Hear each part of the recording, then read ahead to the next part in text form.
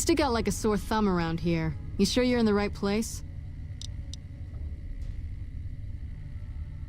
Yeah, so far this has gone exactly as expected. Poorly.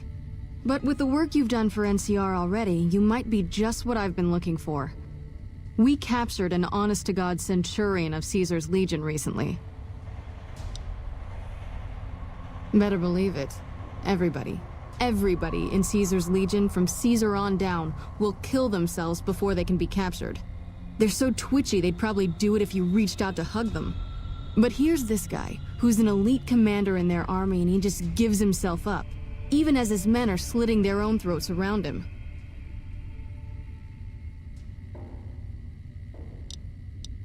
Well, I don't know about you, but to me that sounds like a man who's willing to cooperate.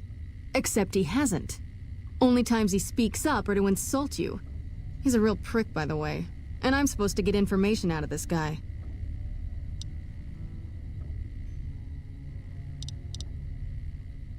I like the way you think. Have I said that yet? Problem is that the NCR frowns on using that sort of tactic. There are some restrictions still in place from President Tandy's administration. But here's my favorite thing about you. You're not in the NCR. Plus, for all this guy knows, you're completely insane. That's a winning combination.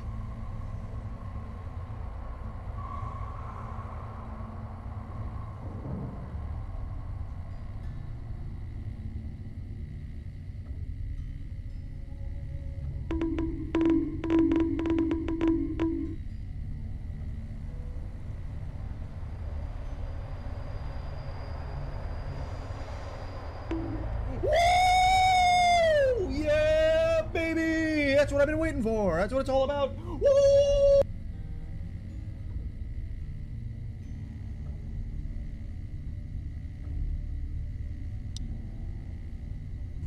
I think if you rough him up enough and really put some fear into him, he'll sing like a choir boy. So let's do this. When you're ready, I'll go in and give you a little intro. Then I leave the room and you make him regret the day he was born. We go back and forth a couple times until either he talks or he can't move his jaw anymore. Either way, we've had our entertainment for the day.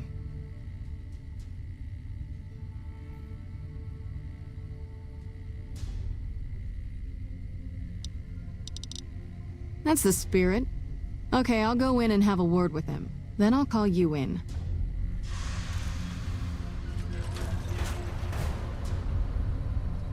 Long time no see, Celus.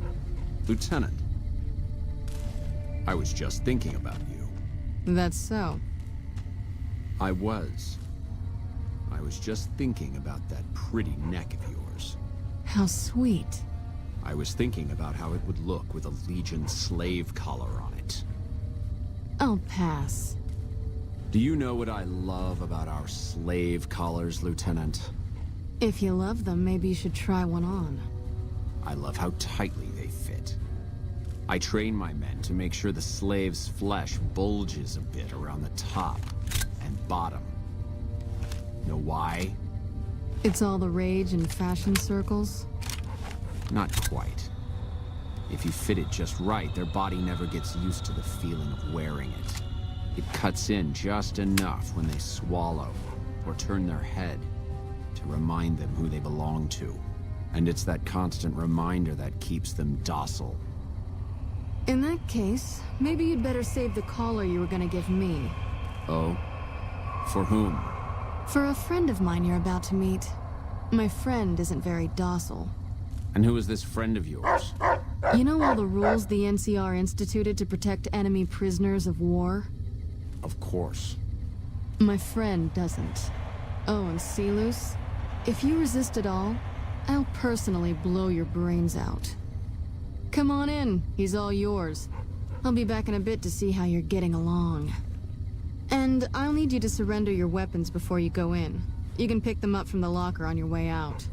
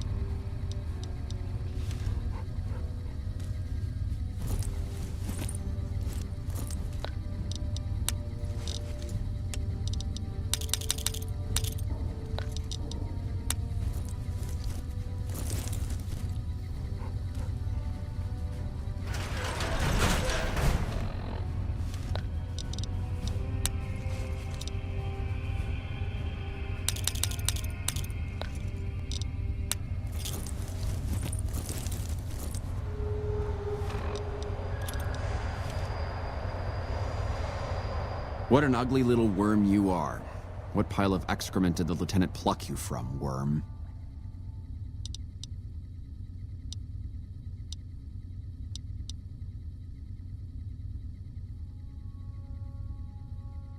You're nothing.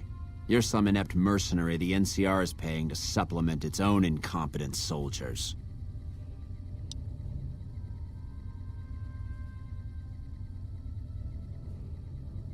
No, listen.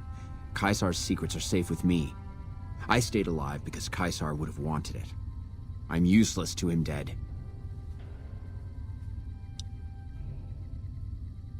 I've told them nothing. They've gotten nowhere. I'm a Centurion, for Christ's sake. I deserve his trust.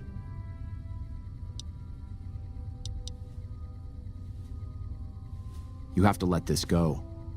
I'll disappear. No one will ever see me again. That was always the plan in the first place.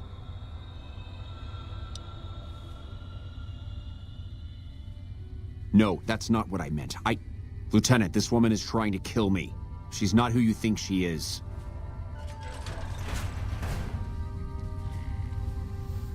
All that shouting. Honestly, Sealus, you get free room and board. The least you could do is be a good guest.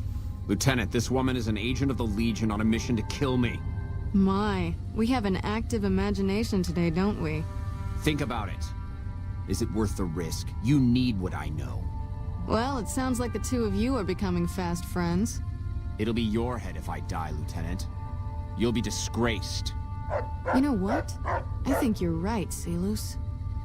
Of course I'm right. Except, I don't care, because it'll be worth it. It'll be worth it to never have to hear you say another word, Sealus. Carry on.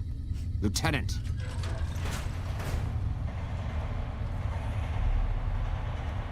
You don't have to do this. You've made your intentions clear. The Legion has abandoned me. I've done everything Caesar ever asked of me, and this is how I am repaid. With assassination, I ambushed countless NCR patrols and wiped them out so that our operatives could move freely. I waited for him to dispatch us for 3 days, never questioning why the headaches he complained of would hinder his ability to command. I haven't breathed a word about the officer we planted here. He continues to radio intelligence to Caesar's camp nearly every night. I've proven my loyalty. All you're doing is killing a loyal soldier. If that's Caesar's policy, then I say his empire will crumble.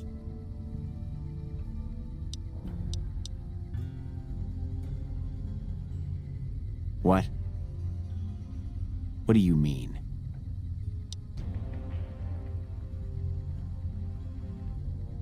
No. You cursed bitch. Nothing I've said will change the outcome for you. No force can hold back the tide of the Legion. This camp and everyone in it will burn.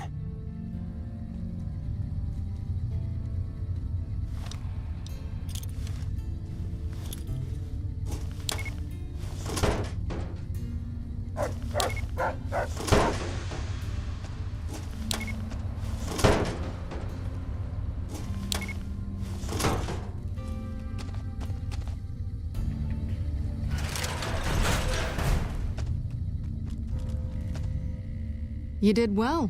I don't know how you did it without putting a scratch on him, and I'm a little disappointed personally, but it saved the NCR some face.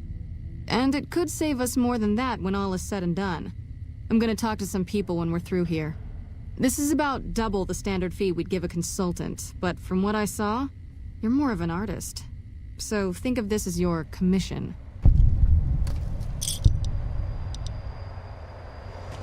You got something to say? Or do you always look like that?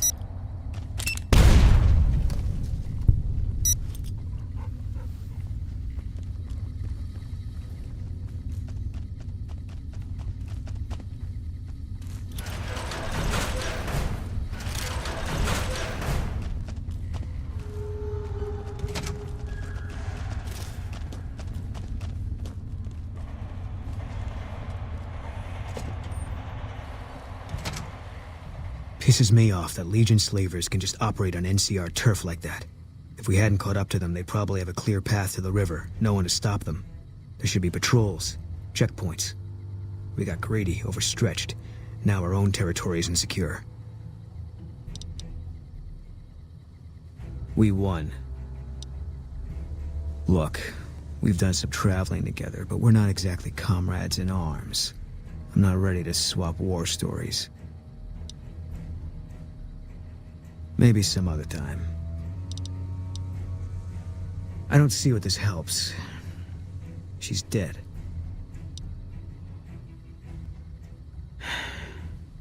All right. I tracked her down. Southeast, near the river. They were selling her. Saw it through my scope. Whole place swarming with legion, hundreds of them, bidding for things no man has a right to. I just had my rifle with me. Just me against all of them. So I took the shot.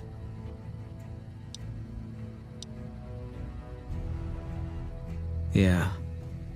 What they do to women, that's worse than death. There was no choice in what I did. It was more like being forced to watch something you can't stop. All this was only ever gonna play out one way. It still is. I don't have any say. All I can do is wait for it to be done with me. It was gonna be something. If I'd never met Carla, it would have been something else. I should have never gotten close to her. I've got bad things coming to me. You better keep your distance too. Because fair is fair. Better that you don't.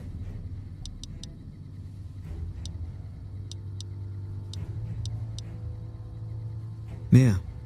I don't know much, just rumors.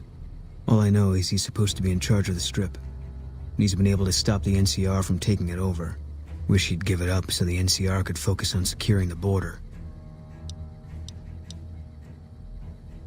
No, it doesn't.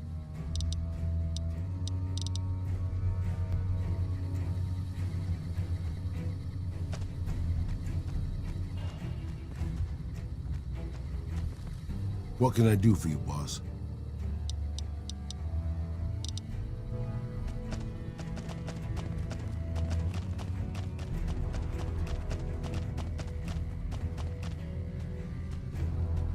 Howdy. What brings you back? Used to be a ranger. One of the first they sent out east back before we took the dam. Observation and reconnaissance. We took the lay of the land, checked out the locals, and kept ourselves inconspicuous. A couple friends of mine were the first to scout the dam. That was back in '73, if I recall. A lot of those rangers are dead now. Vegas always chewed men up. It's just a little more literal nowadays. Well, that wasn't really a matter of choice. Got myself caught by legionaries up near Malpay. They had themselves some fun with me. Mangled my hands and feet pretty good. Wasn't much good with the pistol after that. Wasn't gonna be trekking across the waste on any more long scouts either. Caesar's boys figured I wasn't going anywhere after what they'd done to me. So they didn't bother tying me up. I crawled out of there on my elbows and knees. Must have looked a sight. Then I rolled down an embankment into the Colorado. Guess I had a mind to drown rather than give Caesar's boys the satisfaction of killing me. But a couple rangers happened to be watching from across the river. They jumped on in and pulled me out of there. Lucky break, they said. Going on 6 months now, but I reckon we'll be moving out soon enough. Can't talk about the details. Till then, we'll man the towers and keep an eye on the fiends. We've had more than our share of trouble from their direction. Whole thing smells of Caesar to me. Of course, that's just guesswork. But I'd still bet a few caps he's stirring up the locals against us.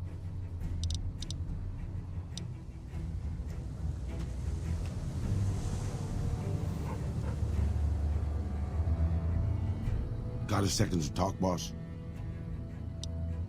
Meeting Corporal Sterling, well, it kinda got me thinking. Here's a guy that's been beat all to hell, right? I mean, he could have retired from the service, but instead he signs back on and does what he can. You think he did the right thing?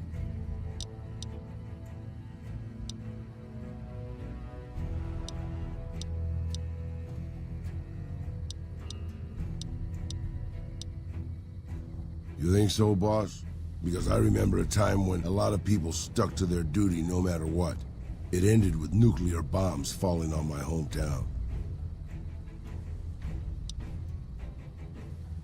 I grew up in a place called Hidalgo Ranch, just outside Mexico City. It wasn't much, just a bit of a farm, with a house for 3 generations of Tejadas. I wasn't the best behaved kid. I was quick with my hands, with a pistol or a wrench. And I wasn't afraid to get into fights over it. I never killed anybody, but I had my share of run-ins with the police. Mostly my family kept me in line. This was before the war. We were far enough away from Mexico City when the bombs fell that we missed the worst of it. But things got bad quick. Just a few days after Mexico City was vaporized, refugees started pouring down the road to our ranch. We helped who we could, but there were so many. Eventually, my father started turning people away before we ran out of food. Things got violent. My father and I got our guns, and we drove them off. About 24 men came back in the night after we'd gone to sleep. They set fire to the ranch house and barred the doors from the outside. My whole family was trapped inside. I smelt the smoke, and I got myself and my little sister Rafaela out through a window. But everyone else, my parents, my grandmother, my 2 brothers, and 2 of my sisters, all died. Rafaela and I ran. We were pursued by some of the men who attacked our home, but I was always a good shot. The ones who came after us, I killed. The rest, I left be. I had to take care of Rafaela, not throw my life away on revenge.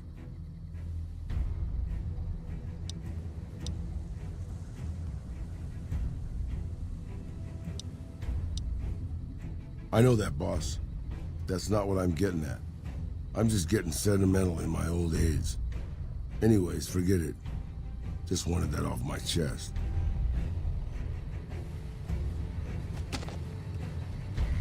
What can I do for you, boss? Sure, boss. What do you want to know? I'm starting to think you haven't been paying attention, boss. Raul Alfonso Tejada, former gunslinger and sole survivor of Hidalgo Ranch, at your service. I'm not much use besides being a portable encyclopedia, really. I guess you could use me as a pack Brahmin, but my knees aren't so good anymore. That's nice of you to say, boss. But I'm an old man. Not much use to anybody anymore. Time was. I was a pretty good shot with a pistol. I guess I'm still half decent. These old bones aren't much use in hand-to-hand fighting, though. I can also do maintenance work on your stuff. I don't have the supplies for a real repair job, but I can keep your gear working longer. Yeah, maybe you can introduce them to me, if we find them, because I've never met one.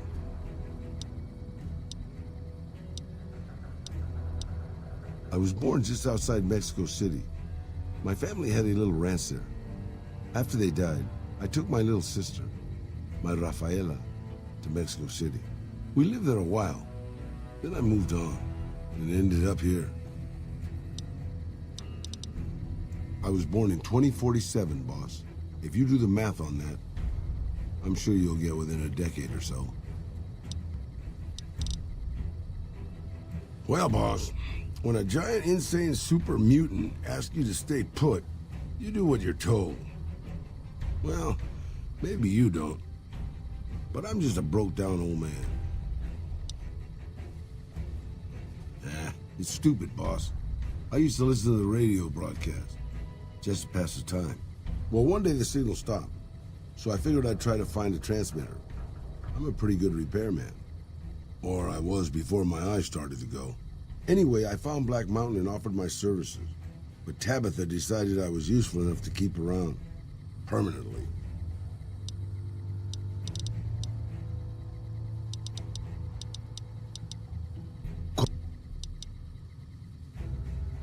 Just how old do you think I am, boss? Because I can pretty much guarantee I'm older than that. Let me tell you a story from before the Great War. Everybody knew Robert House. He was a genius, a superstar. Founded Robco at 22. Dated Hollywood starlets, the works. They say he saved Las Vegas. I was in Mexico City when the bombs dropped. Even from there, we could see House's defensive rockets shooting down the incoming missiles. Everybody assumed he died in the war. Maybe he did. But his robots are still out there roaming the waste. And now, a Mr. House rules New Vegas. I remember there were some weird stories about him, especially near the end. There was a tell-all in El Periódico de las Aburridas by a starlet House dated. She said they never, don't make me spell it out, boss. Anyway, she said all he wanted to do was scan her brain and make her dress up in different outfits.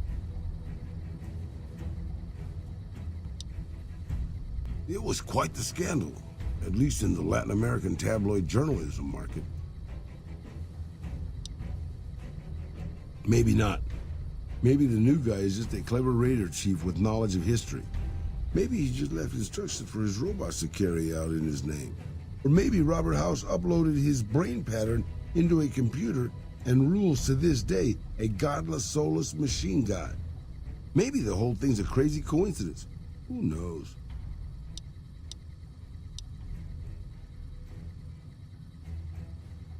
Benny, huh? Sorry, boss. Doesn't ring a bell. Then again, my brain isn't as sharp as it used to be. They're all right, I suppose. Had a bit of tough going there at the beginning. You know, their first town was nearly wiped out by raiders. Anyway, they got their good points and their bad. Just like a lot of the old governments from before the war.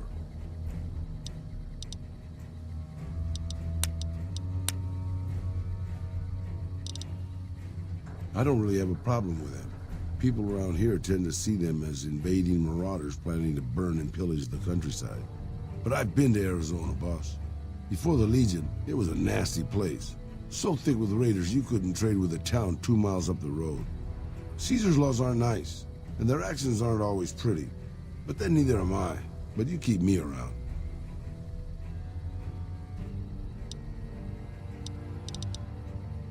It's big, it's bright, and it's one of the biggest cities still left from before the war. Well, mostly anyway. Used to be just a curiosity. The buildings were pre-war. But it's just as full of raiders and barbarian tribes as any place else. Then Mr. House took over. Got the power turned back on. And got the tribes reformed into something civilized. And now they run his casinos for him.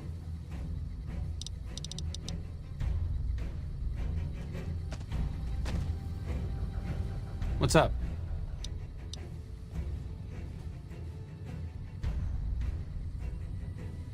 This shouldn't be too surprising, but I'd prefer you let the followers examine him. Hopefully the reasons are obvious. The Brotherhood hoards knowledge and is obviously a smidge more violent than the followers. Don't get me wrong, I'd rather the Brotherhood get the intel than see it lost somewhere in the desert, but I'd prefer the followers overall. What's up?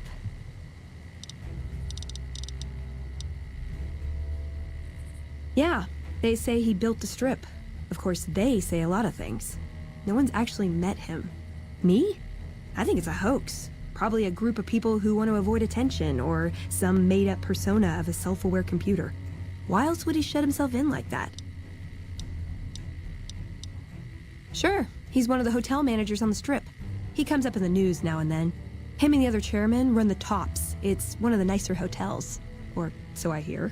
Elder McNamara wouldn't shell out for a passport for me, so I've actually never been to the Strip.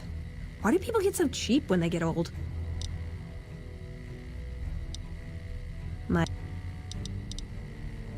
I would say he was my tutor, but that doesn't cover it. After my parents passed, he looked after me. The whole Brotherhood brought me up, really, but he made sure of it. I never had a grandfather, not that I knew anyway. But Elijah was in some ways what I'd imagine a grandfather to be. It was by his request, actually. He cleared it with the other elders. Somehow. They sent him to look into the dam. There was a time when I'd have begged to follow. Watch him at work. He did. For years he fought with the council. Taught me to question our direction. Meanwhile, he'd become more out of touch than all of them. On our way east, he demanded we stop at Helios 1 to examine it. While we were there, we received word that the NCR had taken the dam.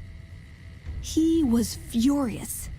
Called it children playing with a bomb, but he was mad because we'd lost his power. What we'd use it for. He didn't even care.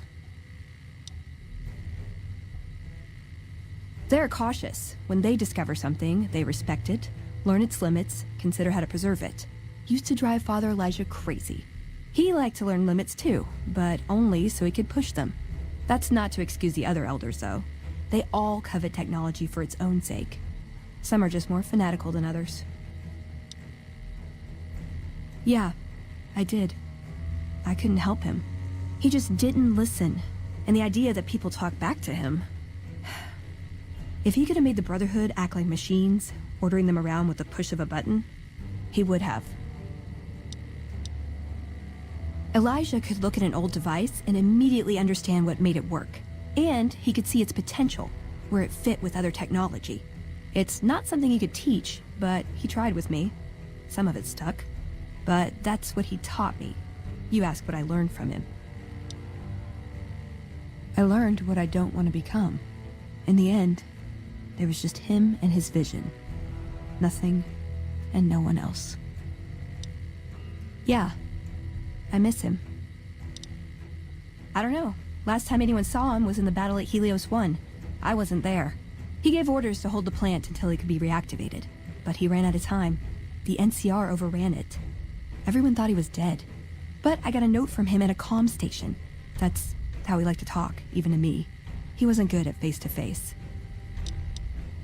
It was... strange. Even for Father Elijah. He's always been unstable, but this was... something else. I don't want to say delusional, but I don't know what else to call it. The only thing familiar about it was the signature. He said the Brotherhood was doomed, but that he'd return, save us. But the way he said it... I don't know. Said he'd return with one of the greatest treasures of the old world, make the Mojave like it was meant to be. Wipe the slate clean.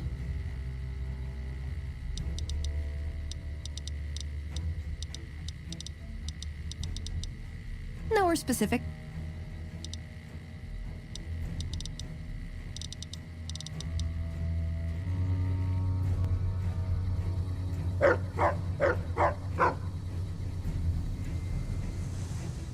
What's up?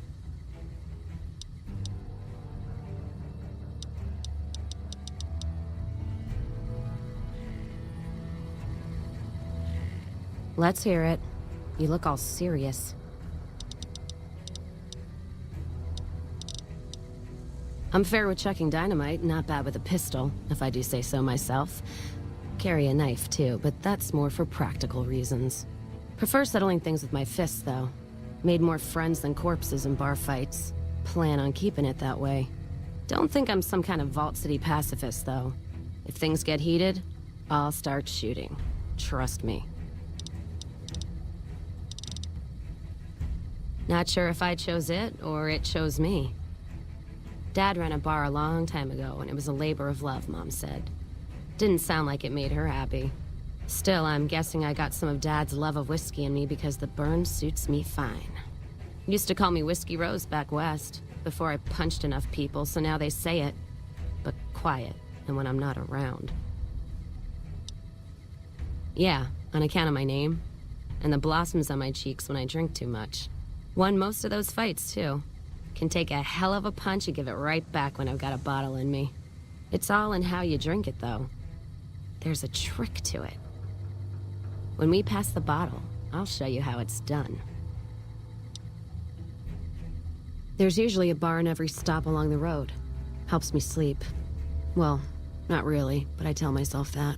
Sometimes I have to brew it myself if I'm too far from a bar. Not quality, but I'm for anything that takes the edge off the day. Yeah. What else you gonna do with an empty bottle? Wait for it to refill itself? Get me some ingredients out of the Mojave, an empty bottle, a little time, and I'll keep us stocked.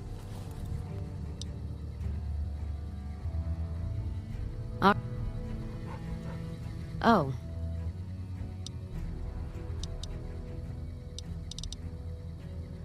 Started? Took to it like a fish to water. Well, if you know what a fish is.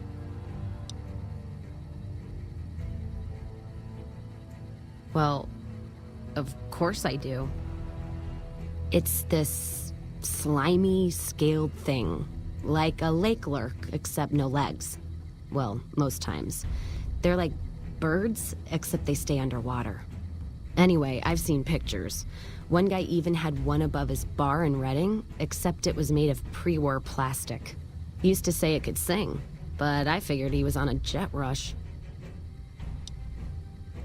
Actually, it sort of fell on me. My feet get antsy if I stay in one place, like the Mojave outpost. It's driving me crazy, that feeling of being trapped there. So thanks for that. Yeah, west, east, and pass through places enough times people would sometimes pay me some caps to take something to the next town. Well, not as glamorous, I guess. Roads back west were safer in most places. Most. Anyway, occurred to me I could scratch the traveling itch and get paid for it. Cassidy caravans formed around me. Rest is history. Well, I'm not one for soft living. Or soft men, let me tell you. I'm guessing neither are you.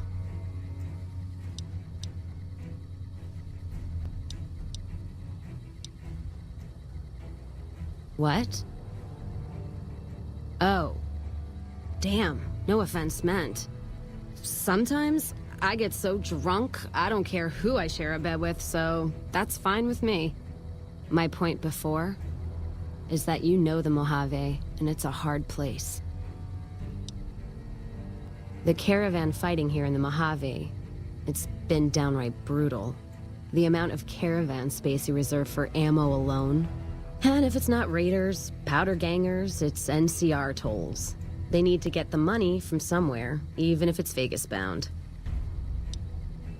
Anyone wise does.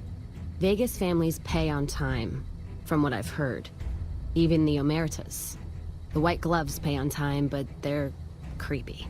Deal with anyone else, though, you're taking a big risk. The Legion? What about them? I don't trade caps or supply anyone who keeps slaves and treats women like Brahmin in those camps of theirs. There's some caravans that deal with the Legion, yes. And as much as it pains me to say it, any caravan marked by the Legion is safe as houses. They guard their roads, their supply lines. Even fiends would hesitate before going after any trader dealing with Legion. I am. If NCR took the same stand and committed patrols to the roads, then I'd think that'd solve a lot of their problems right there. But they don't. Caravans get butchered in the Mojave all the time, like mine. And so fucking close to Vegas, you could see it from the wall.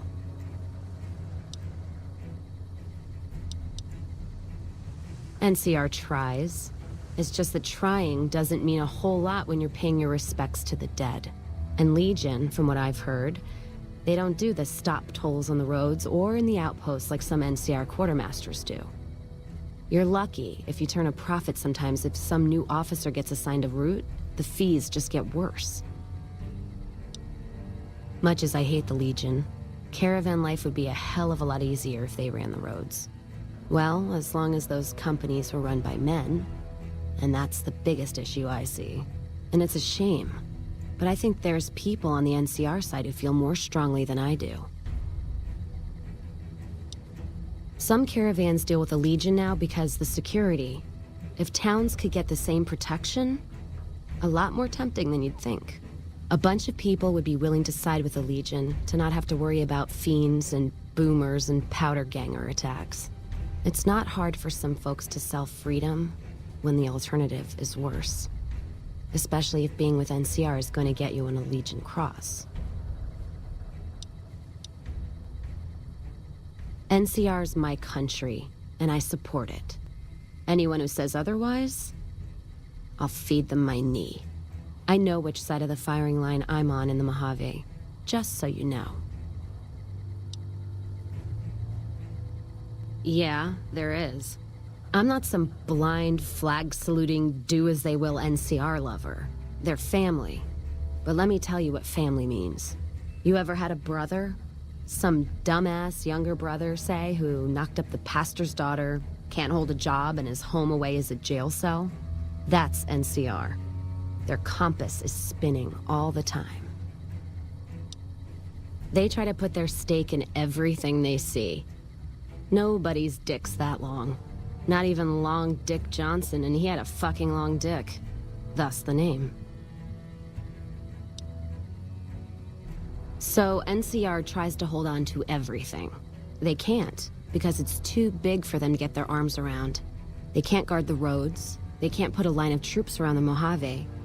It's just greed that makes the heads back west even try. Aside from the people in the towns, it's the soldiers that suffer for it most. Ever seen NCR troops asked to go after gangs at 3-to-1 odds?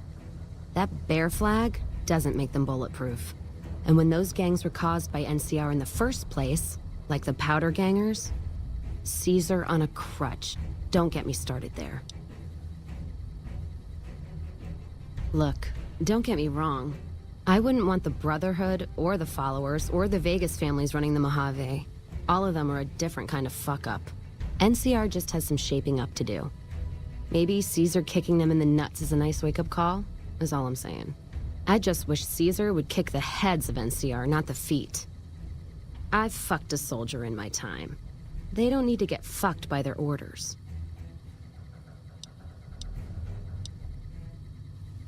Much as anyone else. Cazador trap. You fly in, the city sucks a pint out of you, then you're out on the street. NCR makes a habit of going there and dumping cash. Only the Strip gets fat off it. Couldn't tell you much more than that. Not really one for New Vegas when there's enough dumpwater bars in the Mojave to last me. Not much.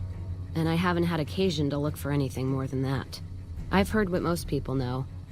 He's said to run New Vegas. He runs the robots.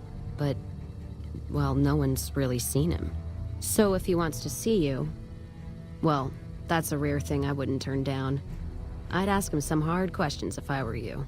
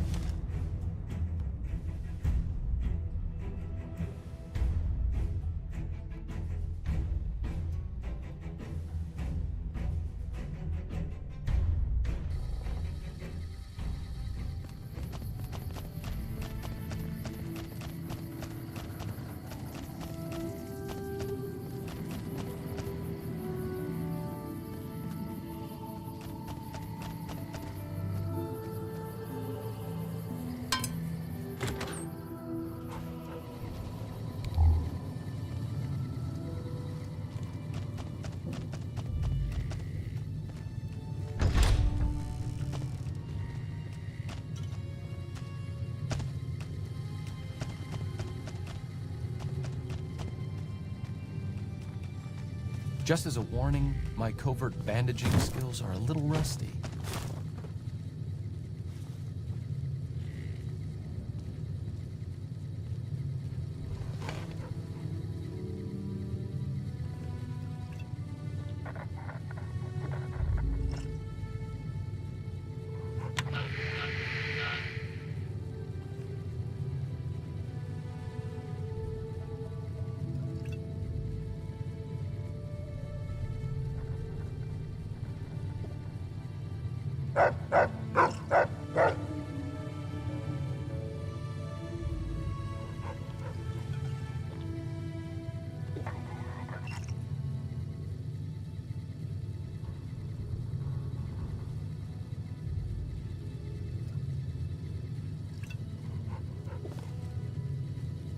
We haven't met yet. You must be new in town. I'm Andy.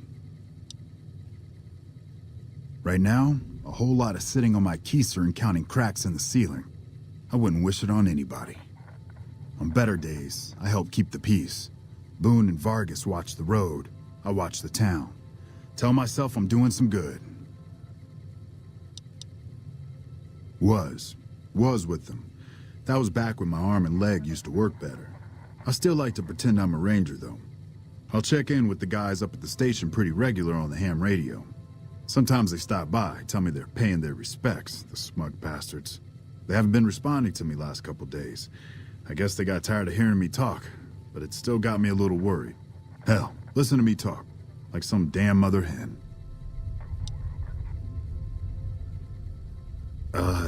No, they're gonna think I'm having trouble letting go. They're good soldiers. I don't give them enough credit.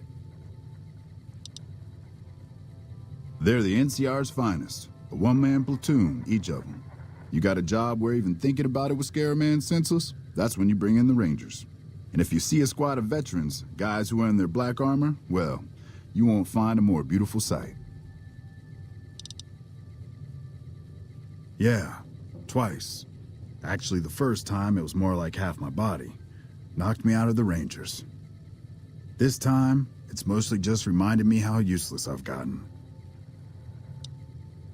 A few years back, we get a tip that some Legion slavers were holed up in this burnt-out house a few clicks from where we were stationed.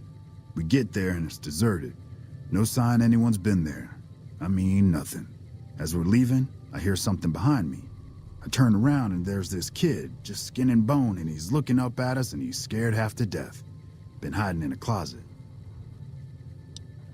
I go to grab him out of there and I notice he's holding something in his hand. Something metal. He shuts himself back in the closet and that's when I see the grenade he's left by my feet. They do it a lot, the Legion, using kids. They know we'll hesitate. Anyway, that was the first time. Second time, I fell down those stairs in front of the motel, just in case I got to thinking I'd put it all behind me.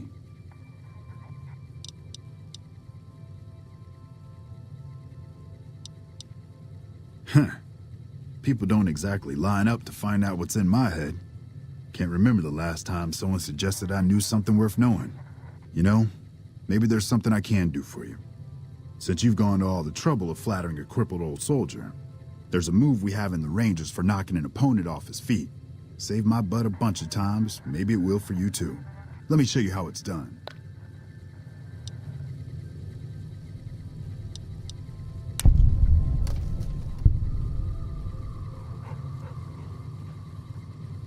You'll get the hang of that takedown. I had trouble learning it at first too.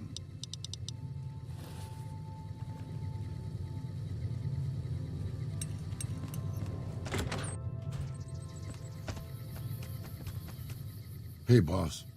Can I ask you something? What do you think of guys like Ranger Andy? I mean, guys who have a world of experience doing what they do, but have to give it up because they're getting old and slow or too injured.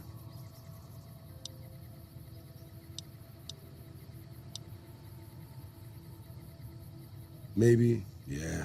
I guess you got a point there. Not really, boss. No. After the fire, I knew my sister and I couldn't stay at Hidalgo Ranch anymore. The refugees still wanted me dead.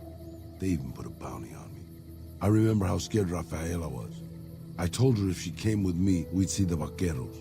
She used to love the rodeo, especially the trick riders. We figured maybe we could find help in Mexico City. We were young. We didn't know what had happened, really. We didn't understand about the bombs.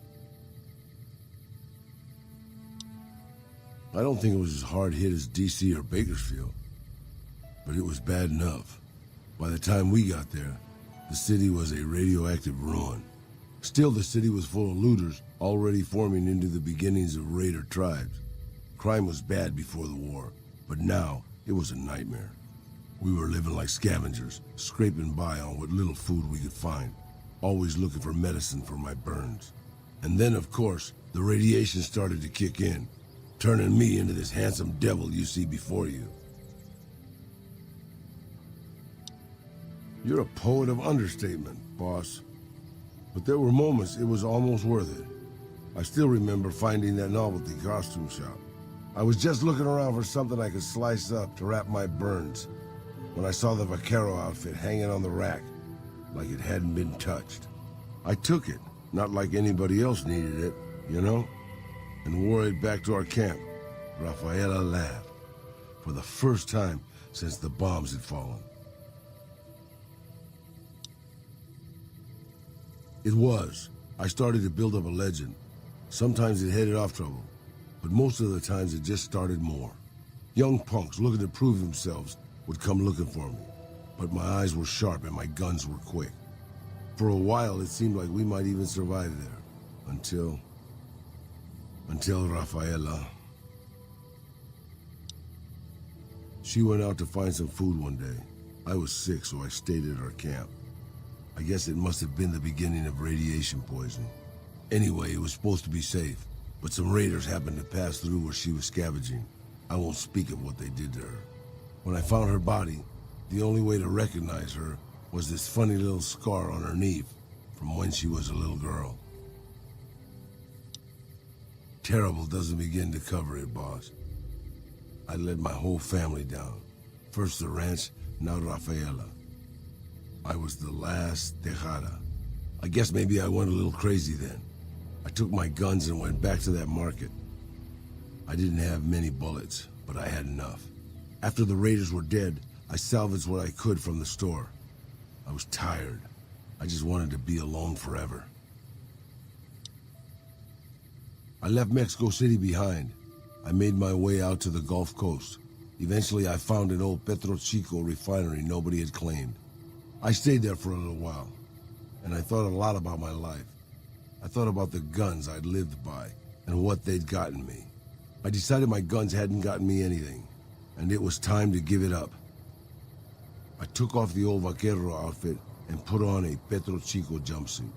The name tag said Miguel, so I started using the name myself. Eventually, I made it to Arizona.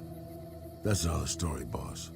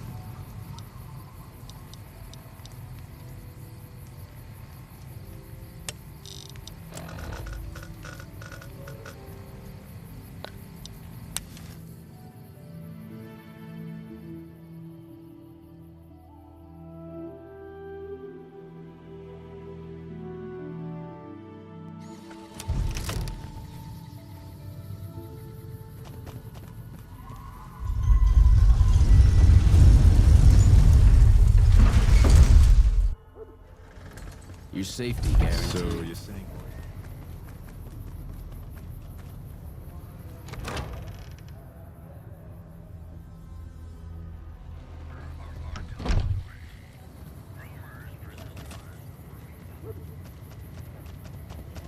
Thank you for coming. Let's talk about that robot.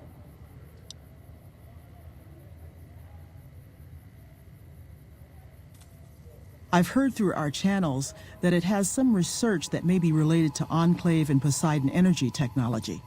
I'd like to get what I can from it and use that data for the good of humanity, all of humanity, unlike the Brotherhood. The Brotherhood is all about keeping technology to themselves and using what they find to protect themselves. They are isolationist and belligerent. I have no doubt that they plan to use the data for weapons research.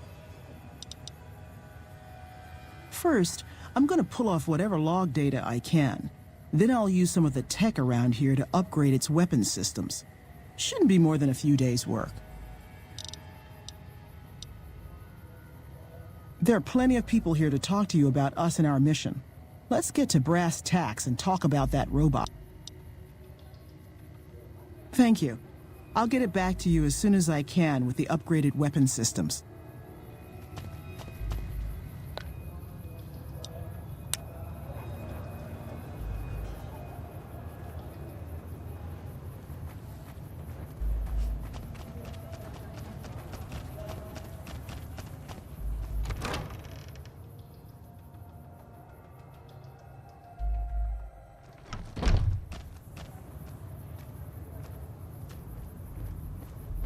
Hey, you're the one who's been going around helping people around here, right?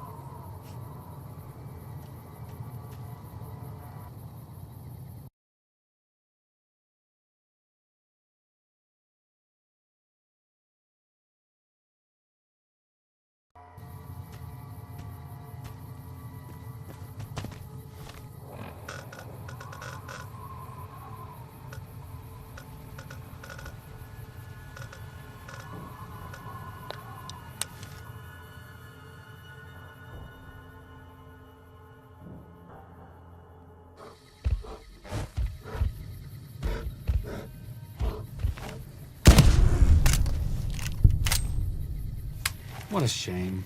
I'm glad that's over with.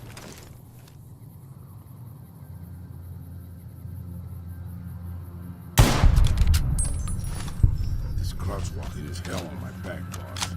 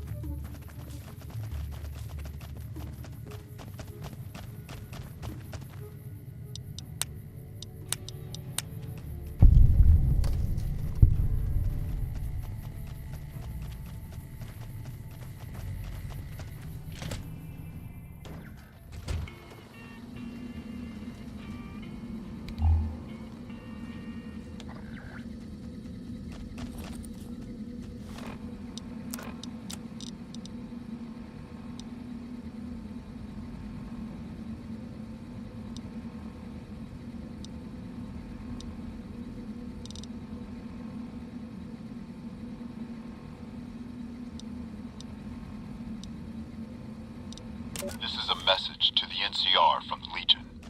We are coming for you. Run, and we will catch you. Hide, and we will find you. No matter what you do, you are all going to die. We took one of the women alive.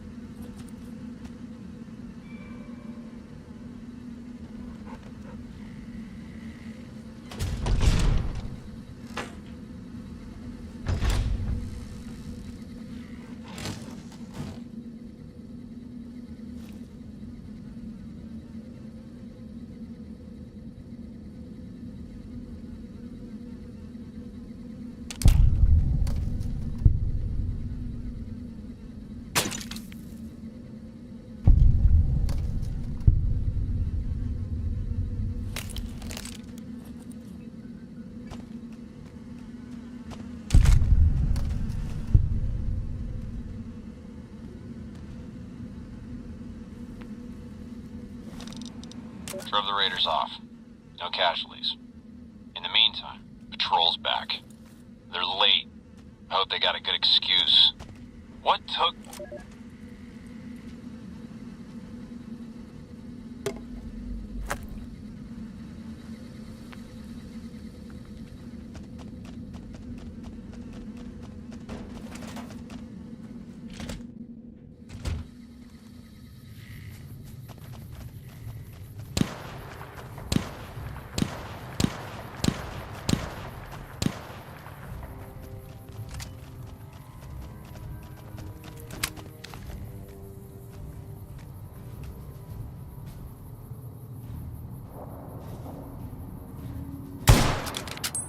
Looks like break time's over.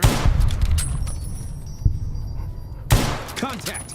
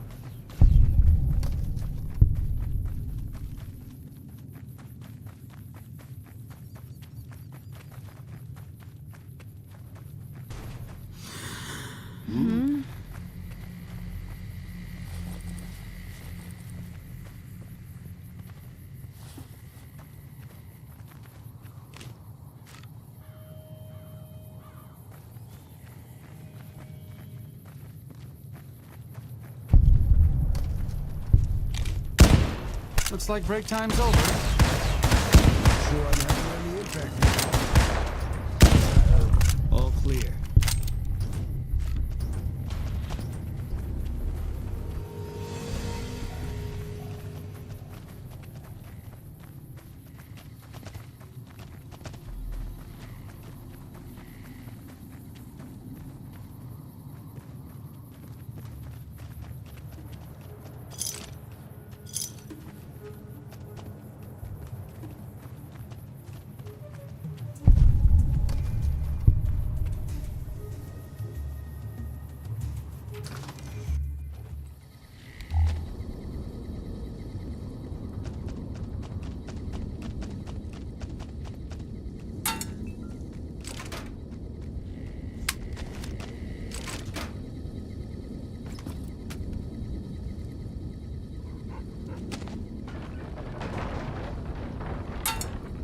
Just as a warning, my covert bandaging skills are a little rusty. It's getting dark. I knew you'd be the death of me.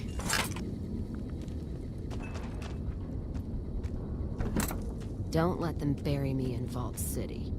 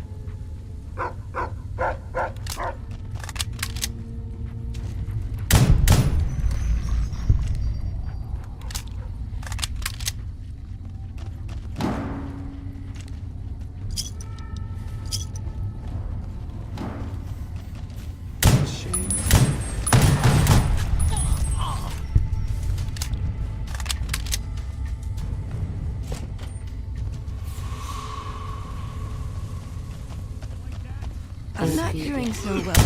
I killed my last legionary. Anybody there? Get him, boss. I mean,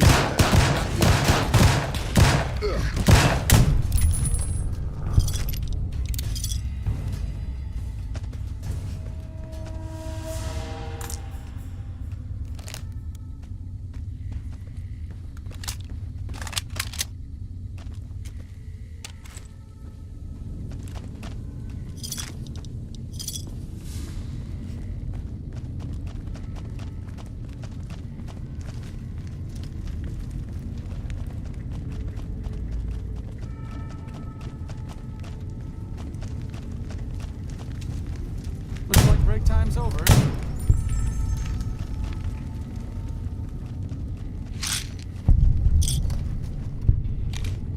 Looks like break time's over.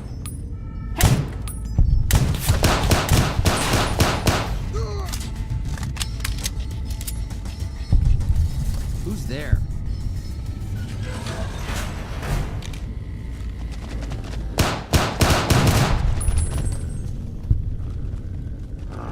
Come on!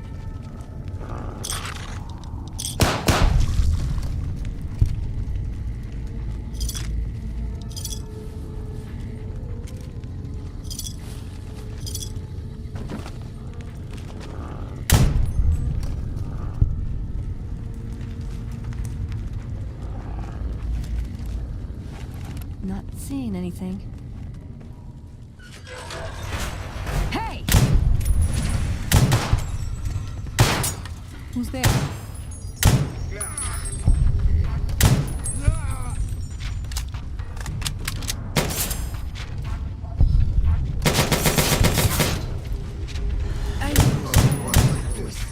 You'd be the death of me. We're hunting shitheads.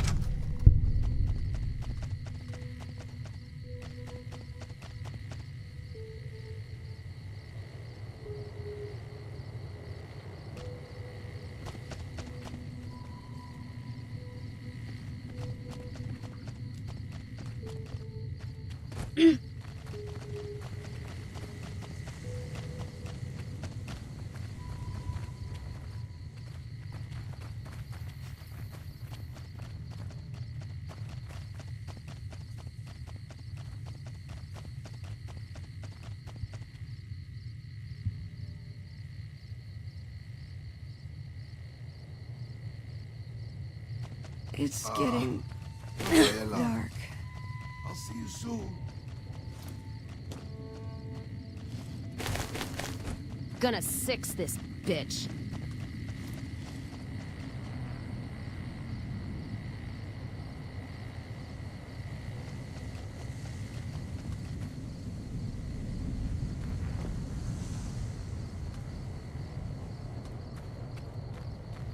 I've been doing this longer than you, pal.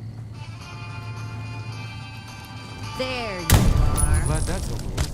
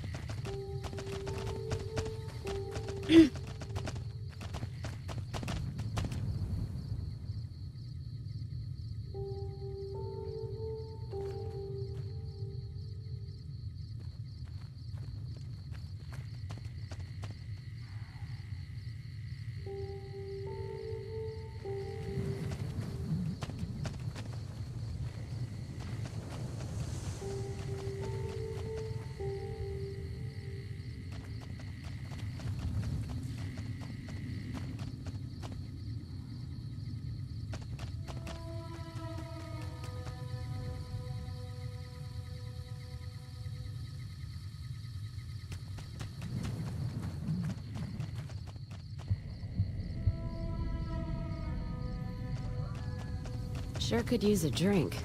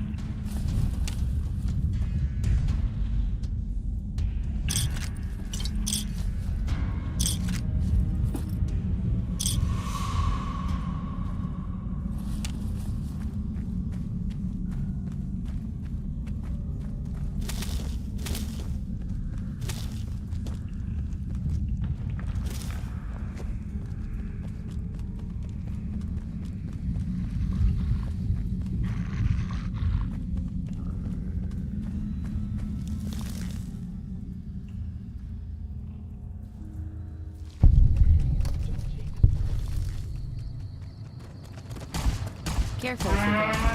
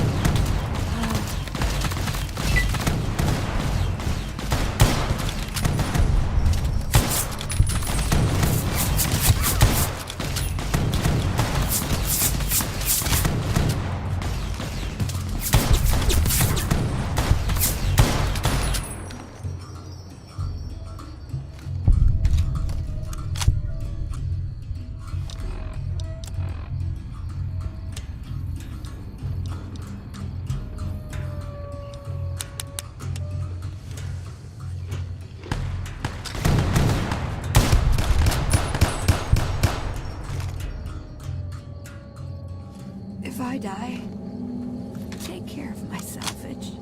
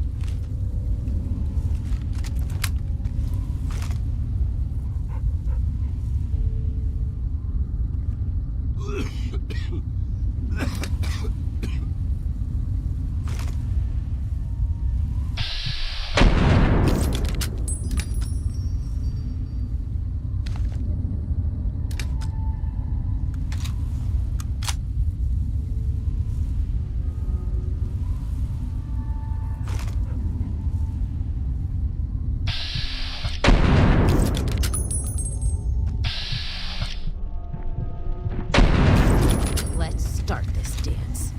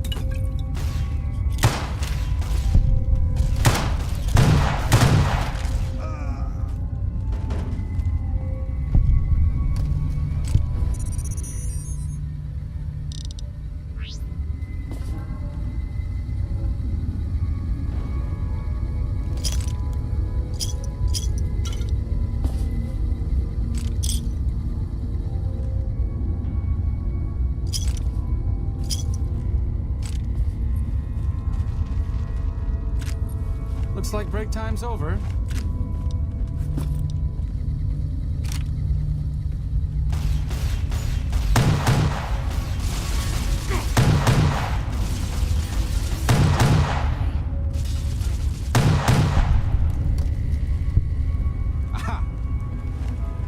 There you are.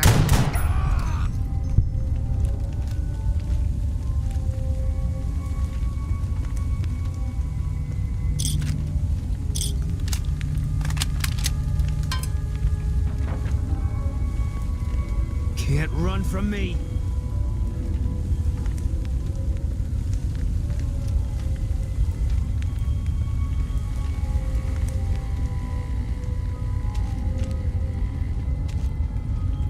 Who's there? Eat this.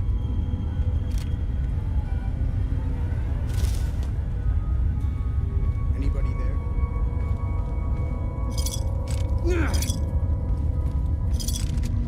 Am I dead? Is this heaven?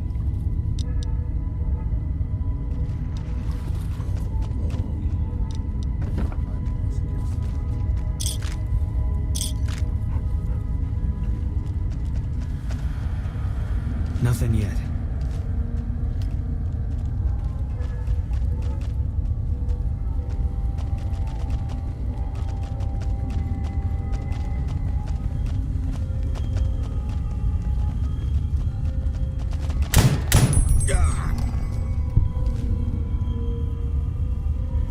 Looks like break time's over.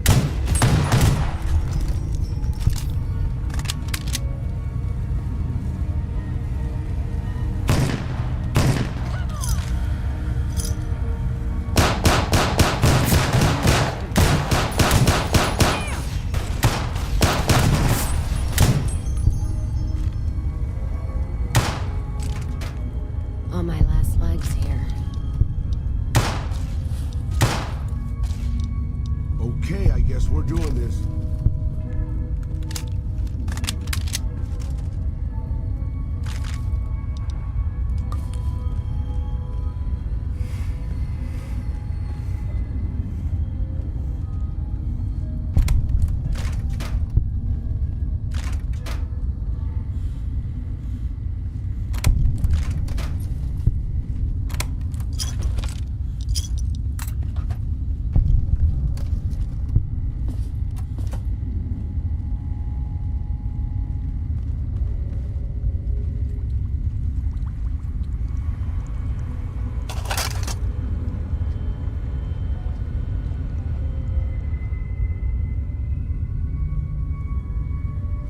Staying low.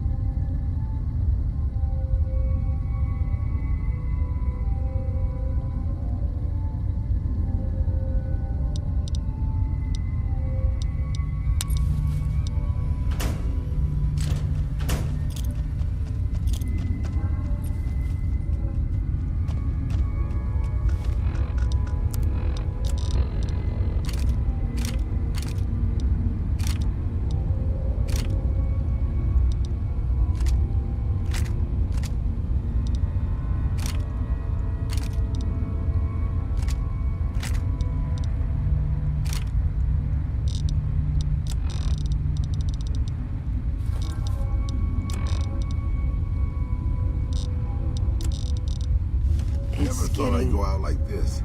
Don't let them bury me in Vault City.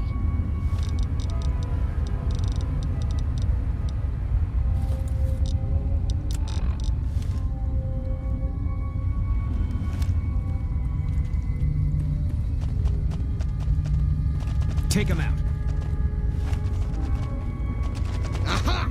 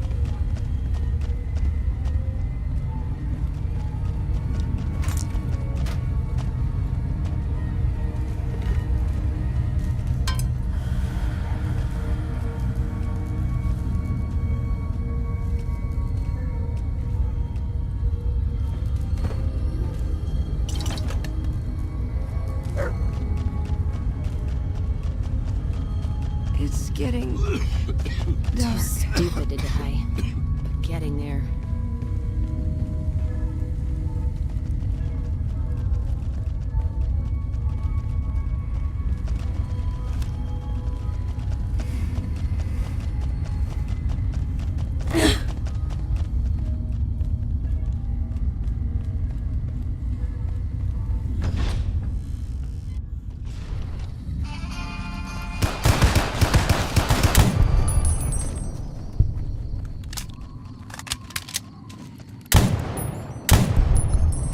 Okay, I guess we're doing this.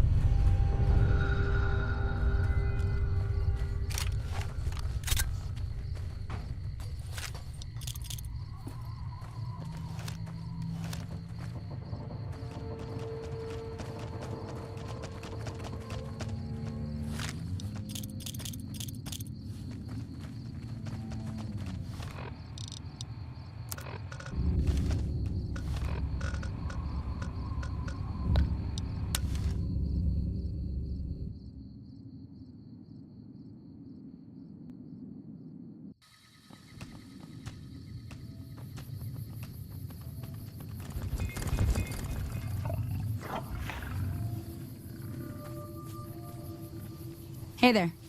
Need anything?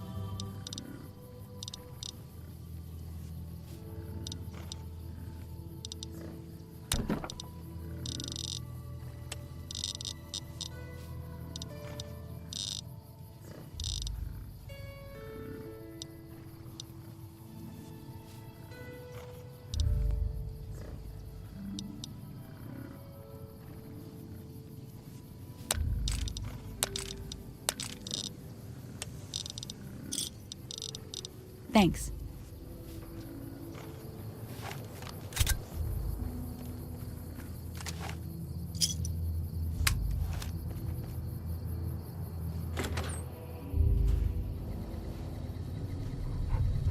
Any word on Station Charlie? What? What happened?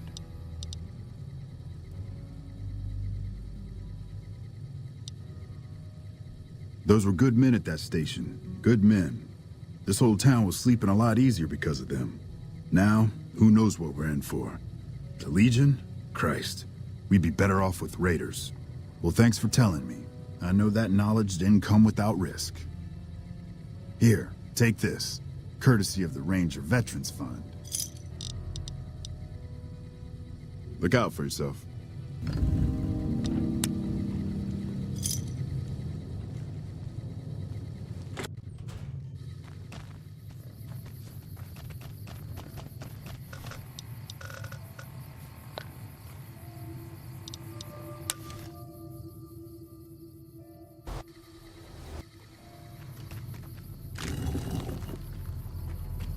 Eat this! In no mood for hunting. There you are. I've had worse.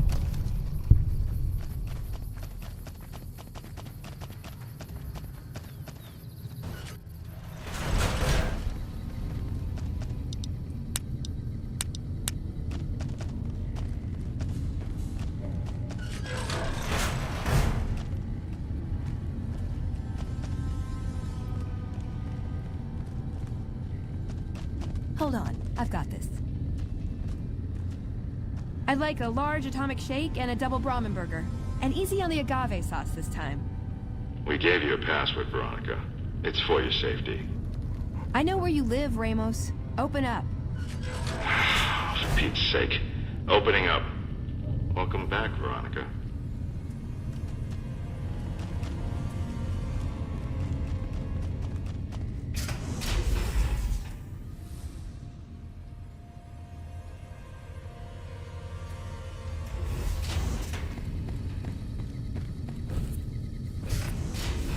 Looking sharp, Ramos. Hey, listen up. I'm in charge of security around here, and I can't say I'm too happy about having an outsider waltzing around. But since you came in with Veronica, I'm inclined to cut you a little slack. Just behave yourself, and we won't have any problems, okay? Oh, and the Elder's going to want to talk to you. He's on the 2nd level. Just take a right once you get down there. My office is right here in case you need anything. Just ask for Ramos.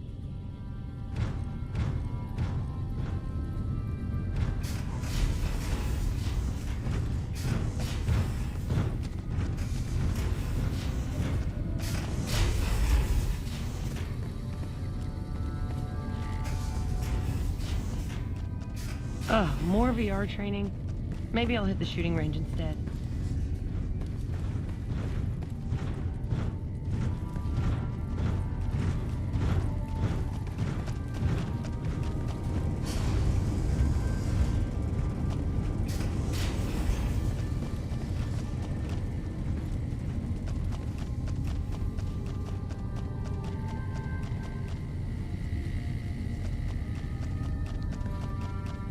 You must be the stranger I've been hearing about. Sorry, but I'm strictly forbidden from offering our tech to outsiders like yourself. Besides, I'm a little busy right now.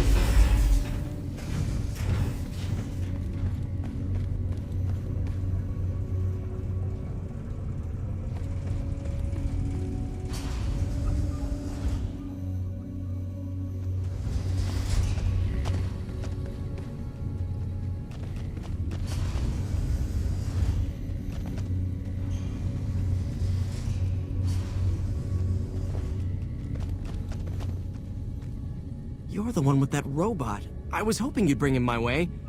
Pretty impressive piece of hardware. I can't say that I've seen anything quite like him before.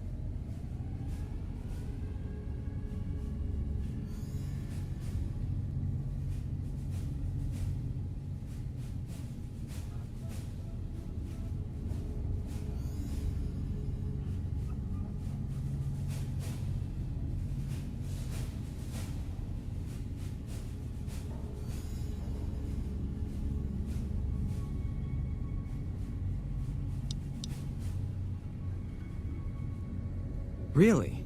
What kind of logs? What kind of data does he have on it?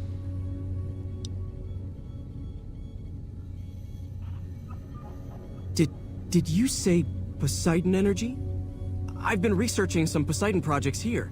Do you think you could leave your robot with me for a few days? I have some materials that I can use to upgrade his armor while he's here. This is excellent news. I'll send him back to you soon.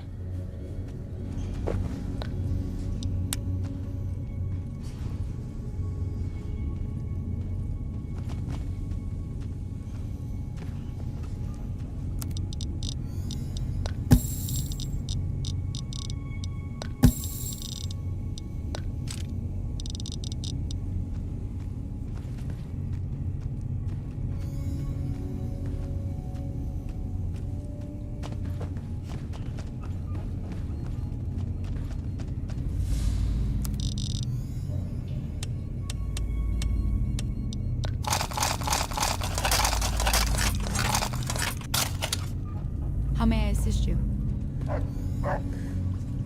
You're being watched, so don't get any ideas.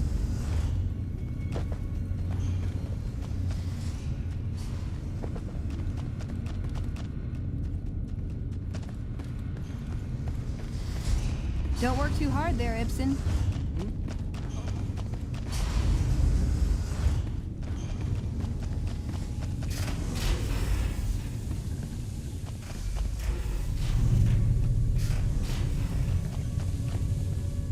Hey.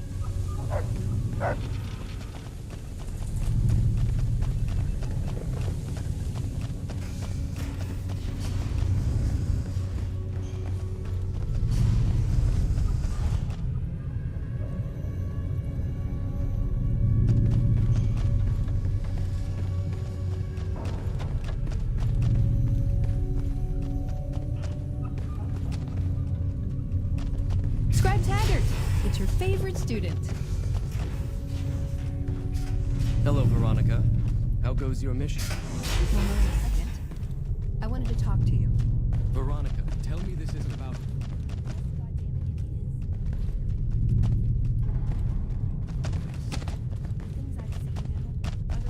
Succeeding where we fail? It's not too late for us. We've outlasted the end of the world. We'll outlast these upstarts. Waiting in a hole for everyone else to die. If we must. This is a dead end for us. I see no evidence of that. Nor do I see anyone out there with a solution to our problems. How could you? You're too scared to look. Let's go. We're wasting our time.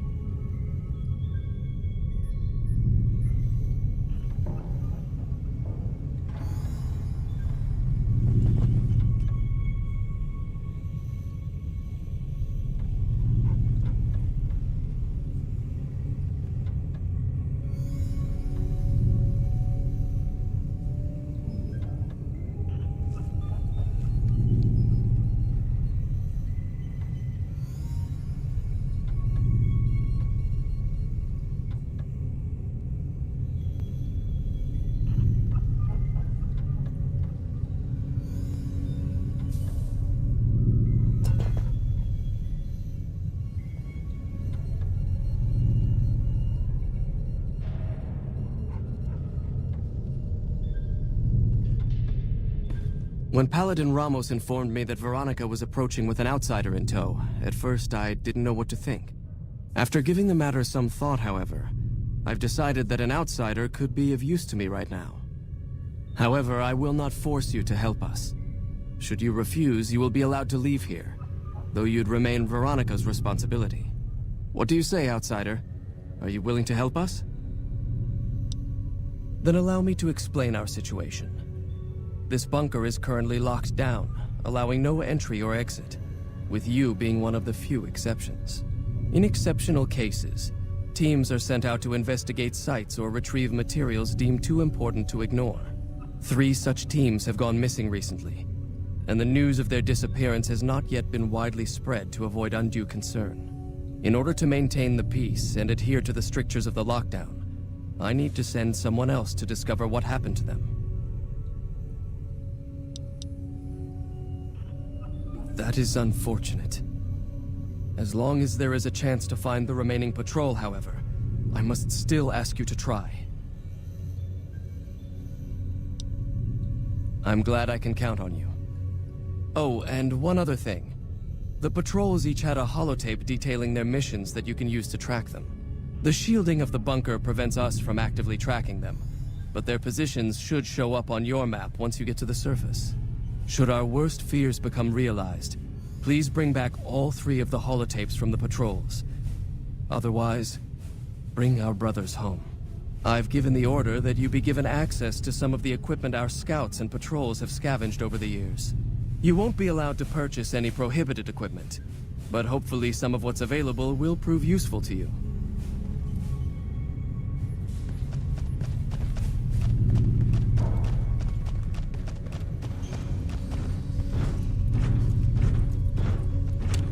So, you're the outsider that's been given leave to wander around freely. Desperate times call for desperate measures, I guess. Name's Hardin. I'm the head paladin of this chapter, and I think we might be able to help each other out. I don't know what the Elder talked to you about, but I can tell you this chapter is in trouble. And he's at the center of it. Are you willing to listen to what I have to say? As you may have already heard, this entire base is under a state of lockdown. No one goes out except small patrols at night. Most of the chapter has been sealed in here for years.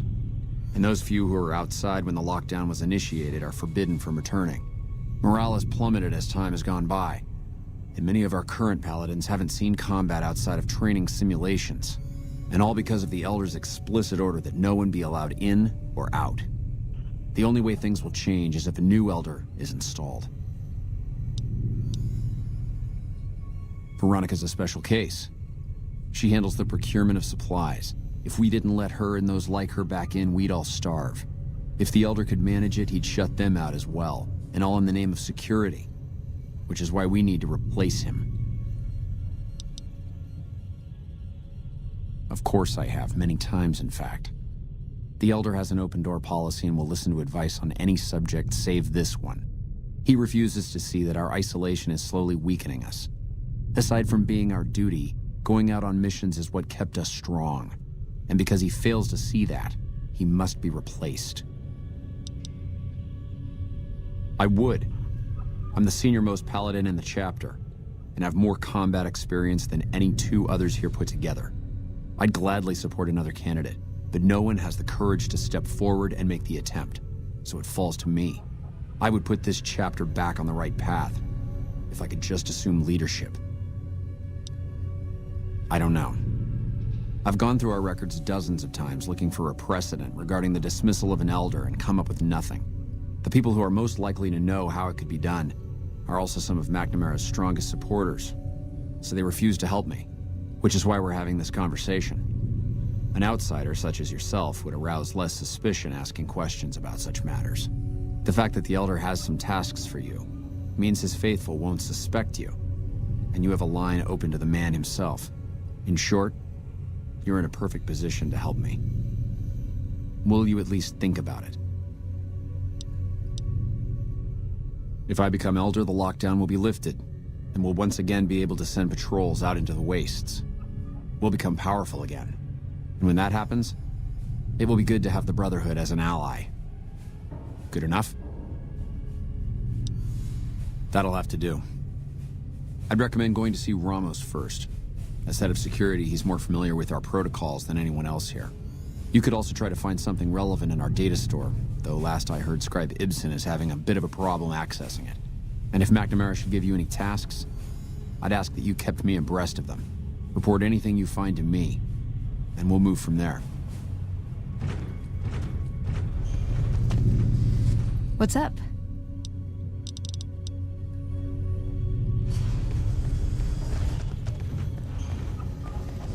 Hard. I'd slap him around, but he stood at my parents' wedding.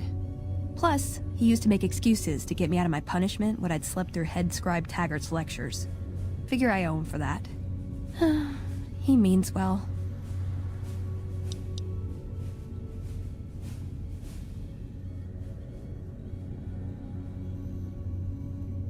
No, but it does make it easier to forgive him. He's just misguided.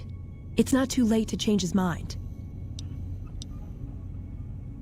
He's a stubborn old man, but when it comes down to it, he's got our best interests at heart.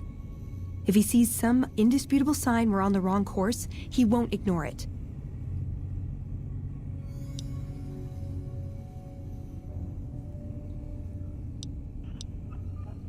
That's my question to the Elder. All these years, the Brotherhood has collected weapons technology. And for what? To keep it out of people's hands? That clearly hasn't worked. To defend ourselves? We can't compete with the NCR's numbers, or the Legion's. We're fighting a war for a lost cause. If we're gonna survive, we have to find a role in society, attract new members. Look at the followers of the Apocalypse. They use their expertise to improve people's lives. They train them to be self-sufficient. That expertise cultivates respect and gratitude, spreads their ideals, draws talent to their cause. They make friends like we make enemies. But they don't know a fraction of what we know. If we took on their role, we could stand up to anyone. We wouldn't have to hide. I don't know. We need something that shows the Brotherhood will fail, or that it can do better a different way. The only thing that gets its attention is technology. Maybe Father Elijah had the right idea. Our elder before McNamara, he had a nose for recovering lost technology. He'd send scribes out into the desert chasing whatever leads he found. There were a few he only trusted me with. I can think of at least one that'd prove my point, if it still exists. There's a comm terminal not too far from here I'd use to access messages from him. If we go there, I can pull up his research on it. I'm with you. Veronica.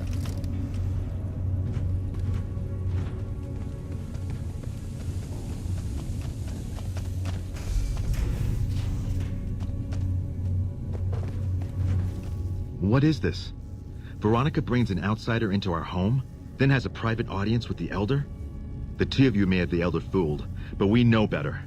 Veronica has always twisted the Founder's principles to her own ends. We will not stand idly by and allow her to corrupt our Elder's thinking. Hello. Sorry about that.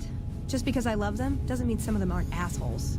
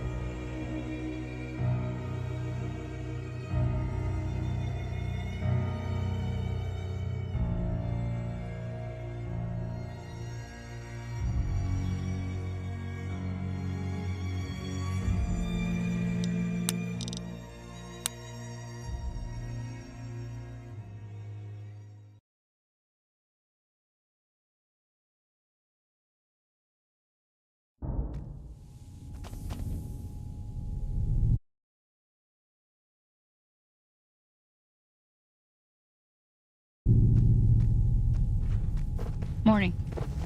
What is this?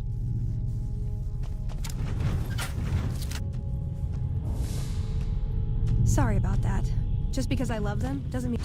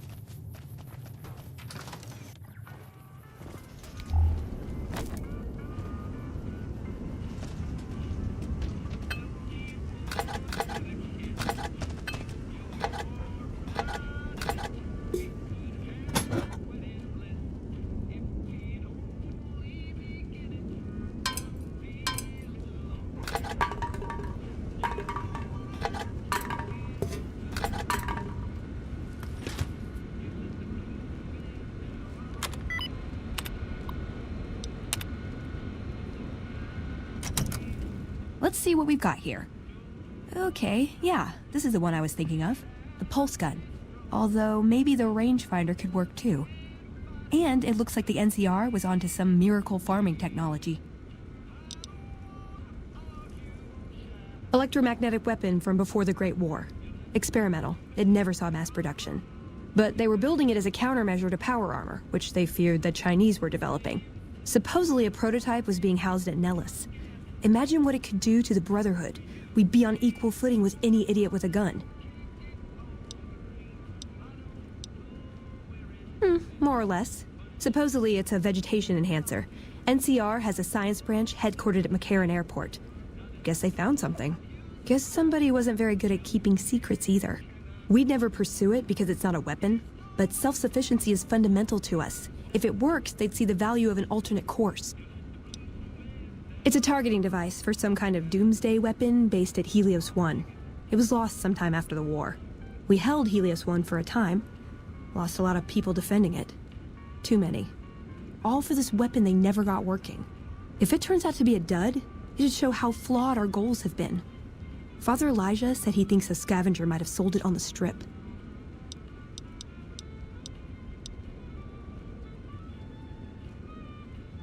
Ah, hell. Well, how could you know, right? Okay, 2 other options still on the table. Yeah, maybe they'll think twice about engaging the NCR if they know one of those could be floating around. The notes say to look around Nellis Air Force Base. He suggests going through filing cabinets and computers in the commanding officer's quarters. I like the way you think.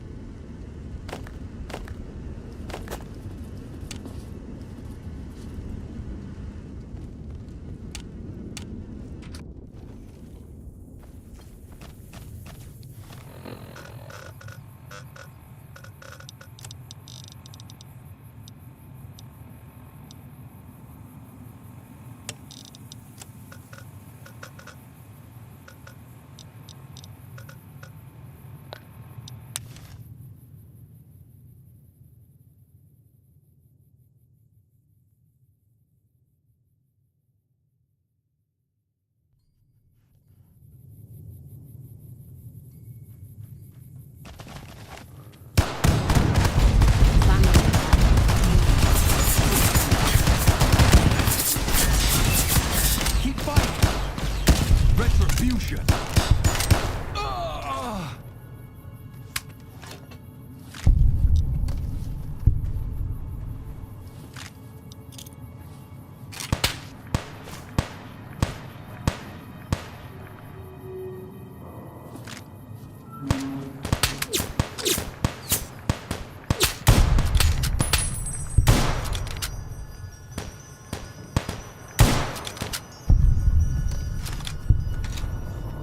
How may I serve you, mistress?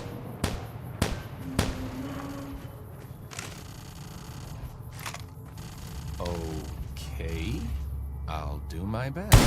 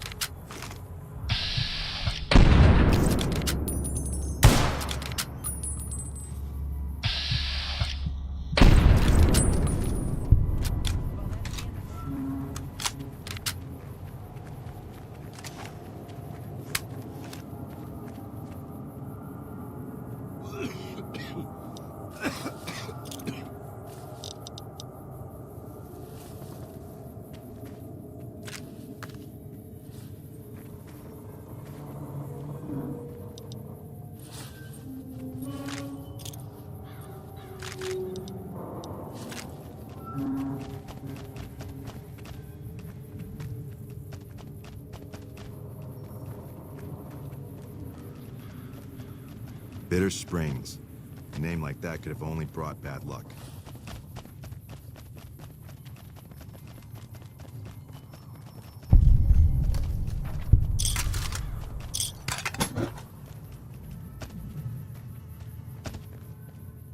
God, there's almost nothing left. Looks like whoever it was just in the mood for killing. Most of the cargo's ash, too. Not burned, looks like disintegrated. When I heard the reports, I assumed ash meant burned. So close to the Vegas wall, too. Don't that beat all? Must have happened during the day, though. They hadn't made a camp. No idea. Maybe catch the sun in their eyes? Maybe they wanted the caravan to come to them, walk into an ambush. We should check the wagon. They may not have got everything. Whatever we find, it's yours. Least I can do for hoofing it all this way with me.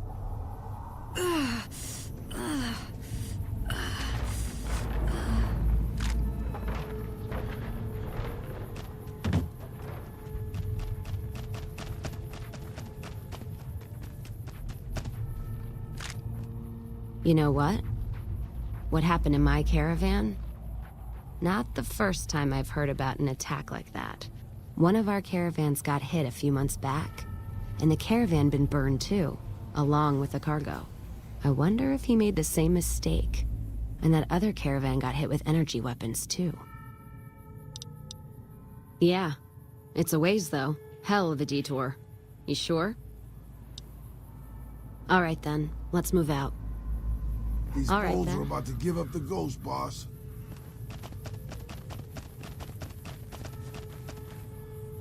I hope you're doing well, friend.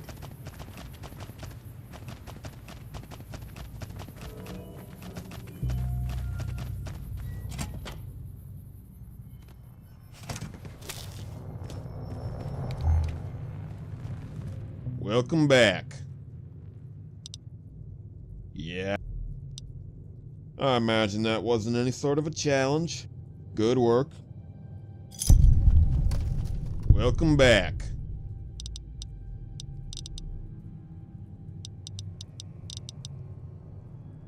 You know, it's funny, I have a special fondness for hookers and whores, but pimps? Fuck them.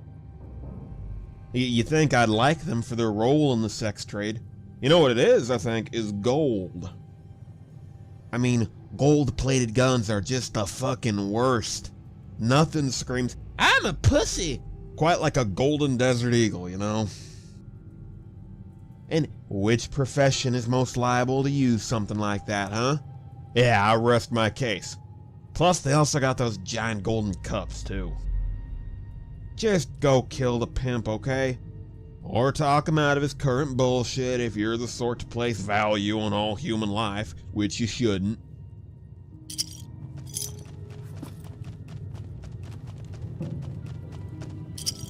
God damn, I hate casino contracts.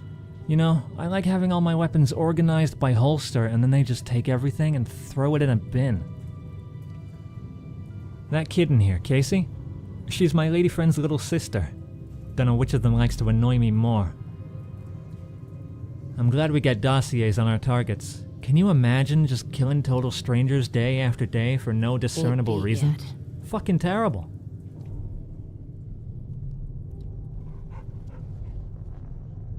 You're not thinking of taking the contract for Blind Henry, right? I'm all for risking my life, but what that maniac does to folks? No thank you. Hello? See you around. Howdy. Well, right now not much. Some of the regulars pay me to clean their guns, and sometimes Joe has me buy booze for him. I want to hunt bounties, but they say I'm not qualified to work here yet. Well, how am I supposed to do that if they won't give me any jobs? Why? I can shoot a gun pretty good, you know. Well, a rifle anyways. I'm kind of bad with a pistol. Besides, no one will let me do any work anyways. I had to beg for a week before my sister would even let me come here at all. So, at least I could try to learn some things so that I could be the best that there is when they actually let me work. Whenever that is. Oh, hey! Got any tips?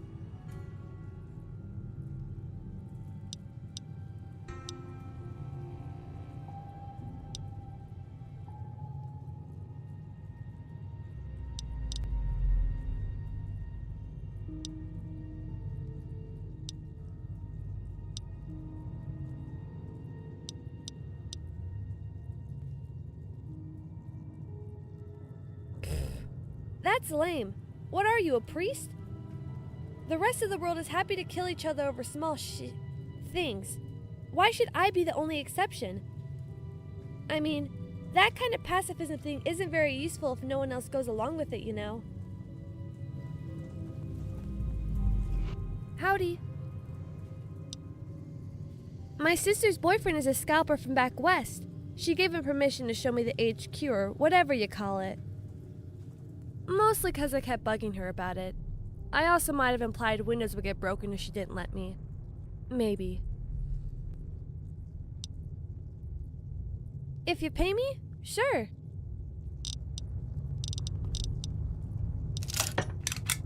Feeling a little worse for wear. All right then.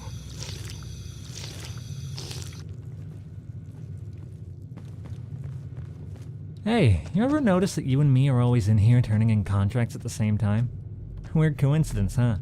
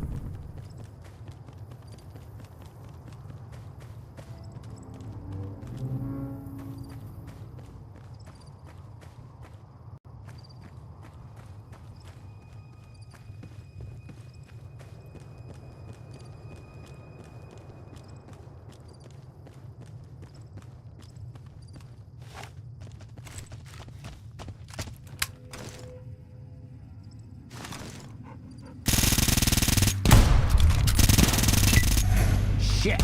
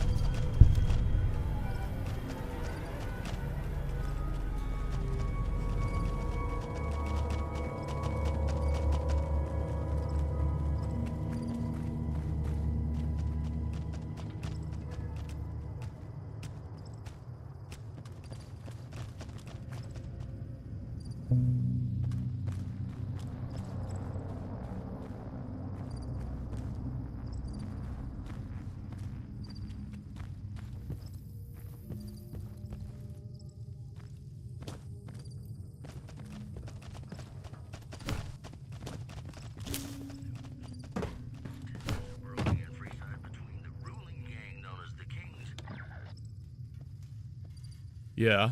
What? Not meaning to be rude, but I'm pretty busy here. Name's Ryan. O'Neill. I'm with the West Side Militia, if the fact that I'm defending their perimeter wasn't clear enough about that.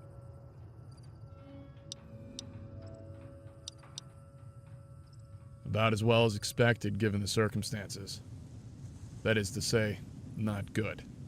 Too many ravening lunatics outside of our wall, and too few of us to hold them off forever. What about? My story? Don't think I have a story, and if I do, it'd be a boring, shitty one. Abbreviated version is that once, there was an irrationally angry man living in the Mojave. One day, he got married and moved to Westside. Once they settled in, they had entirely too many children. Fast forward 30-odd years later, and here I stand.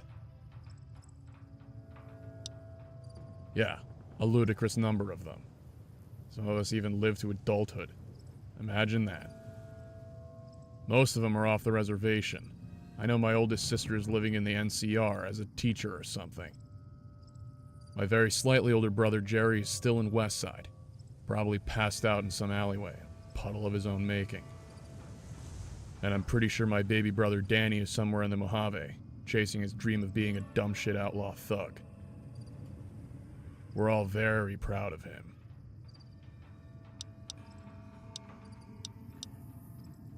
You know what? I don't really need to go into how I feel about politics or their goals, any of that shit. I can simplify it way down. One of the most guilt-free aspects of my job is giving summary executions to rapists. Legion is an army of rapists. Case closed. I don't hate them with a burning passion like a lot of folks around here, but that's about it. They aren't interested in doing anything to help the people here, so I've got no use for them. If they wiped out the fiends, make sure everyone had food and water, gave us a fair say in their democracy, then I could live with them. Well, now you're in for it. Best get ready to work yourself into an early grave, because there's a mountain of shit that needs to be done. Let's start off with something simple. Some scorpion prick managed to waylay a courier that was supposed to bring us a crate of seeds. Our crops are keeping us self-sufficient for the moment, so the more crops we can grow, the better. And we already paid for these seeds, damn it. So, if you could jog over to Monte Carlo and retrieve the shipment, that'd be great. Good luck.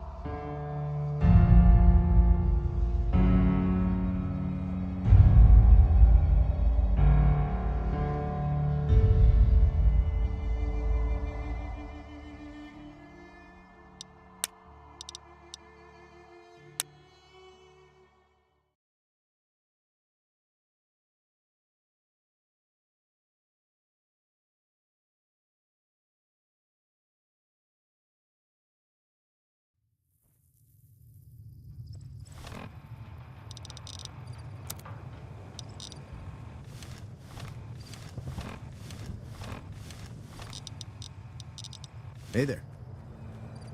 Yeah? What?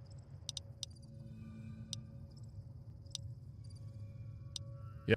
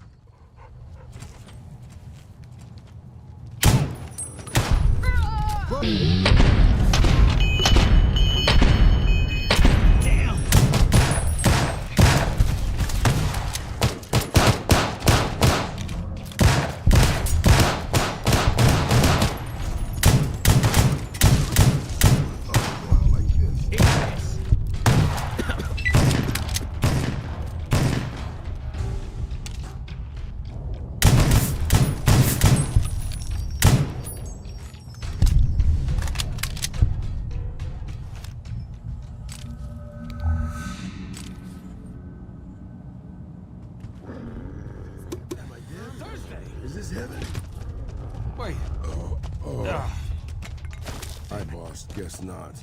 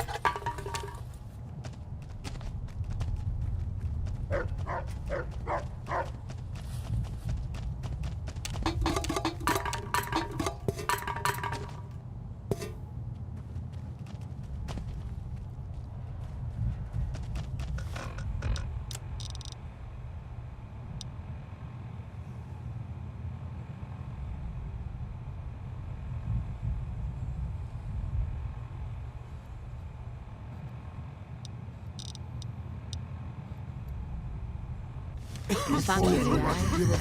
I knew you'd be the death of me. You thought you could hide from me? Hey!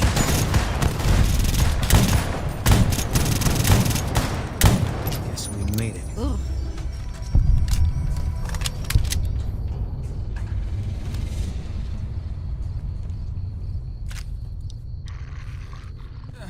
Thursday! Wait. Damn it.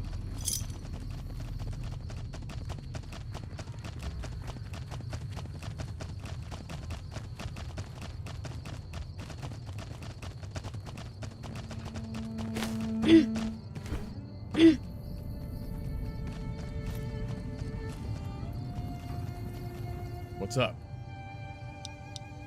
Good. That should help us keep our people fed. And maybe make a little profit, too. Thanks for that. But, as anyone unfortunate enough to sign up for this militia knows, the work never stops. I got another job for you. I'll keep it simple. A little to the south is an old motel building.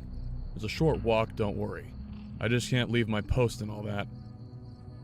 There's a woman named Louisa living there, along with her husband, Hector. I need you to go get her up and escort her over here to me. See, Hector is a piece of shit. He likes drugs and liquor, and beating the shit out of his wife. Hence, why I need her escorted.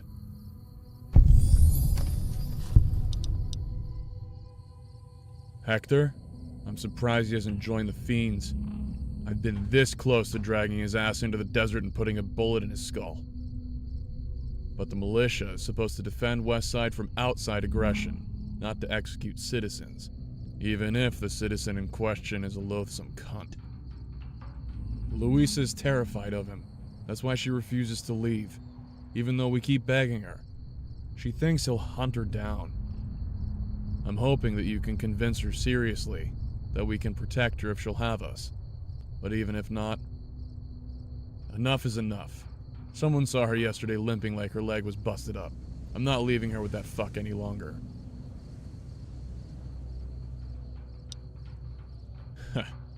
Yes.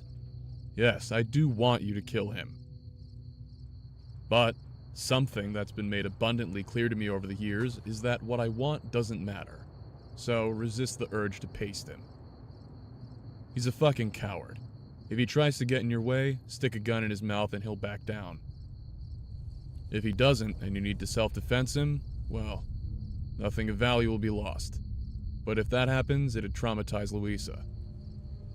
So, as much as it pains me to say it, try not to kill the prick, if it can be helped. Right. Off you go then. Do me a favor. Make sure Maybe I you should have bury stayed me. back and...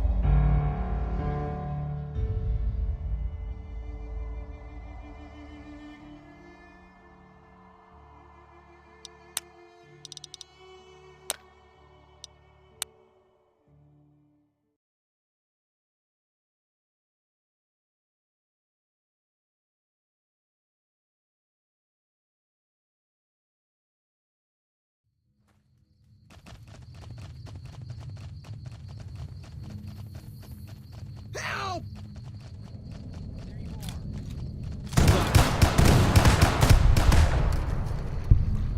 Takes care of that.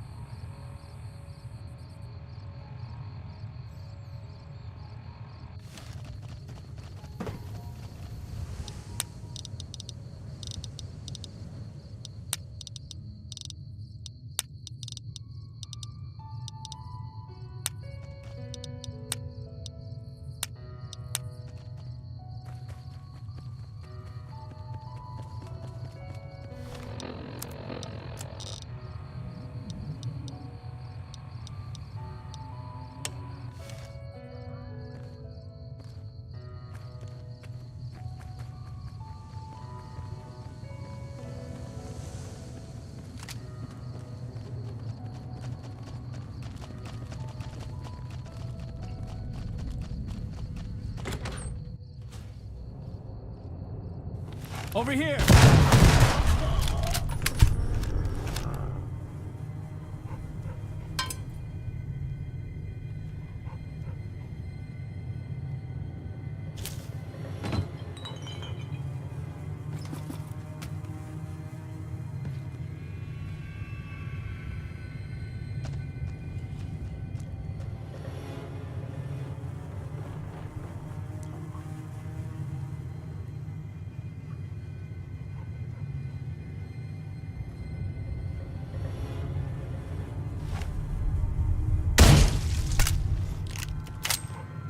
All this traveling's making me...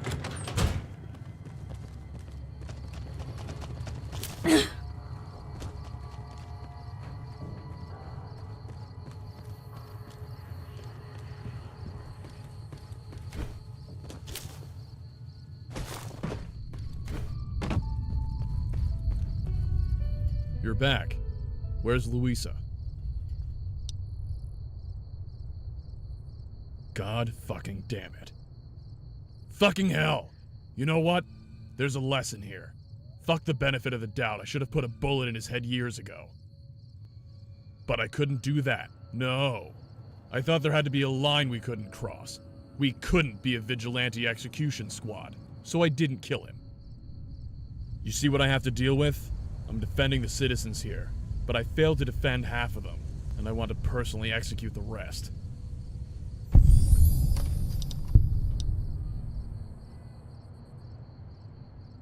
Yeah, maybe. All I know is 2 people are dead at the wrong time.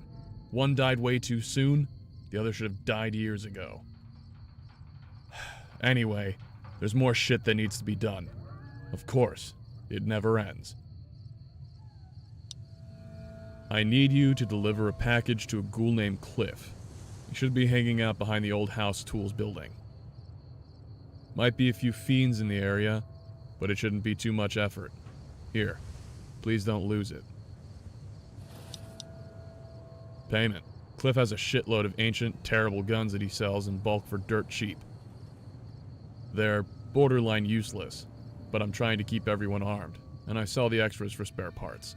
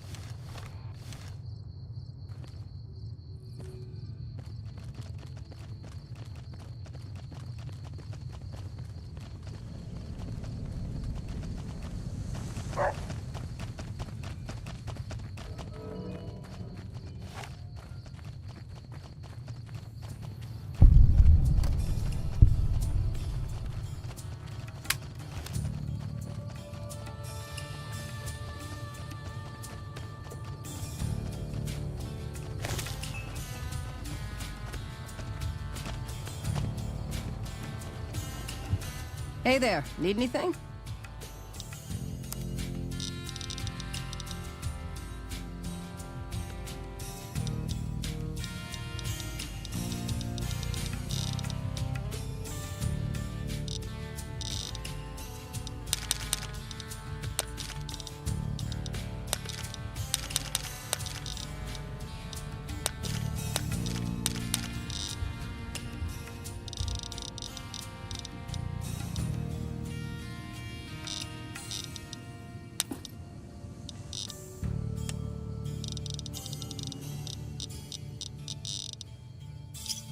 Pleasure doing business with.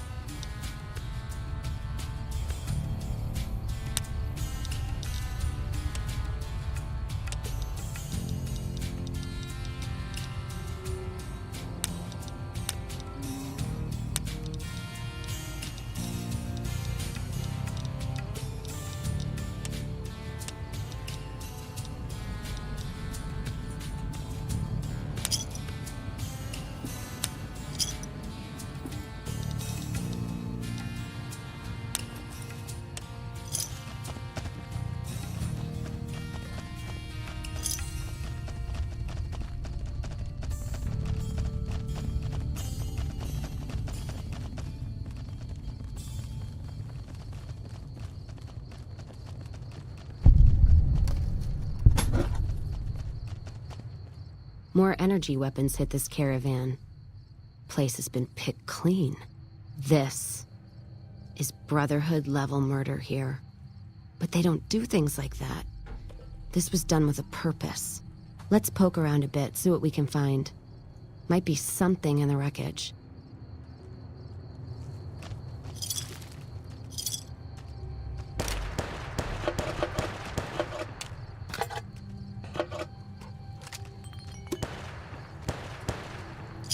What's that?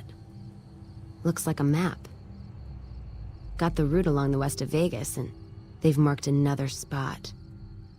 Over here along this stretch. That's fucked up. Middle of nowhere. Yeah.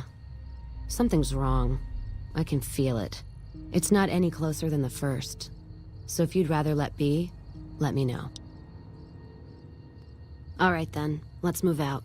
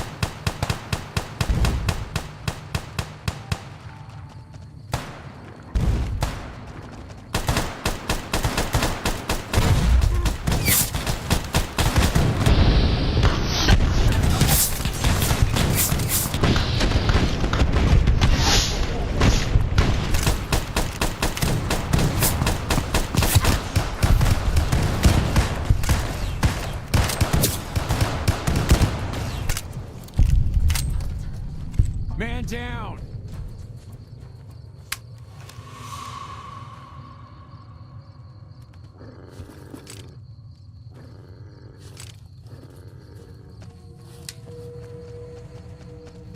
Sounds like we're running prim now.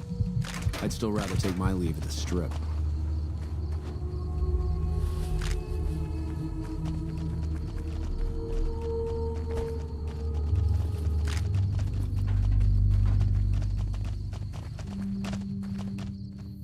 Aha!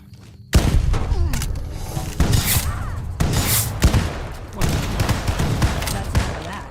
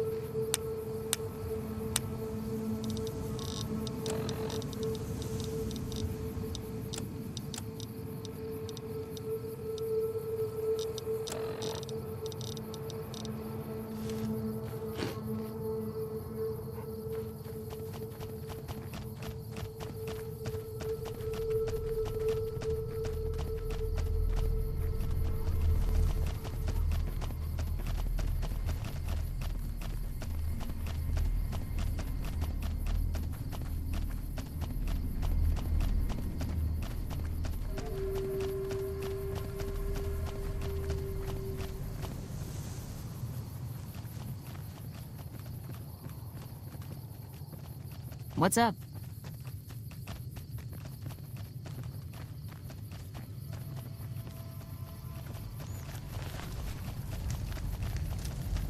Some cons got cornered in the ruins of Boulder City, but the What a NCR... Whew. I'm glad that's over. Some cons got cornered in the ruins of Boulder City, but the NCR let them go. Hey. It's unusual.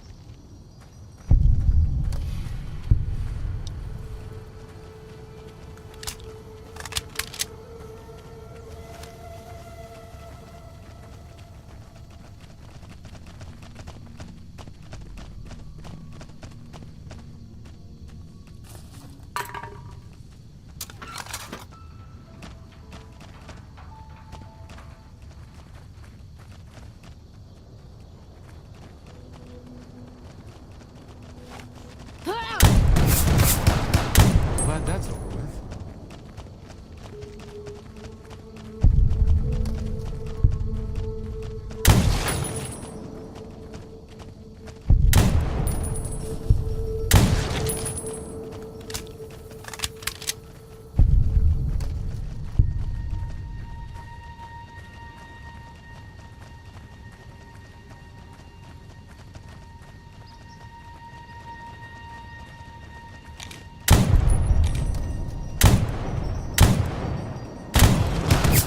That's enough of that.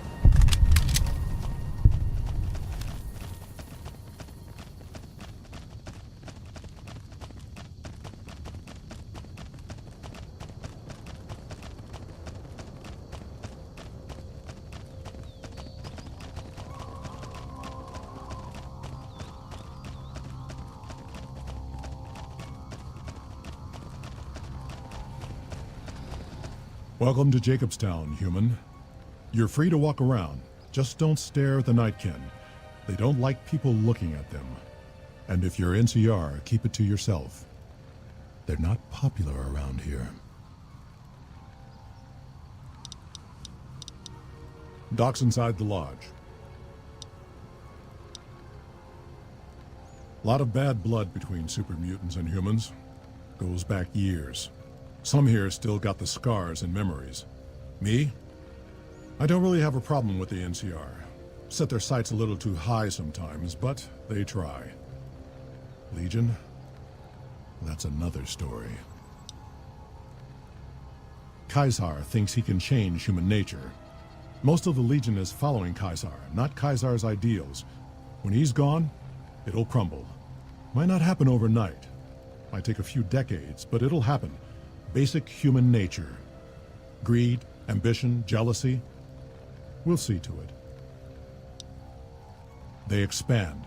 Fast. If you got land they want, they'll take it. Eventually. Did it out west, they'll do it here. They keep rolling over people. They'll regret it. That's how revolutions start. seen them grow from a single town, Shady Sands, into the Republic. They've done good for the most part. Not really. Heard it's a paradise in the wasteland. Never been there myself. Doubt they'd let a mutant in. Amazes me people would come from all over the waste to throw away everything they've got in that town. Nightkin suffers schizophrenia from the stealth boys they're always using. One of the reasons I settled Jacobstown was so they could be cured. While they're in town, the Nightkin aren't allowed to have stealth boys, so their craziness doesn't get worse. Trouble is, the Nightkin don't like being visible either. They don't take being exposed too well. A lot of the mutants here found out about Jacobstown because of Neil. Our isolation works against us sometimes. Same as any civilized town. Don't start any fights or steal anything. We'll treat you fair. Not a lot to ask. Such was a resort pre-war.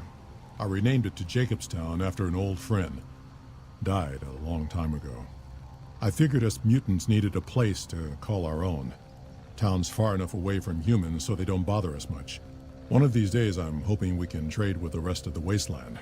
No more fighting, just get along. Was part of a super mutant army. Ran a town, walked the wasteland with a tribal. Now I'm here. Long story, so here's the short version. The Master created the super mutants and Nightkin.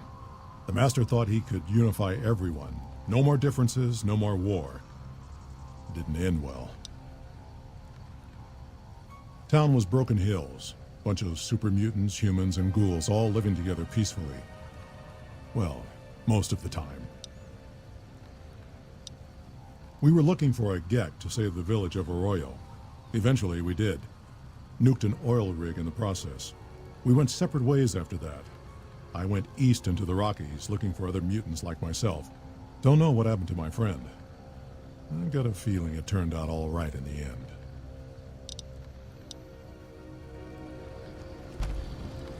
Just putting this out there. These super mutants kidnap us and force us to fix toasters for them. It's on you.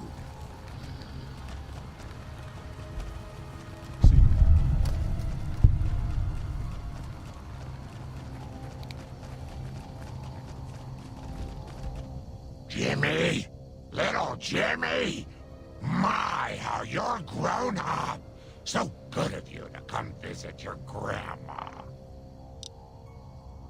Oh, Jimmy, don't you go being silly now. Come over here and give your grandma some sugar. Oh, of course I have, dearie. How silly of me. I didn't take my medicine yet today. How can I help you? I watch over the bighorners. They're sweet, gentle creatures, but sometimes they get ornery, just like my grandkids.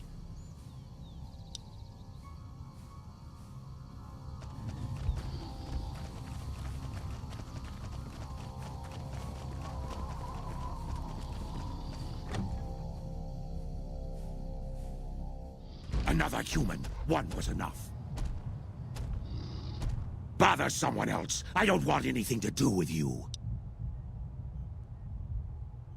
Humans are always staring at things. We Nightkin don't like being stared at. Is uncomfortable.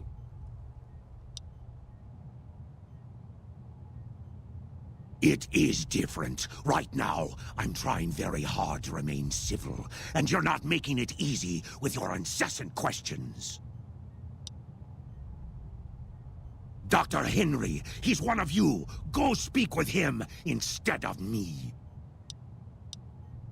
I represent the Nightkin. Marcus may lead this town, but the Nightkin listen to what I have to say. Doesn't mean I don't respect Marcus for what he's trying to do. However, he doesn't truly understand the difficulties of being a Nightkin. The stealth boys we use have cumulative adverse effects on our minds. Jacobstown was supposed to be a sanctuary, a place to find a cure. Instead, we wait and wait. I'm sick of waiting.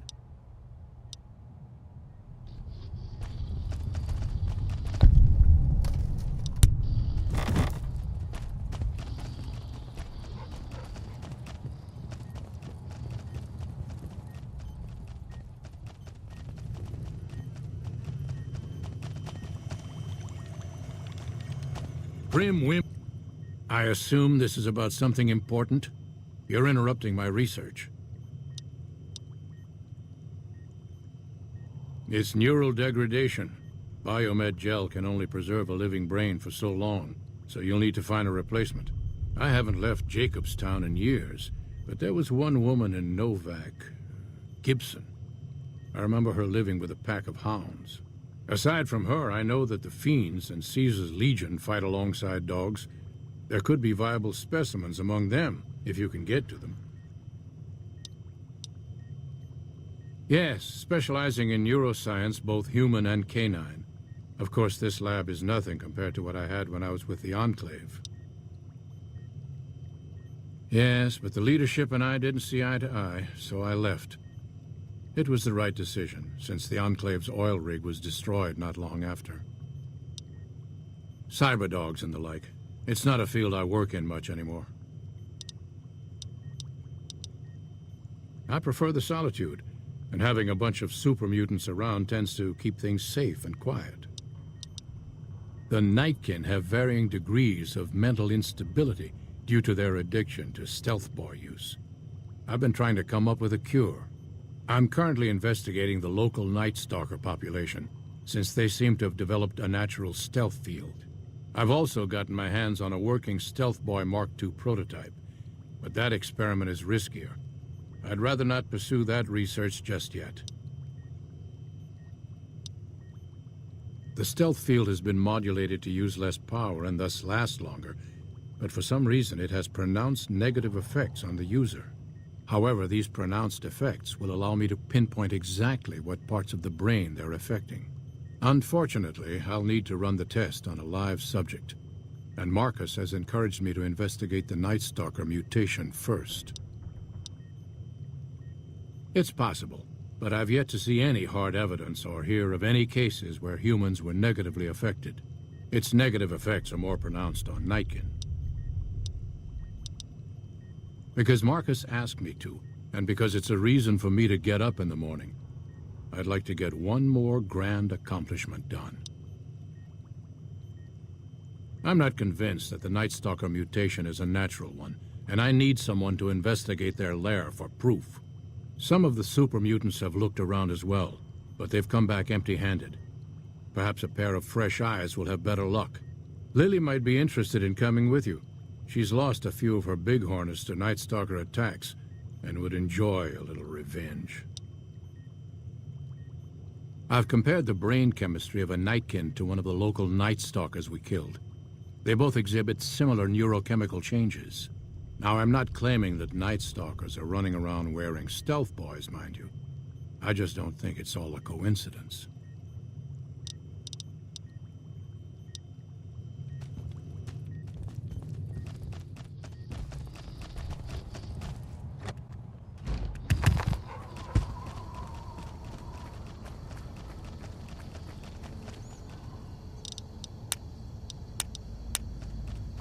Hello again, dear. Ooh, those Night Stalkers, always killing my bighorners. It'll be nice to give them a piece of my mind.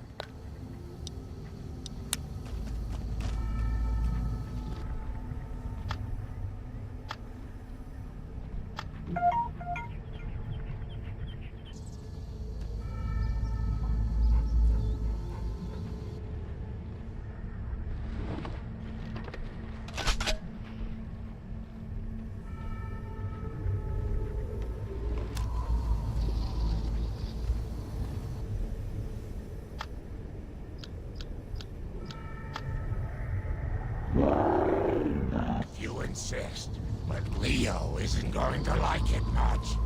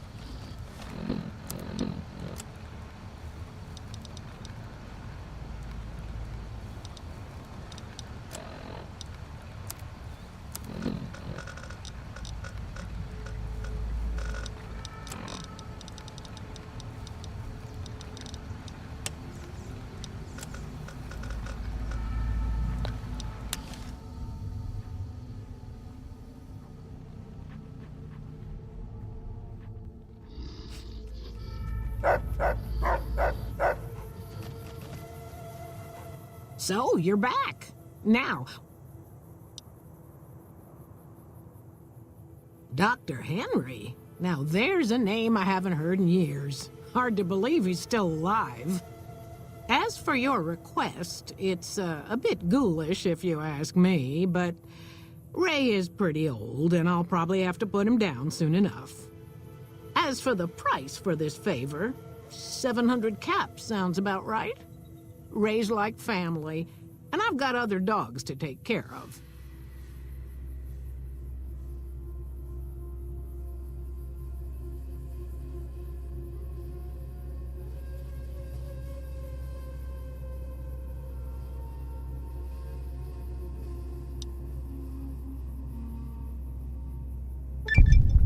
Fair enough. Here, Ray. Mama's got something for you.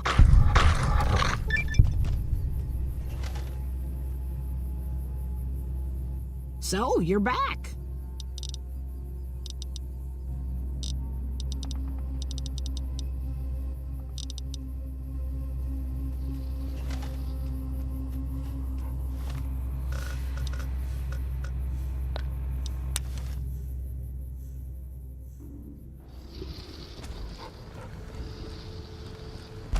Got a problem. Could use your help. Been having trouble with NCR mercs harassing the town, and they just showed up again. Killing our bighorners, shooting at the lodge, that sort of thing. It's getting hard to keep people from retaliating. Guess I can't say for sure if they're NCR. Whoever they are, they want us dead or gone. Not looking to fight. That'll give NCR an excuse to come up here and wipe us out. You're human. They might be willing to listen to what you have to say. Maybe. I'm not asking you to kill them. Just talk them into leaving. Hell, pay them off if you have to. Thanks.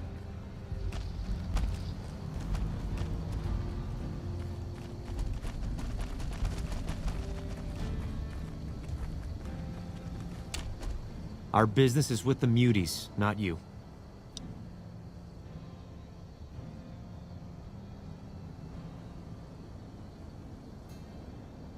I've always known when to fight and when to back down, and it seems to me I ought to back down this time. My men and I are leaving. You won't see us around here again.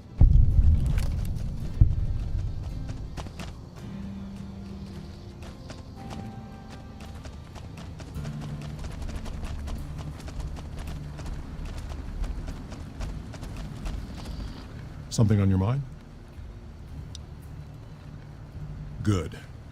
Glad you didn't kill them. Letting them walk away proves we're not bloodthirsty mutants.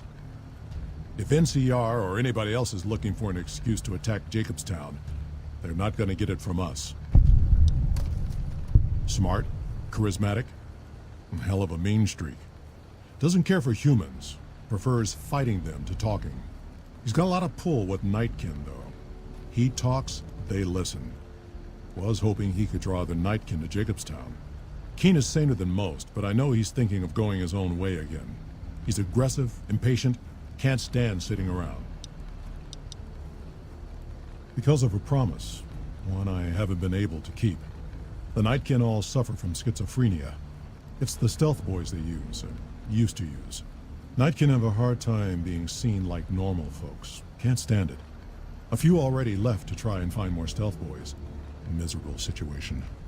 They either stay here and suffer, or dig up stealth boys and lose their minds. Not much of a choice.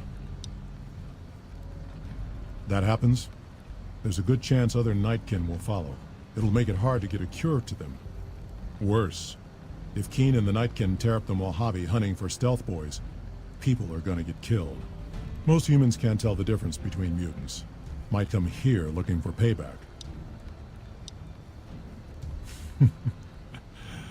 That's like saying Caesar and Kimball would listen to each other. Nightkin don't have a lot of trust for others, mutants included.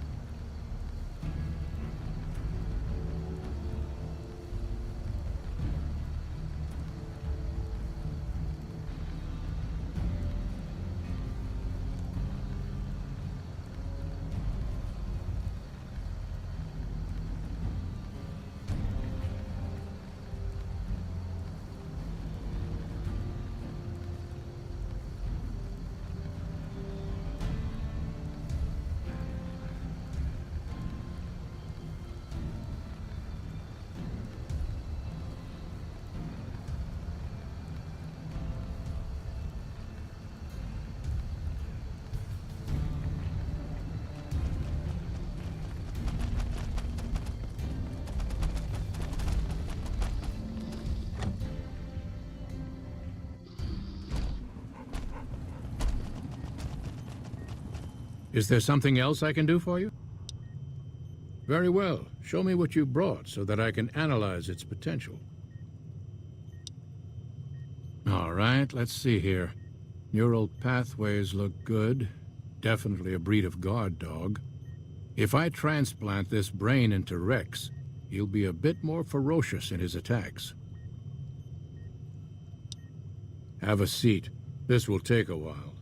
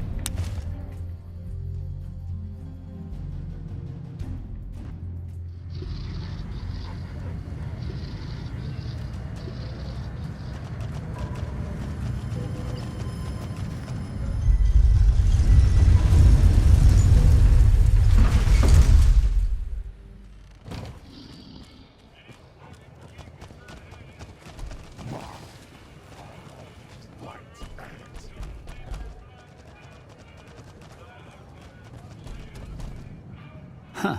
So the Garretts sent you to track me down. What a joke.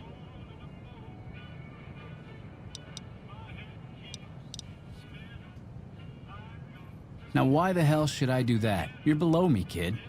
I've been killing scum twice your size since before your mother squeezed you out. Well, that sounds like a bit of a bargain. I get to walk free with the Garretts thinking I'm dead. Sure, you can have my hat. I can always buy another with the caps I've got left. Would have been more fun fighting it out, though. See you later, kid.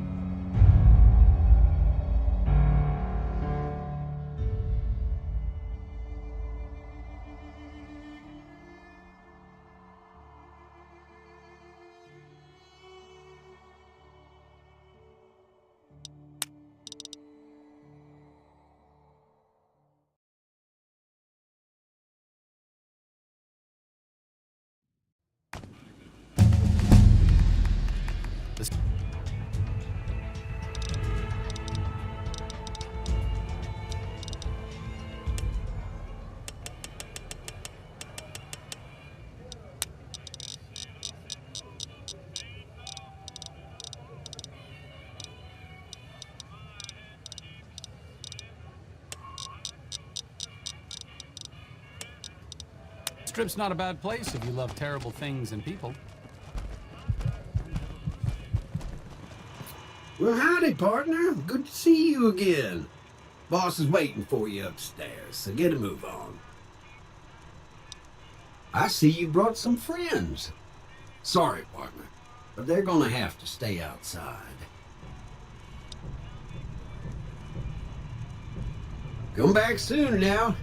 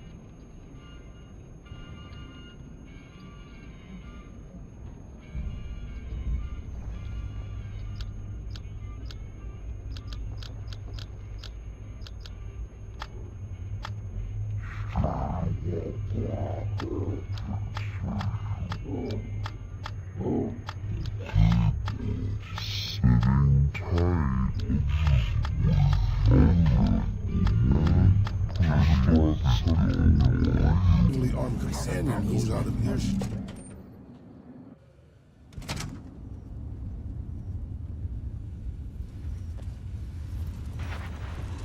Where to, partner?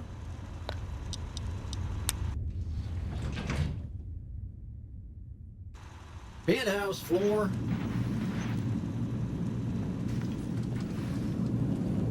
Well, hello, Sugar.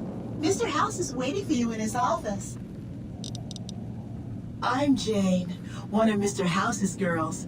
We keep him entertained. We don't get many guests lately. Perhaps we can entertain you as well. Oh, there's lots of things to tell, I'm sure. There's the 3 families, the casinos, the other attractions. What would you like to know?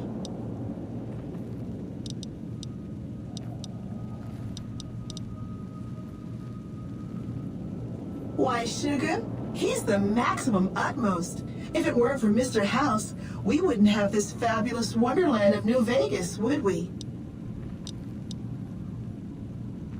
Well, of course I am, silly.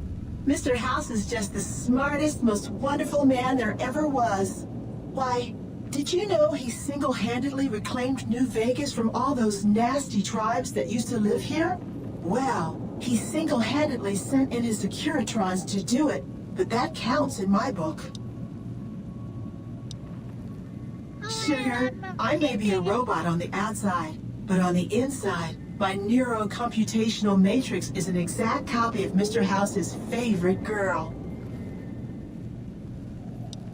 Mr. House has a lot of needs, Sugar. I take care of all of them, and a lady doesn't kiss and tell.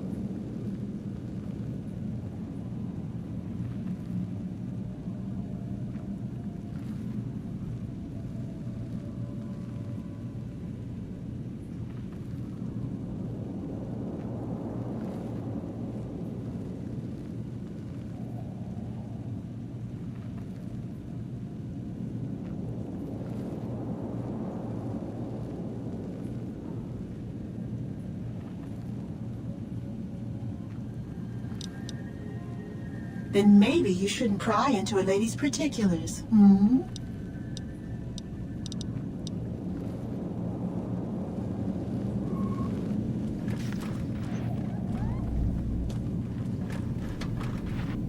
This meeting has been a long time coming, hasn't it?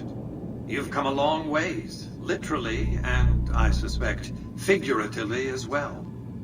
I have to ask, now that you've reached your destination, what do you make of what you see? Of course you haven't. Vegas always was one of a kind. What you see down on the Strip is just a fraction of the city's former glory, and yet more than an echo. I preserved its spirit. Or perhaps you were referring to the Lucky 38? The years haven't been kind to her, but still she manages to impress.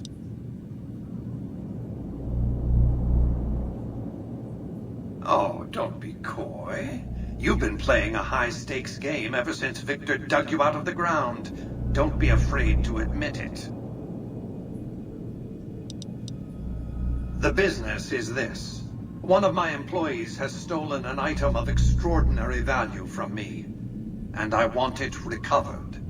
Simple enough. My only concern is the recovery of the platinum chip. What happens to Benny, I leave to your discretion. When you bring the chip to me, I will pay you 4 times the delivery bonus stipulated in your contract. How's that?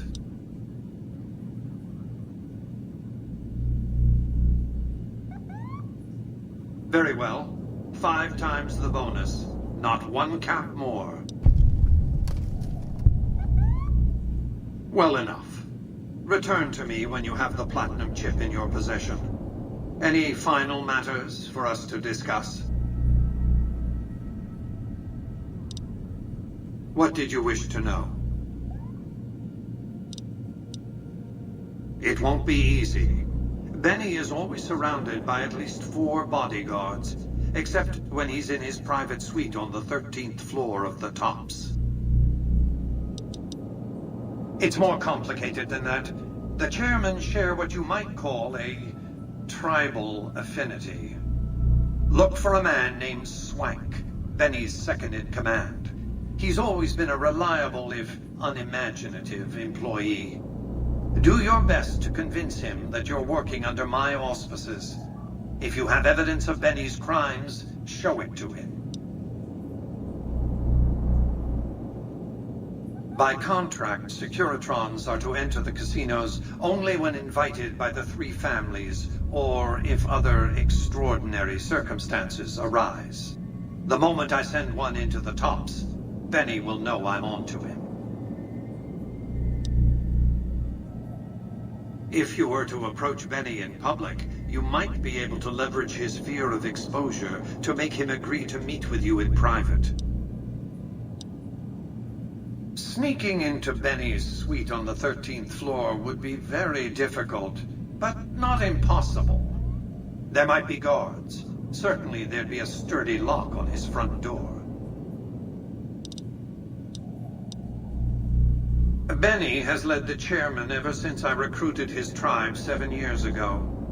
Until his recent misbehavior, I'd planned to make him my protege. Maybe if I'd begun grooming him sooner, none of this would have happened.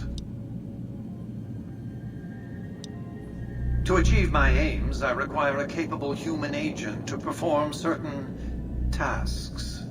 I knew Benny was ambitious, even ruthless, but I believed he would do the job so long as he was incentivized appropriately. Obviously, I miscalculated his drive for supremacy, but in any case, you've come along. A more than suitable replacement. I have to think that he found out about the platinum chip and mistakenly convinced himself that he could use it to his own ends. One of the problems of a tribal workforce, I'm afraid. No intuitive understanding of how complex technologies can be. Why didn't Victor intervene sooner, you mean? Goodsprings is a bit too far away for me to reliably control a Securitron agent by remote. I can send and receive packets of data at best. Victor's combat algorithms determined the proper course of action. Benny and his thugs were more than a match for a lone Securitron. When he alerted me, I instructed him to approach the site after Benny and the others had departed. It's a very special item. There's nothing else like it in the entire world. It was lost a long time and difficult to find. That's all you need to know about it for this stage of our enterprise. Fulfill your contract, deliver the chip, and good things will come your way.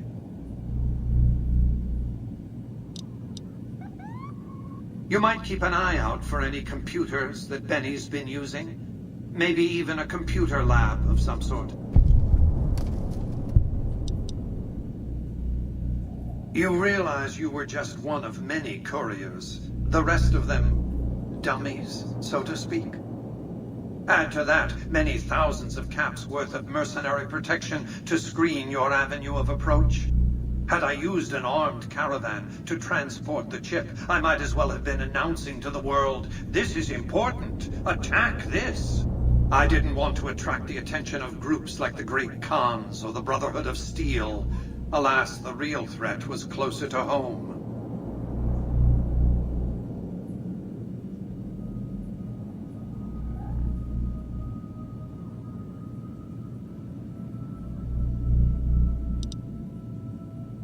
Frontal assaults on casinos, not good for business. In any case, Benny would see it coming, and all he'd have to do is hold the chip up and point a pistol at it. Our foremost advantage is that Benny doesn't know that I know he has the chip. Let's not squander it. That's simply not true. I am the only person to hold any rights pertaining to the chip. I designed it, and I paid for it, dearly. To develop that chip, I spent a sum of US dollars. Not the bottle caps that pass as currency these days, but a sum beyond counting. For decades, I paid salvagers to comb the ruins for it. And when it was finally discovered, tens of thousands of caps spent to have it brought here. We know how that turned out. Complete your contract, and it will be the last time I pay for the chip. Save your questions for then.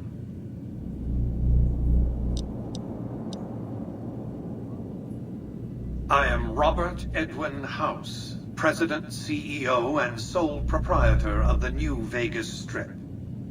I oversaw the city's renovations starting from 2274 onward. The 3 families are my employees.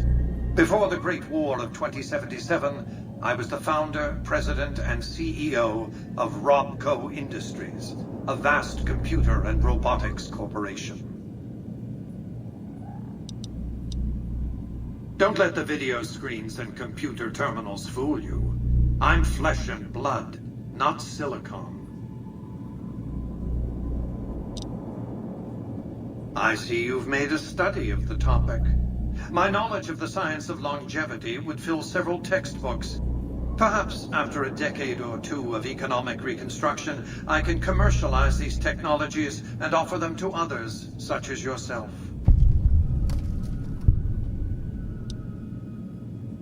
Let's just say it was very costly. But I was willing to make the sacrifices longevity entailed, financial and otherwise. We can discuss this in greater detail at another time. Suffice it to say that when my Securitrons detected NCR scouts at Hoover Dam, I took action. I recruited a tribal force to supplement my Securitrons and renovated the Strip just in time to welcome the NCR as it marched into the region. Instead of war, a treaty was negotiated, and the money started to pour in.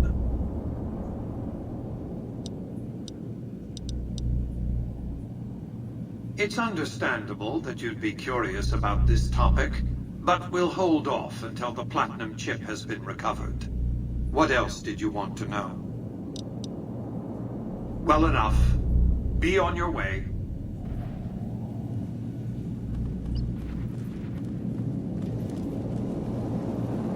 Well, hello. Congratulations, partner. The boss has instructed me to comp you to the High Roller Suite. You can bring your friends too. Be like a little clubhouse for the gang you put together. Just bear in mind, you're the only one gets to see the boss. Any friends you got, they can wait in the suite. Enjoy the digs, partner. They're plenty fancy.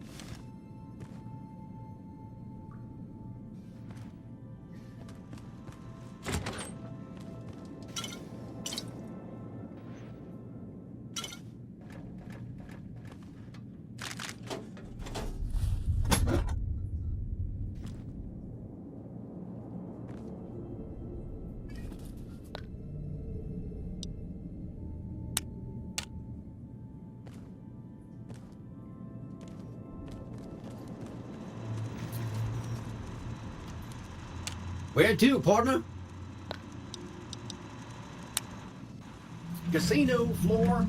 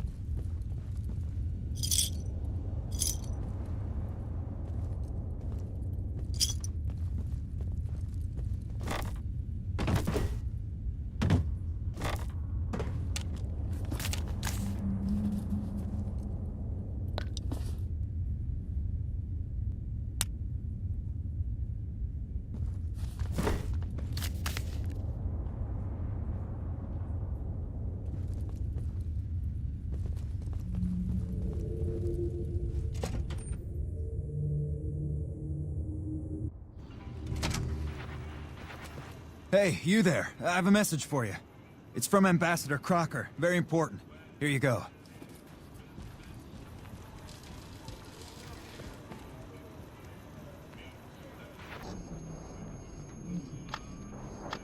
Oh, just when the standing around was getting excited, lead the way.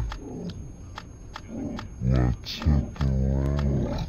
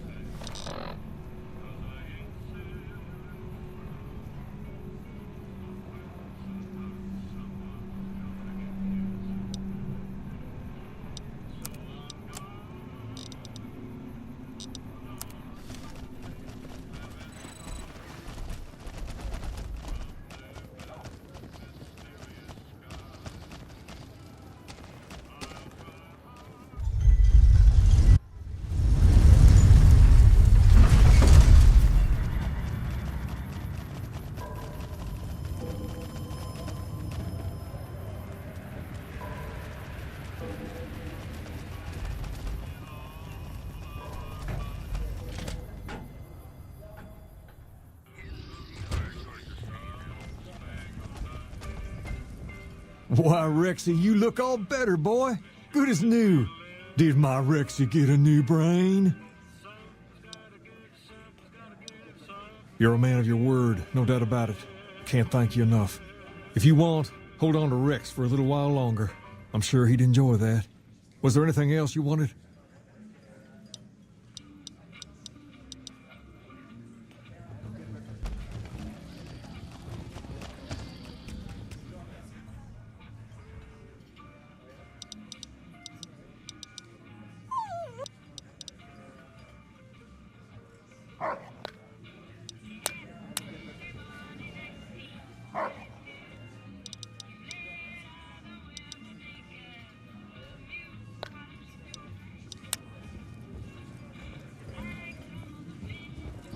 Hey, man, what are you up to?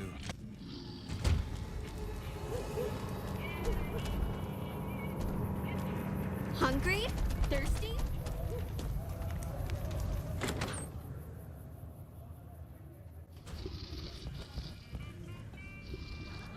Some gamblers came in saying they'd seen you enter the Lucky 38. I have to say, I'm impressed. I don't know of any other living person who's been in there. Yes! Where's his hat? This is great news. No one screws with the Garrett twins and gets away with it. I need to find a place on the wall for this. And for your reward, here's 150 caps. I trust there were also some valuables on McCaffrey. Also, we would like to set you up with a room. You can have the corner room, rent-free. It was McCaffrey's. Now that he's dead, we're happy to let you use it. Thanks for helping us.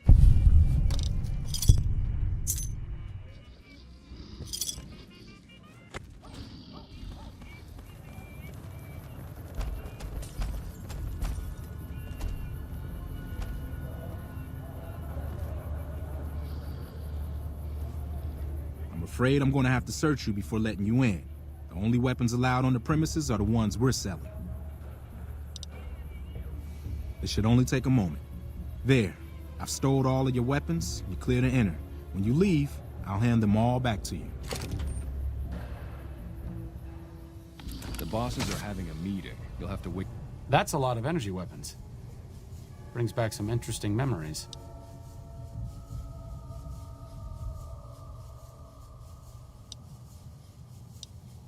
Energy weapons? Of course not. I mean, but we study all sorts of science and technology, so, you know, you just kind of get familiar with them. Yeah. Wait until it's over. Mr. Soren, please get to the point. The second half of your payment is late, and I want to know why. Miss Van Graff, my associates and I have decided that we wish to renegotiate the terms of our deal. Might I ask for what reason? The shipment was delivered. The guns were tested before leaving this facility. Regardless, we feel that the quality of the weapons is below expectation and hope to adjust the price accordingly. Ah, I think I understand what the issue here is. Excuse me for a moment, would you? Jean-Baptiste, could you bring out the volunteer?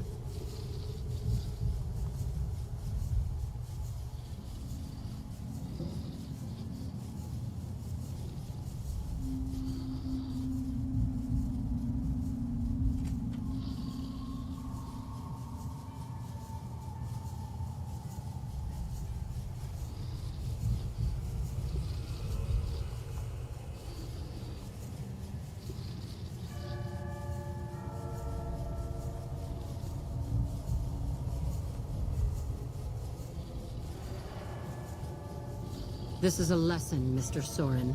A lesson in faith. What is this, Miss Van Graff? I don't understand. Who is this man? What does this have to do with our deal? Everything. Up until recently, this man was an employee of mine. He's quite handsome, don't you think? I know I did. We became close. I warned him that I was a very jealous woman, and he said he understood. Apparently he didn't. Last week, I chanced upon him in Gamora, being serviced by one of their two-cap whores. I was not pleased. I tell you all this because I want you to know that this man means a great deal to me. Do it. Never break faith with the Van Graffs, Mr. Soren. I expect you'll have the rest of our payment ready tomorrow morning. Okay, everyone. Show's over. Back to work. I think he wet himself before he left. That was pretty good, making up that part about sleeping with Jacob. You did make that part up, right, Glory? Damn it, girl. What has Mama always said about tipping the help? I thought this was about him stealing money from us. He was stealing money, though he could have kept it for all I cared. God knows he earned it.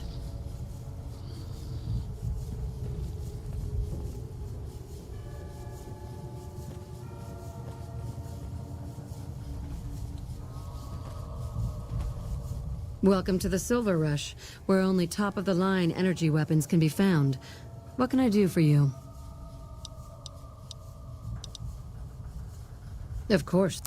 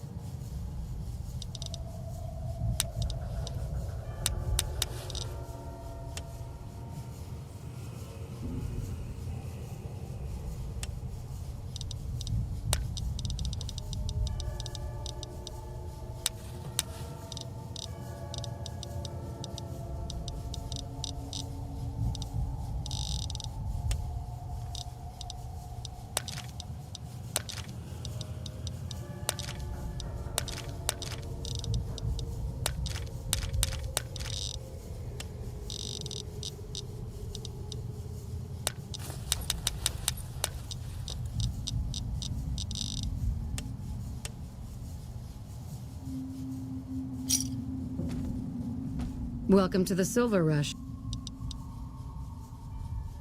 It just so happens a position opened up recently. We currently need another body to guard the entrance outside. Think you can handle that? Wonderful. I already have a man outside who can show you the ropes and get you set up. His name is Simon. He's been with the family for years, so listen to what he says and follow his instructions.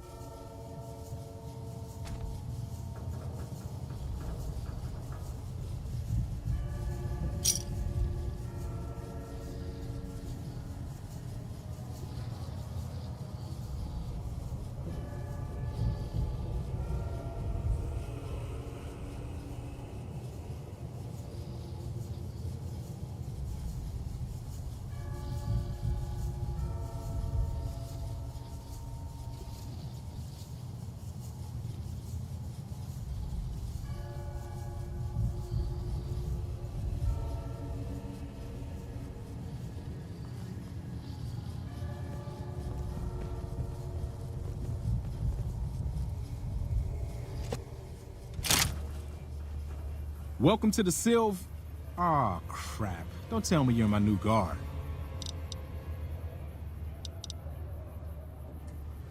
I've been paired with worse, I guess. Anyway, let's see if you can follow instructions. You'll be covering the other side of the door there. Take your position while I get your stuff out.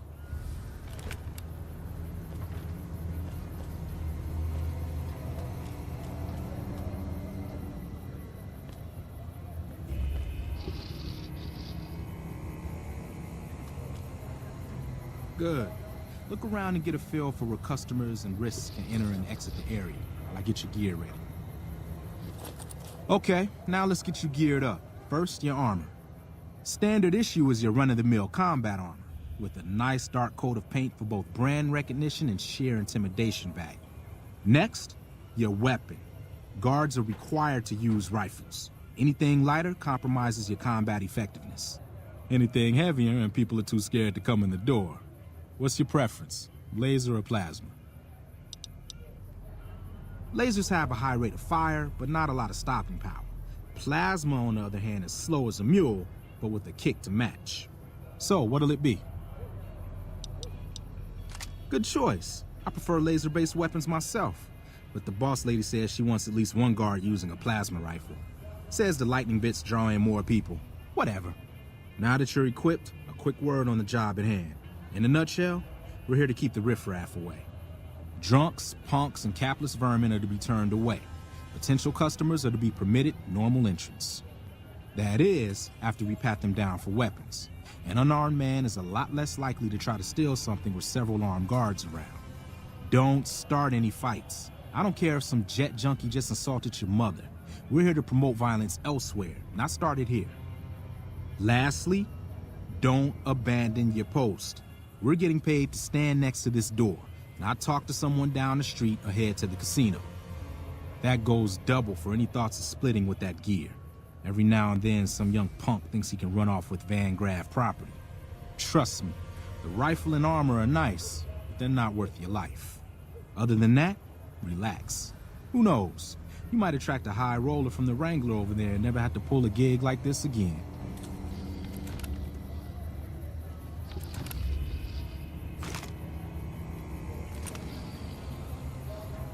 Settle in.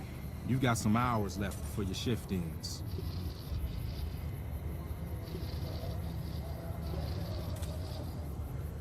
Here comes a winner. I'll let you handle this one.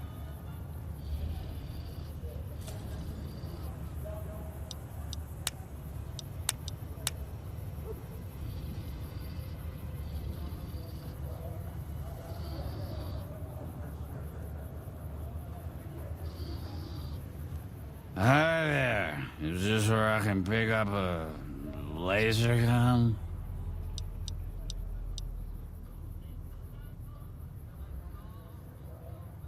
Sounds like a stupid policy to me. Good. Stick to the rules.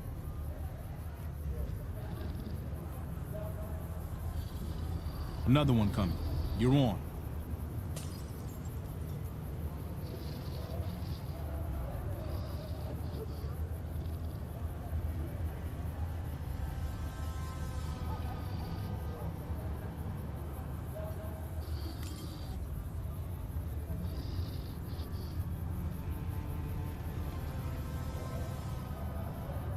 Hi.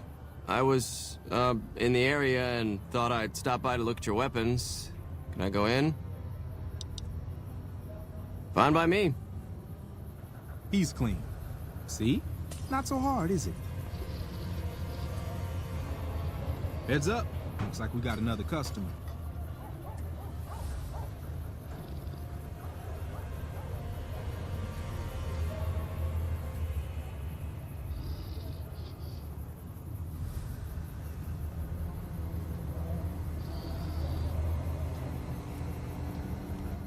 Howdy. I just done broke the bank over at the Wrangler there and thought I might peruse your fine wares. Maybe lighten my purse a little? Now hold on here. I'm not packing any heat. Ain't my word good enough for you?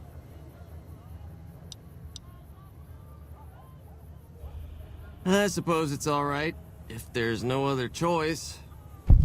He's clean. See? Told you so.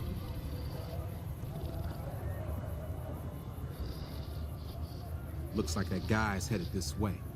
Don't screw it up.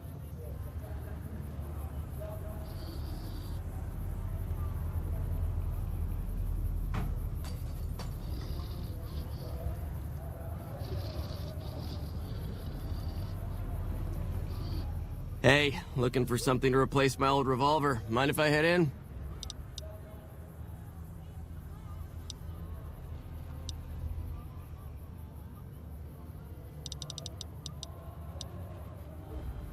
We're supposed to pat everyone down. Didn't you hear that part of my instructions?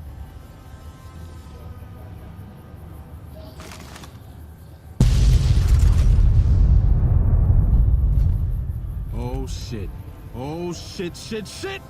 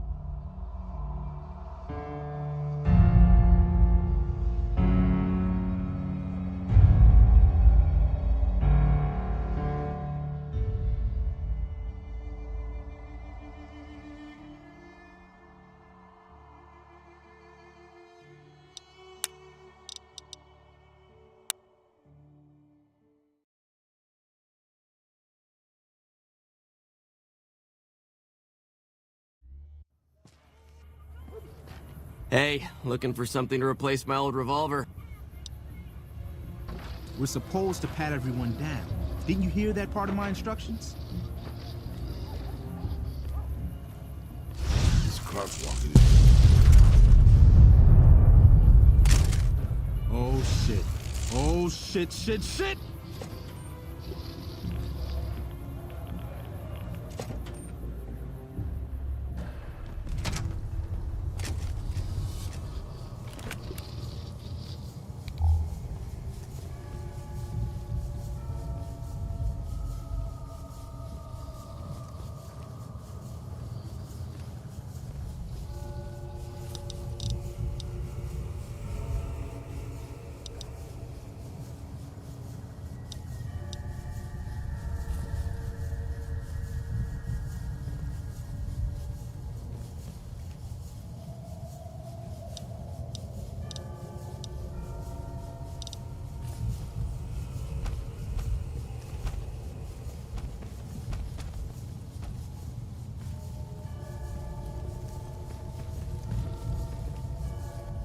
They're all dead.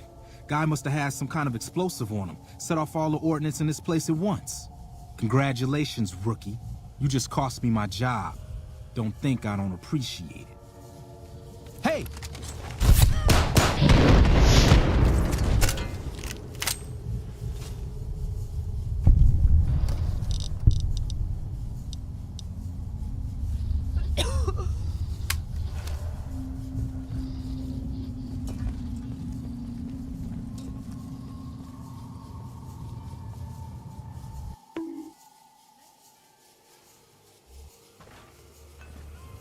Hey, looking for something to replace my... That's not really necessary, is it?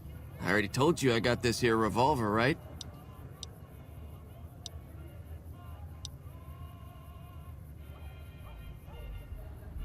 Damn, I knew this wasn't gonna work. Over here! Now what in the hell do you suppose that was about? Help me clean this up. No one's gonna want to shop here with a corpse out front.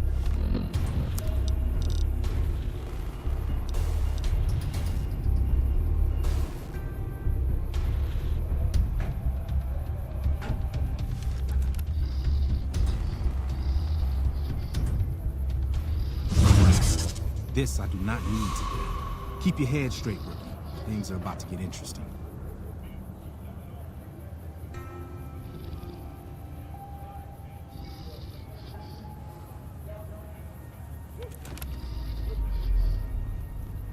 Hey, Simon. How's it hanging? Looks like you've got a little helper today. What can I say? Business has been good lately. We can afford the help. Good to hear, buddy. So is the boss lady in? You know she is. Why don't you go in and say hi? Nah, I got some rounds to run. But do pass along that I'm always thinking of her. Hey, I've seen you before around our place. You've really fallen on hard times if you're working for these clowns.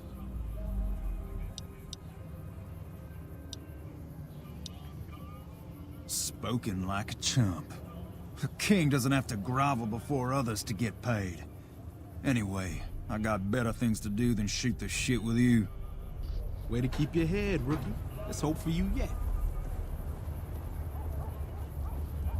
It's just about closing time. Let's go see the boss about getting paid. Oh, I'm gonna need the rifle and armor back. Boss's orders.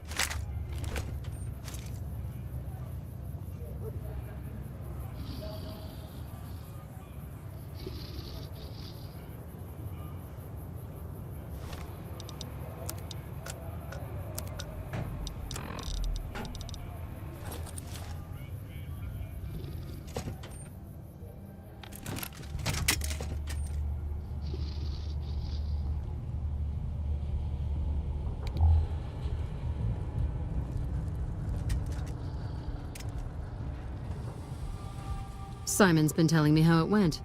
Let's do a quick recap. You kept away the undesirables, patted down the rest for weapons, and kept your cool. That is to say, you performed as instructed. Simon was impressed, and so am I. So you get a small bonus with your normal pay. Unfortunately, I found someone else with a little more experience, and he'll take over the position starting tomorrow. However, another task has come up that I could use some help with, assuming you're still interested in making some money. There's a deal that we've been working on for a while now, and the buyer would like a sample of our weapons.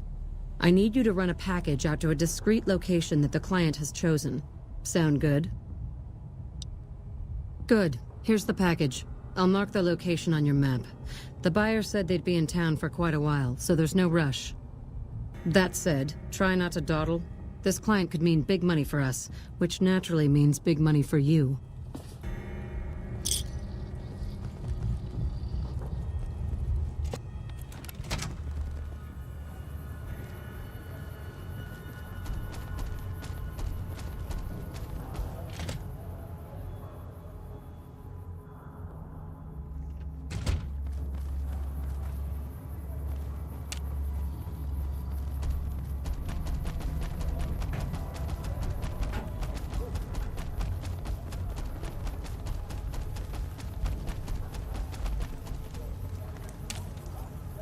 Hold up. What's the password?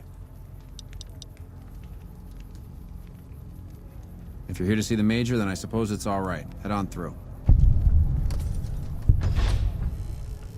Here you go.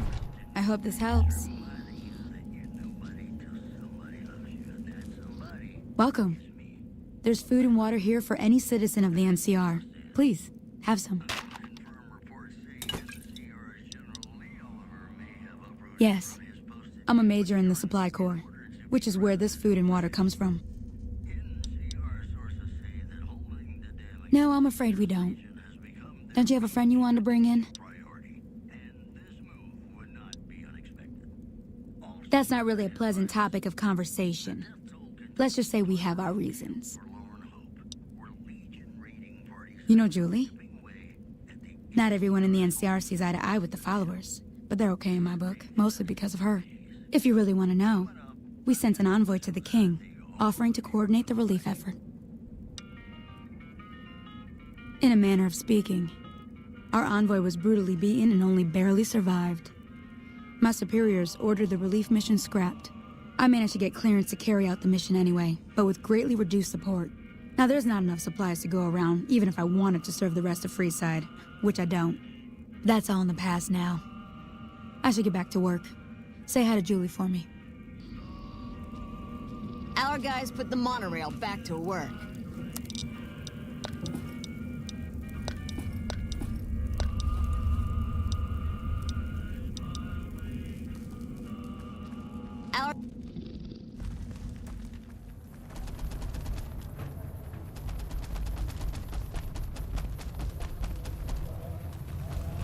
I've got you now.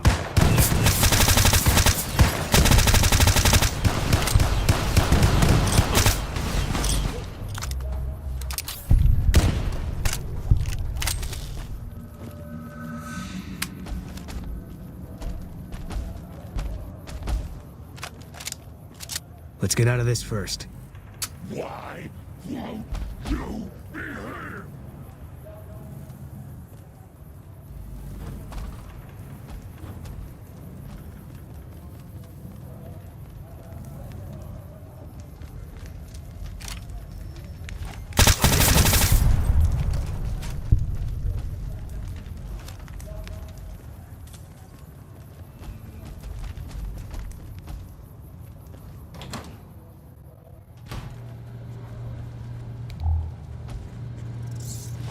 You're mine.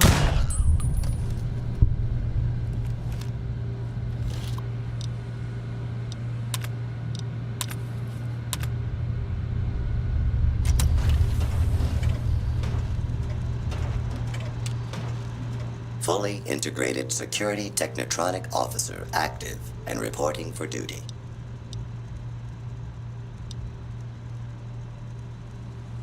Yes, ma'am. Visto reporting for duty. Please assume the position.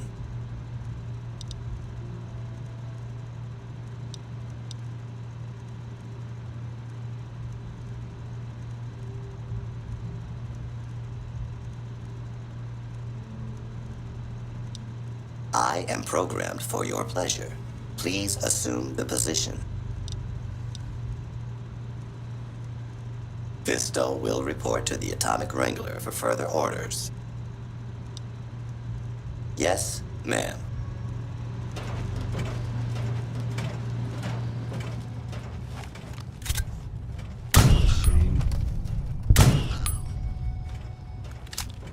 Maybe it's my time.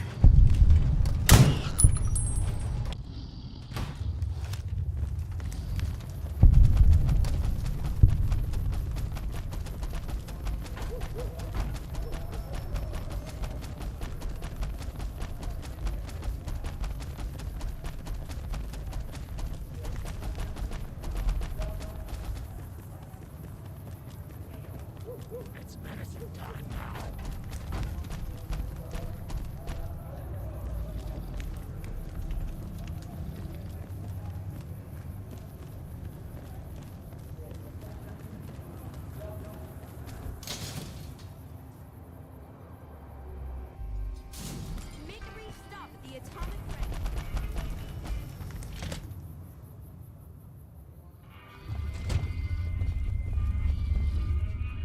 Well, hey there. I heard that NCR soldier lady told you some wild story about them sending a messenger to us to work out some deal. That's bullshit, and it's nothing to bother the king with. More like they sent someone to spy on us and he wasn't tough enough to last in Freeside. So do everyone a favor and keep your mouth shut about it, okay?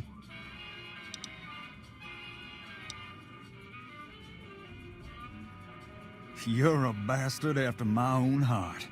Here, this should do it.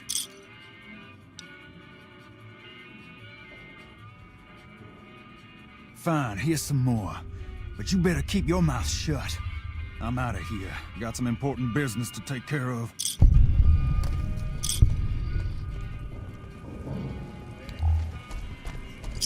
You find out something about them soldier boys yet? Handing out supplies? Like food and stuff? That ain't nothing to get ruffled over. You find anything else? Ah, that would explain the goons. They're here to keep people like my friends away from the food. That ain't something I support. No, sir. Wait a minute. They said what?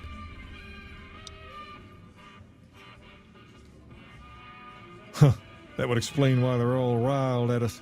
Seems like we have a big misunderstanding. What the hell?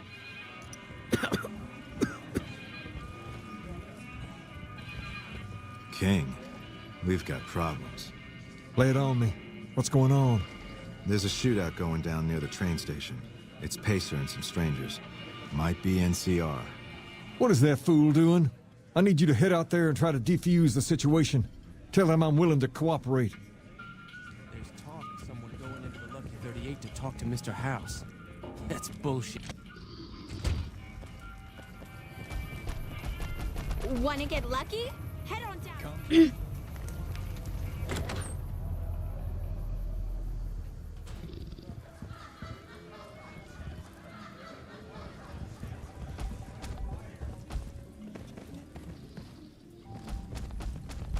Welcome back, friend. Hey, that's great. We'll get some supplies sent over today as a show of good faith. Once our stills are upgraded, we'll never be short on liquor for our patrons. If Jacob Hoff is sober, we might even have a few new drinks on tap. Most might view us as drug-dealing enablers around here. But honestly, we care about our patrons. It's bad business for people to get addicted. We've got enough crime in Freeside without a bunch of strung-out junkies robbing traders and gamblers to afford their next fix. You did? Ha, damn! I've been looking for one of those for years. For my customers, I mean, I'm not into that kind of shit.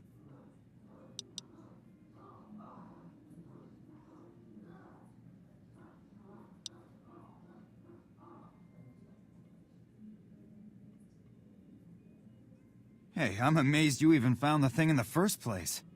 Here is double for your trouble. Those freaky fetishists ought to be satisfied now. It is! It will? My God, imagine the possibilities. It didn't happen to come with an owner's manual, did it? Ah, forget it. Trial and error should do it. Maybe it's my time.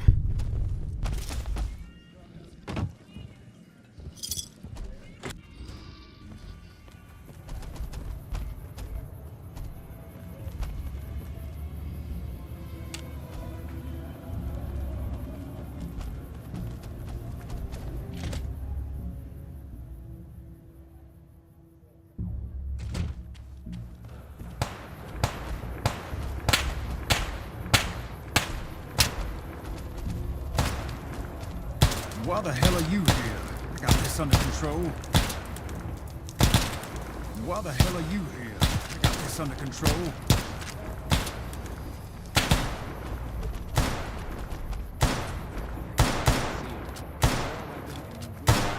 This isn't really a good time. What did you want? Like he helped the envoy we sent? No thanks. Then he should watch his back. We know for a fact that the envoy made it to their headquarters. Still, if the king's willing to deal with us, perhaps we can work something out. I'll tell my men to stand down.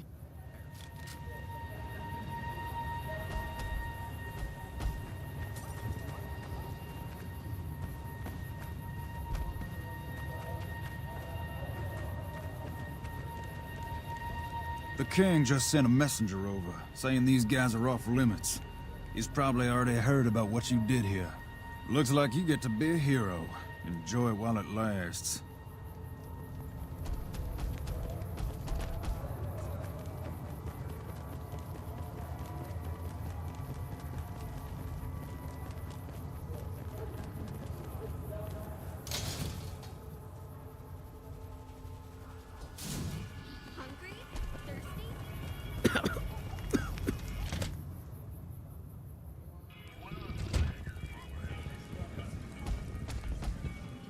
I heard all about what happened.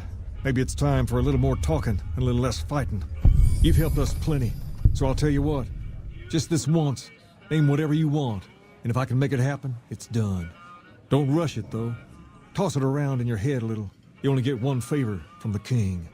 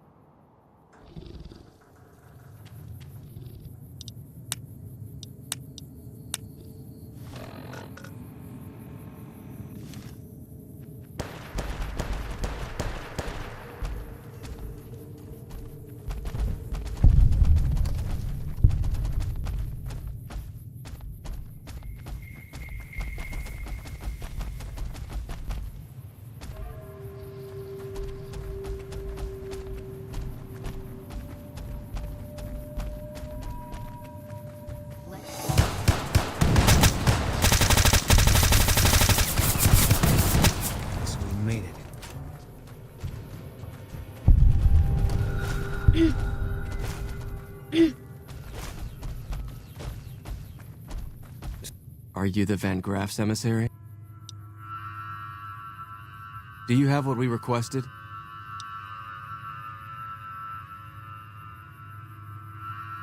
We were told there would be no questions. Do you have what we requested or not?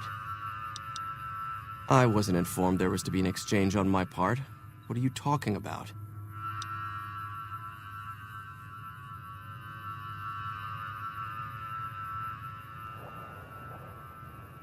Such a thing is possible. I've been out in the field for some time. Fine. This should cover your grievance. Now the package, if you will. Ah. Then our business is concluded. Tell your superiors that we will contact them shortly. So, this is how it ends.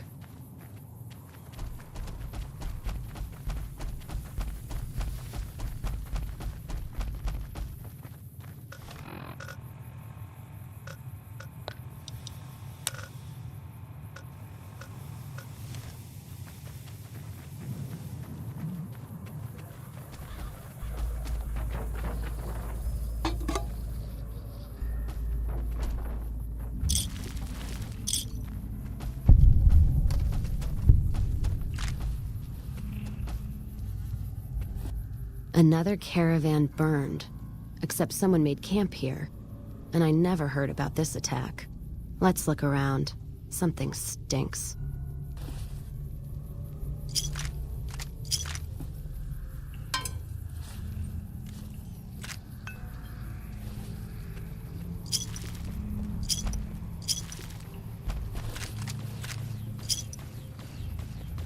That does it. That's all I need to know. Crimson Caravan and the Van Graffs. They were behind burning these caravans, and they've got to answer for them. I'm gonna get some extra ammo, a few bottles of whiskey, and then show them how Cassidy's settle accounts.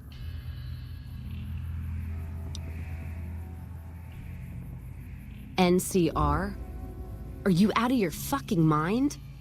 That'd take years. And with the war with the Legion, no way they're gonna waste time running up the Crimson Caravan or the Van Graffs.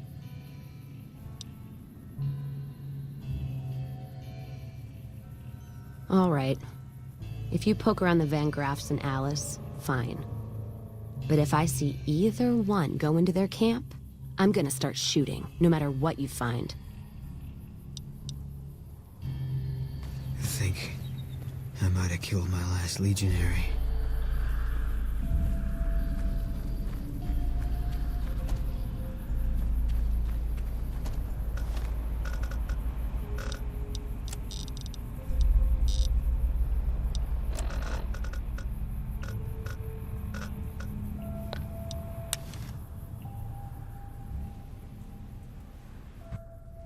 Over here!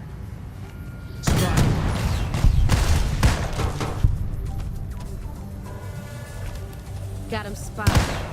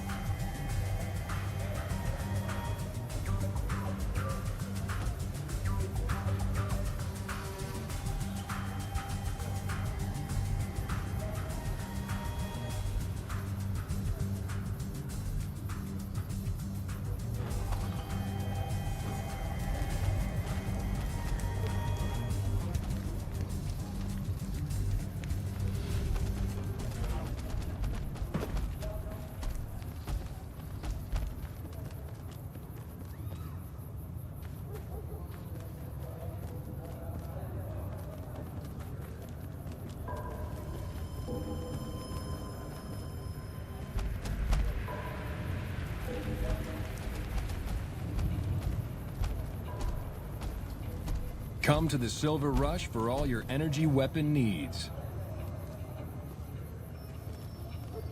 Wanna get lucky? Head Come on to down the Silver Atomic Rush for Ring. all your energy weapon needs. Wanna get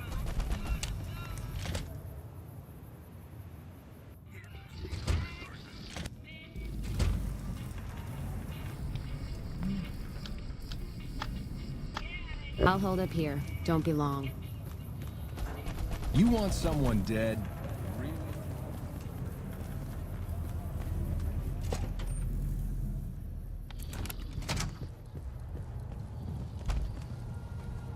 Welcome back. Did you have news for me, or are you just here for the gun? And? Don't leave me in suspense. What was their reaction? Good. Good. Here's your payment. If you'll excuse me, I have some thinking to do. Oh, Jean-Baptiste was talking about a matter earlier that he needs help with. I volunteered you. See him for the details. Ah, just the person I was looking for. Your name came up in a discussion we had recently. My sister is very impressed with you so far, but I'm not. I don't think you have what it takes to work for this family. Luckily for you, I'm going to give you a chance to prove me wrong. What do you say? Want to make some real money? No. That's not how it works. You don't get to weigh the options. You're either in or you're out. All right then. If we're going to work together, there's only one thing you need to know about me. I like things simple. Recently, Glory negotiated a deal between us and a big-time player. We're talking more caps than you'd probably see in a lifetime. Your part in this is simple. To finalize this deal, I need to tie up a loose end. To do that, there's a girl I need you to find. Her name is Rose of Sharon Cassidy. That's some fancy shit, right? Don't know what her mother was thinking with a name like that. But this girl and I, we need to have a discussion. Find her, bring her here, so I can talk to her, one-on-one.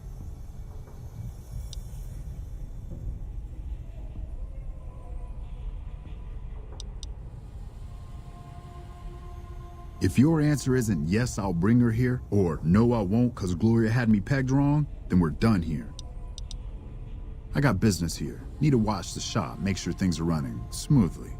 Besides, if I came for the girl, I'm not all friendly and charming like you are. She might get the wrong idea.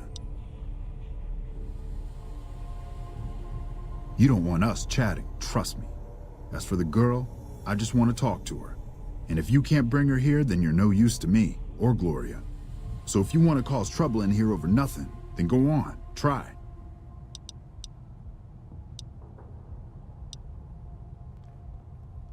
You already agreed to take the job, asshole. There's no backing out now.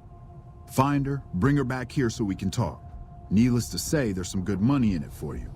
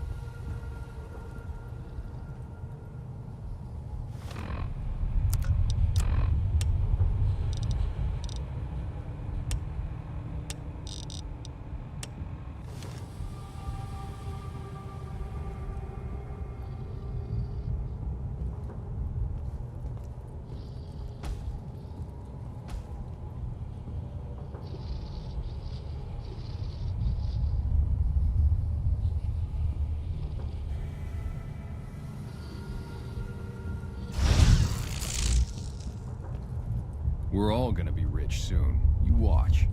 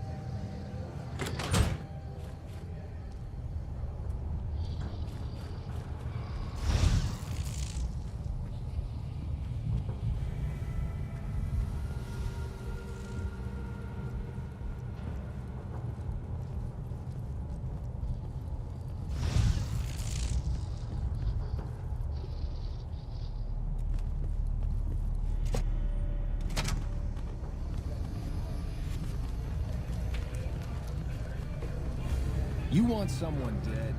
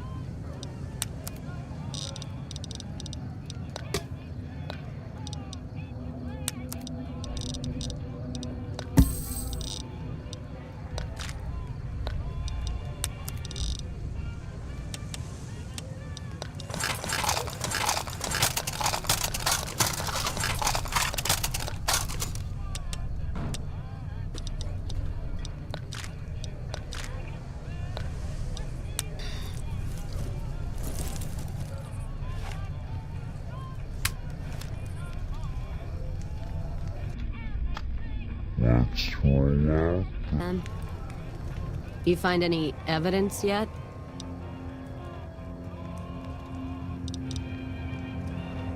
So there's just one more safe to crack? Hope you can get to it. Say what you will about the two leading ladies. They watch their lockers like crows. Still, you got one, so the other might not be impossible. If you get both, then let's talk. And I appreciate you putting yourself at risk like this. Thanks.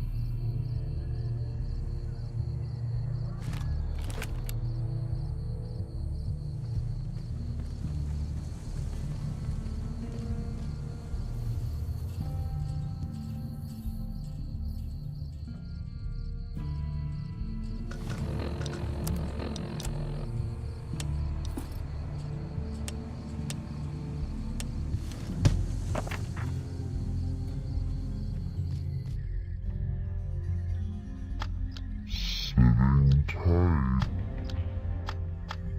Okay, and Prince, I brought something to read.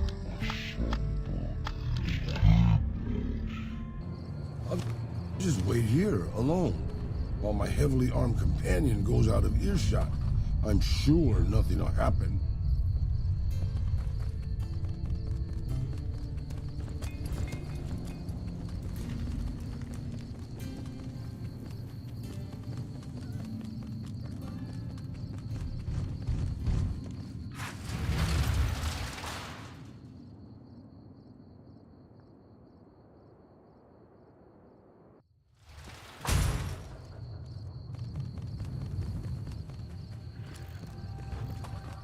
Hey there.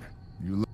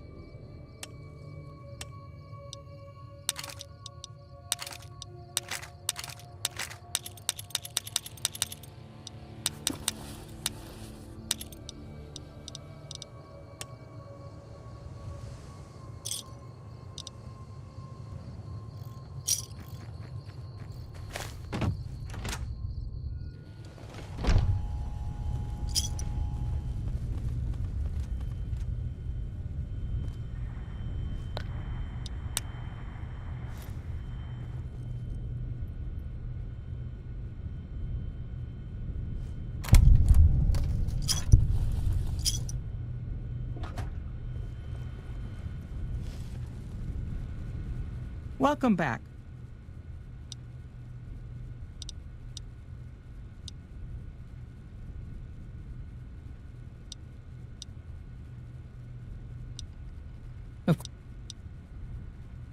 The quality of the gunrunners' armaments is due to their manufacturing process. They craft all weapons on site. I want to know the secrets of their manufacturing process, which means you'll need to find some way to get inside their heavily guarded factory. I would greatly prefer that you perform this job undetected and without killing anyone, if it can be helped.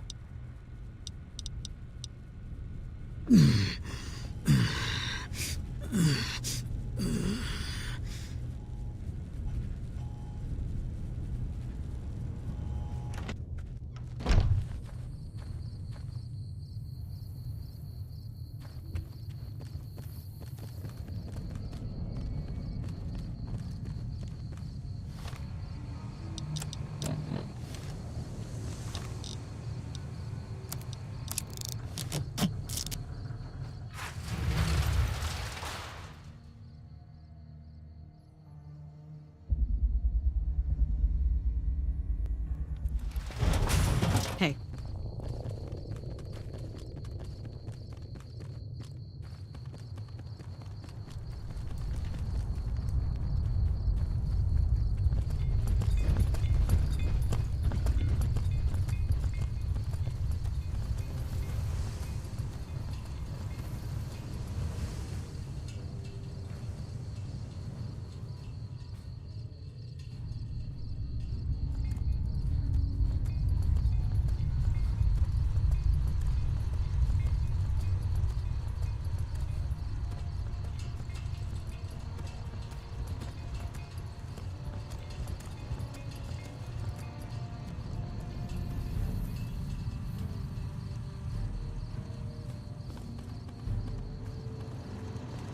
Welcome, sir or madam.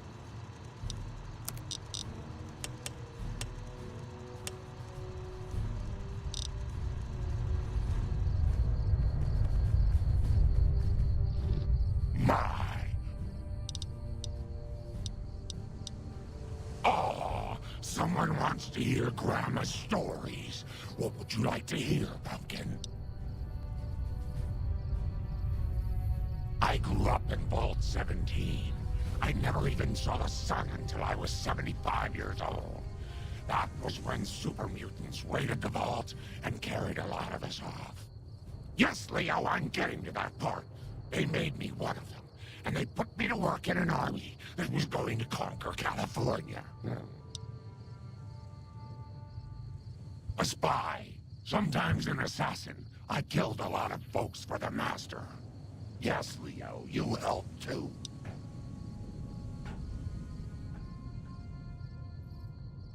Oh, he was a nasty man, dearie. You don't want to know about him. He was the one who made that super mutant army I told you about.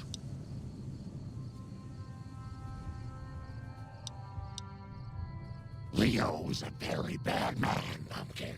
Yes, you are, Leo. Don't try to deny it.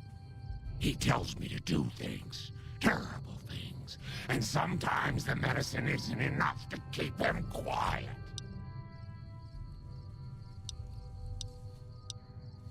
Well, of course there is, dearie. How else could I hear him tell me who to chop?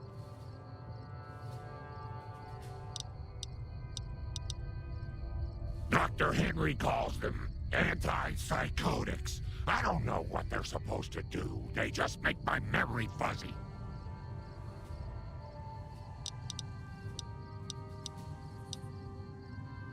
This old thing? Oh, I scavenged it off a wreck in Klamath. Leo showed me how to make it all ready for chopping. Didn't you, Leo?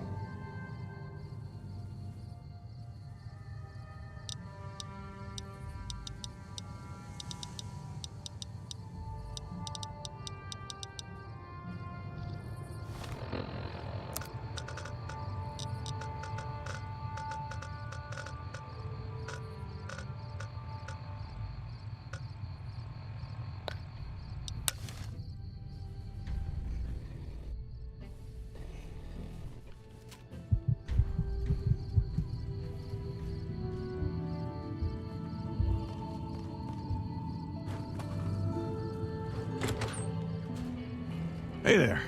In from out of town, ain't you? Oh, I tend to my ranch. That's about it. Alice will tell you, I don't get out a whole lot. You must mean what's left of it. Somebody's been attacking our animals at night. We're down to less than half of what we had a few weeks back.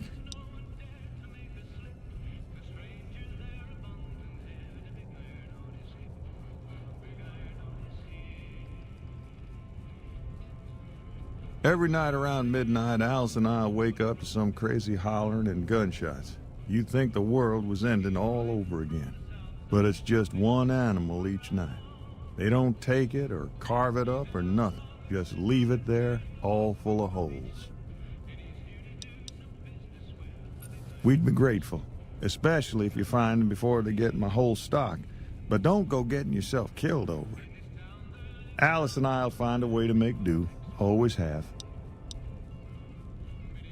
Beg your pardon, ma'am, but them two-headed beeves ain't worth getting shot over. Not to mention what would happen if half of what Nobark says is true. Best we can hope is that whoever's doing this will move on or get tired of it. I just hope it happens while we still got animals left.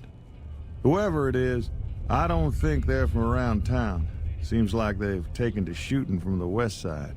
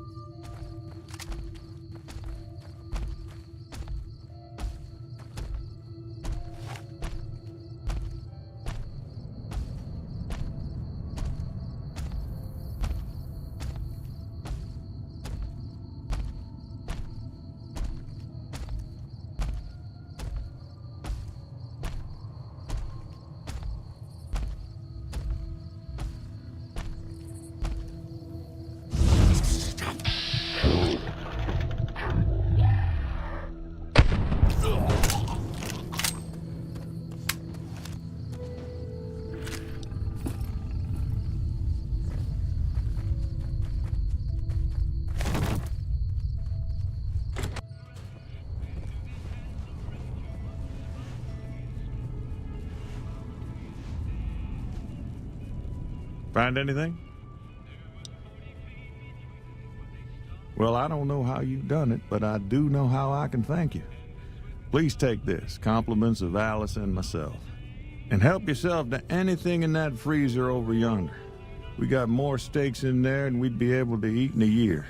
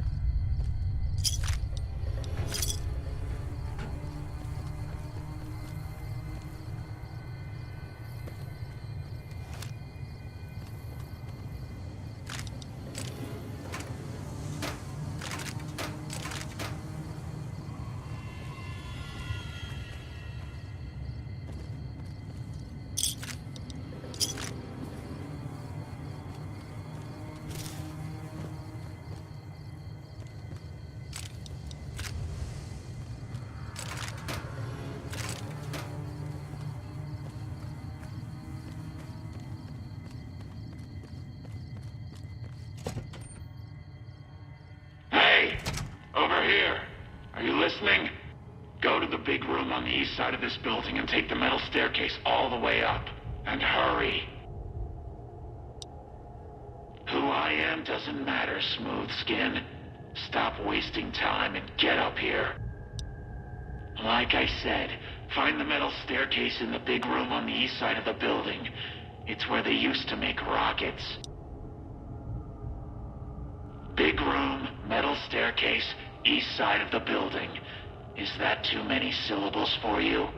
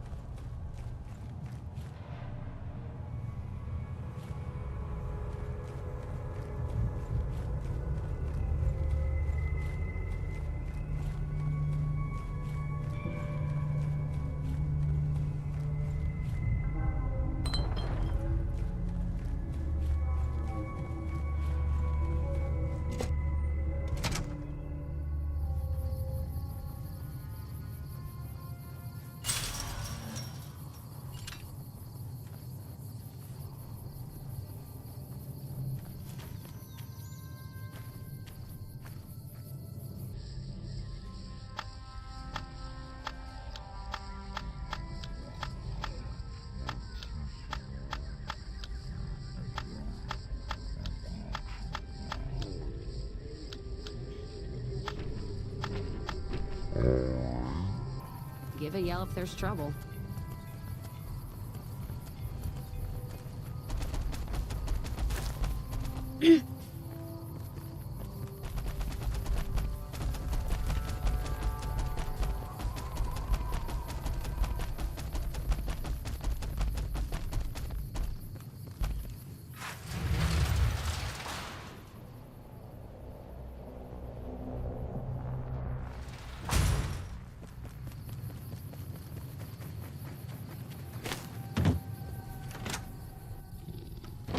Civilizing. Welcome back. I hear it's business as usual at the Gunrunners, as if nothing unusual happened. Excellent work. We'll be able to use the schematics you acquired to begin manufacturing our own weapons immediately. We'll provide some to you at a discount. Something has actually come up. A prospector recently came through here and spent a lot of caps on supplies. Closer inspection of these caps has revealed them to be brand new. This is a problem. The most likely source of these new caps is the old sarsaparilla bottling plant. Go there, locate the bottle cap press, and disable it. People have been counterfeiting bottle caps forever, but it's always been small scale. A bottle cap press is a whole other threat. We can't have anyone devaluing our currency by mass-producing new bottle caps. Certainly. Bottle caps do wear out or get damaged. Some people even insist on using bottle caps in explosive devices for some reason. We make it a point to scour pre-war bottling plants and recover or disable the bottle cap presses. Seems we missed one. Lots of little things. The paint on the label, the machining, the type of metal it's made from. I know there's counterfeit caps floating around, of course. Fortunately, they're very time-consuming to make, so the numbers are small. And we'll show what we can do for everyone else in these territories.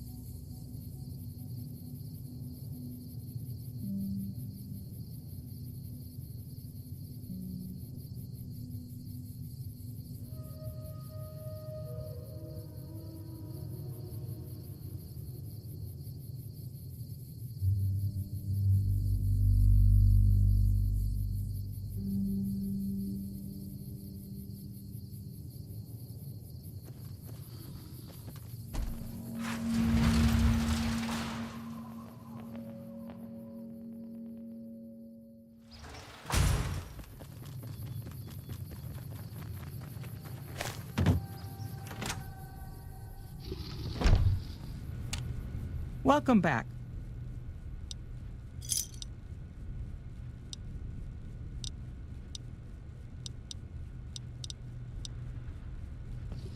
Morning.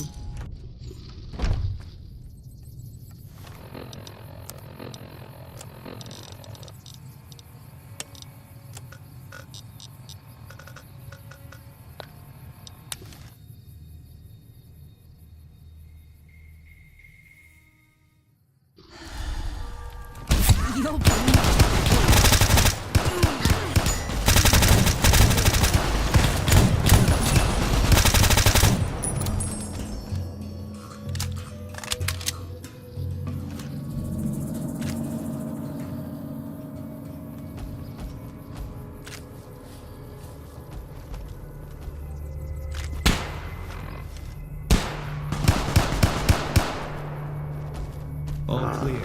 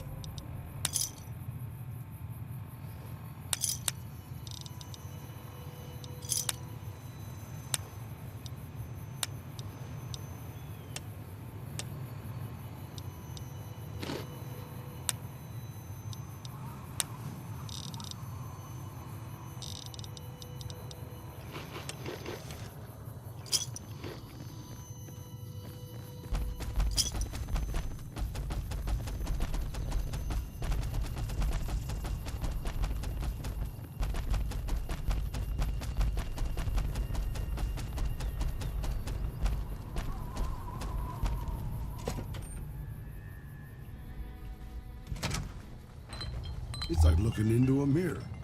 A tacky cowboy festoon mirror. Howdy, partner. Welcome to the headquarters of the Sunset Sarsaparilla Company. Wrangle up a stool and listen to old Festus jaw a while. If you and old Festus are old pals, say a command now. Otherwise, say, pleased to meet you. Or, new in town, partner? Well, let old Festus give you the lay of the land.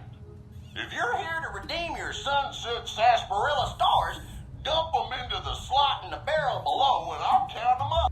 If you don't know what Sunset Sarsaparilla stars are and think old Festus is just shooting his mouth off, say star info. If you're here to challenge old Festus to a game of lucky horseshoes, say I feel lucky. Lastly, if you're here about the health advisory that aired on Channel 6 recently, say, silly old advisory.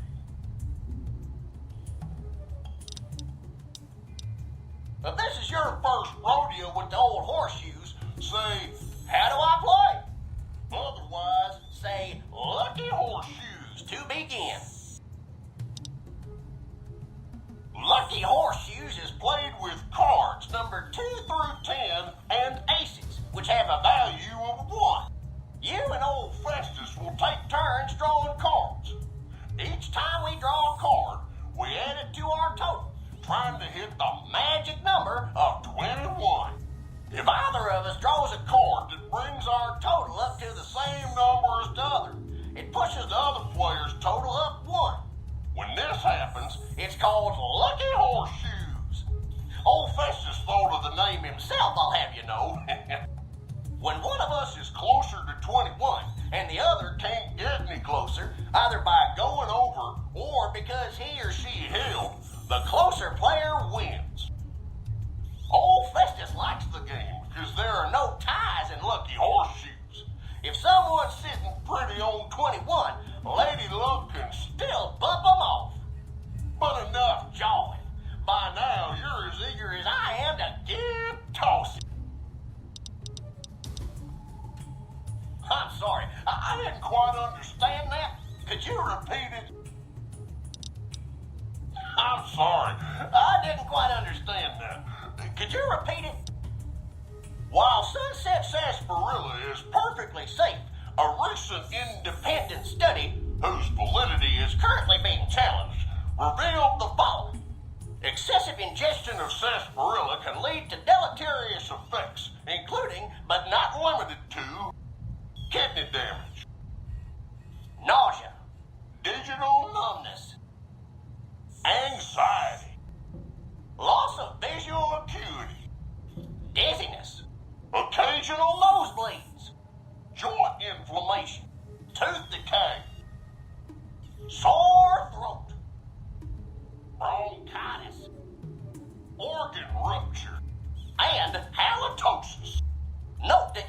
drink a heap of Sunset sarsaparilla to match the quantities used in the study.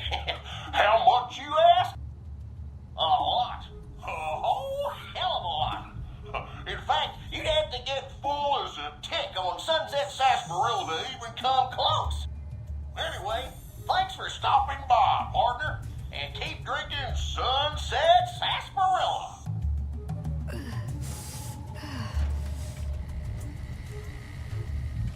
Welcome to the headquarters of the Sunset Sarsaparilla Company.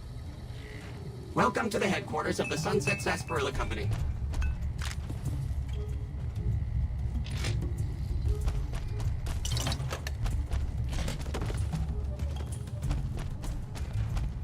Do not attempt to flee. Justice will be done.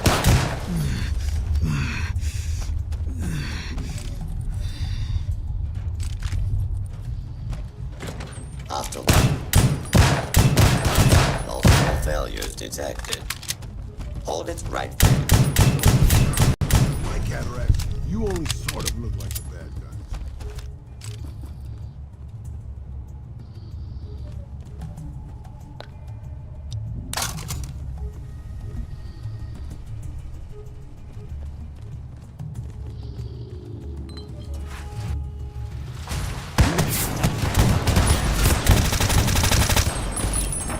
All clear.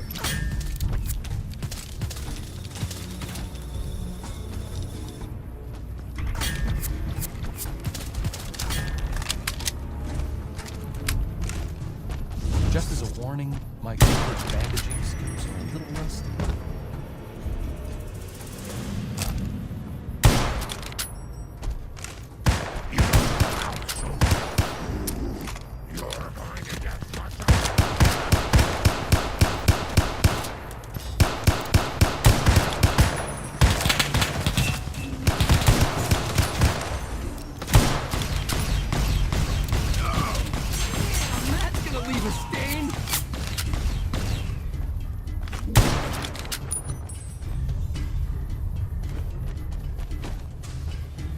Bad guys!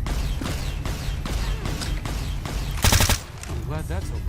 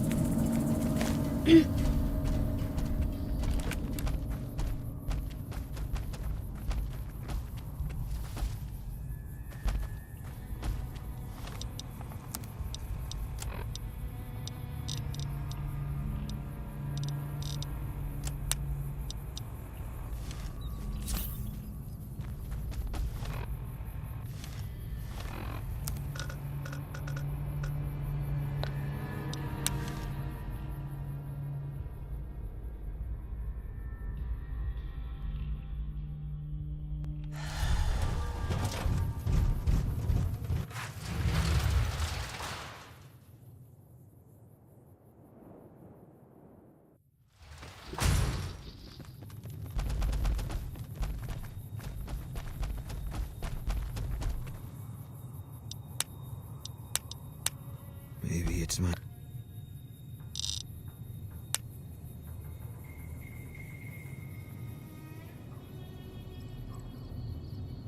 time.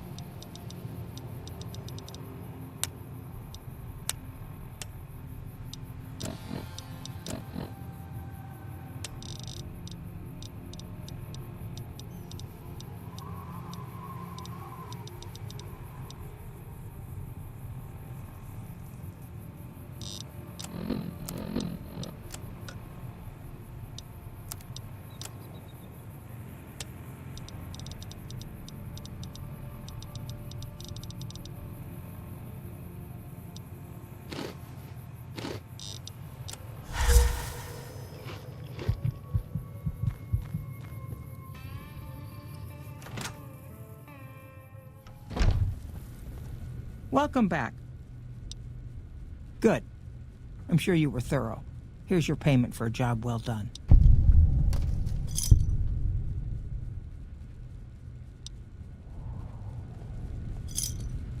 Welcome back. Hello there. Welcome. The name's Hosta. You know, hiring isn't really my department.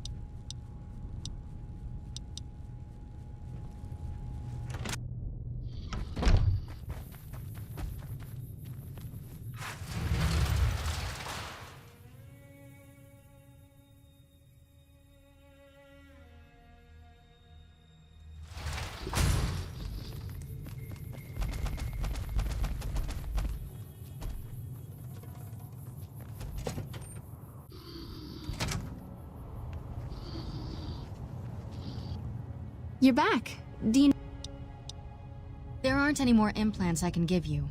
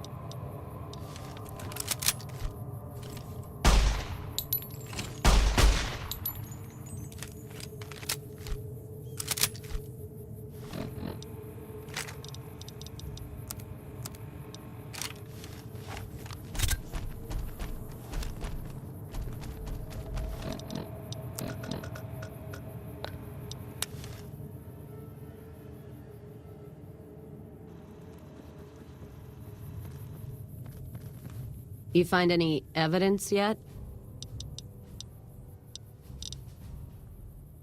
No shit. There it is. The blood, the motive, as clear as day. They must have penned these with snake venom. But we got it. Now what? Sure, this damns them, but only if someone listens. Well, Jackson and the Mojave outpost could get it to the folks in the west. I wouldn't trust anyone closer to the Colorado. And the Crimson Caravan and the Van Graffs have their heart back west. Not sure it'll do any good, though.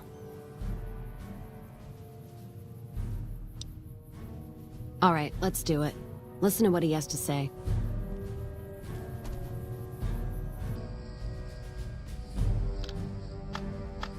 Let's hit the road.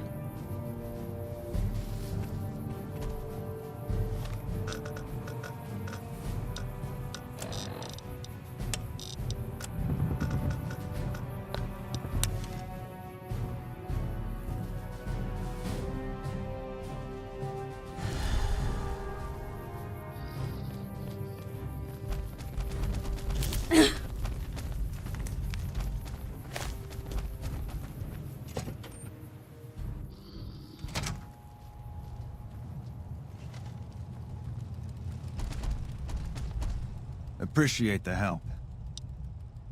What is it? Let me see. All right, this explains a lot of the lost caravans. I thought it was Legion work, but... I can, if you make me a promise. I need you to swear you won't take revenge on Gloria or Alice. If you do, then your case is over, and we can't see that justice is done. I know some things are hard to let go, but you and Miss Cassidy need to understand that. Hear me? That'll have to do. God, what a mess. People turning against each other when the Mojave's at risk of falling? If the Republic's sinkhole progress doesn't kill us, greed will. Thanks for bringing me this. I know revenge must have been tempting. For what it's worth, I appreciate you didn't shed any more blood. We need to save our strength for the Legion.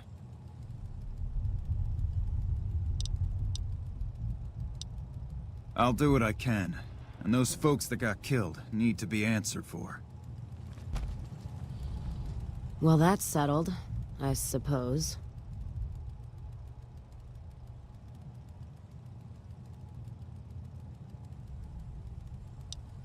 Feels... I don't know. I guess I feel relieved. I don't know what I feel. Wait, that's not true. I think the NCR back west, when riled, is going to be the worst enemy the Van Graffs and the Crimson Caravan ever had. They're all so mired in procedure and paper out there.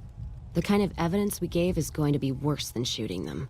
I think that settles accounts with me, and my men. That was some tricky political maneuvering, but worth it, even if it takes a few years.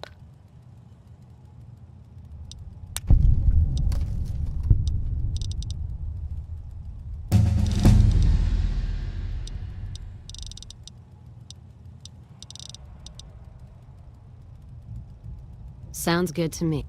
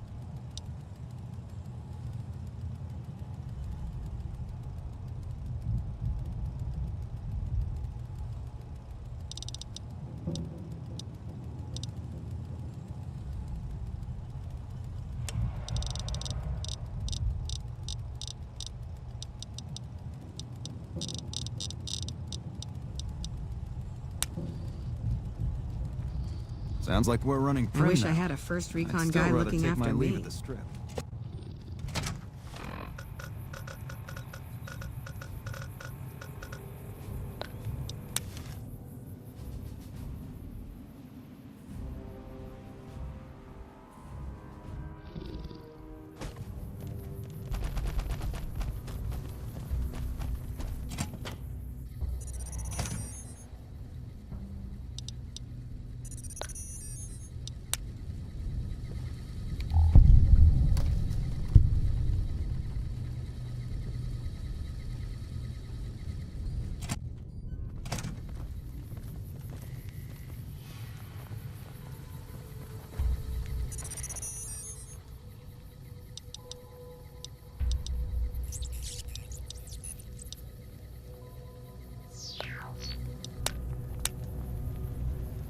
So, you talked to a big movie screen.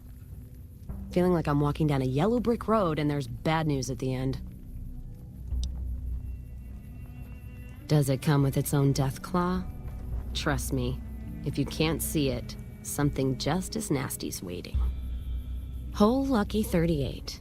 The idea that there's this casino in the middle of a town of people, and only you're ever let inside, feels like other places I've been. Something that isolated from everyday folks starts to take on a bad shine. Still looking for a place to pitch your tent? Inside the Lucky 30. Whoa, why are you leaning in all of a sudden? Let's deal. If you're sure. All right. Guess Vegas it is.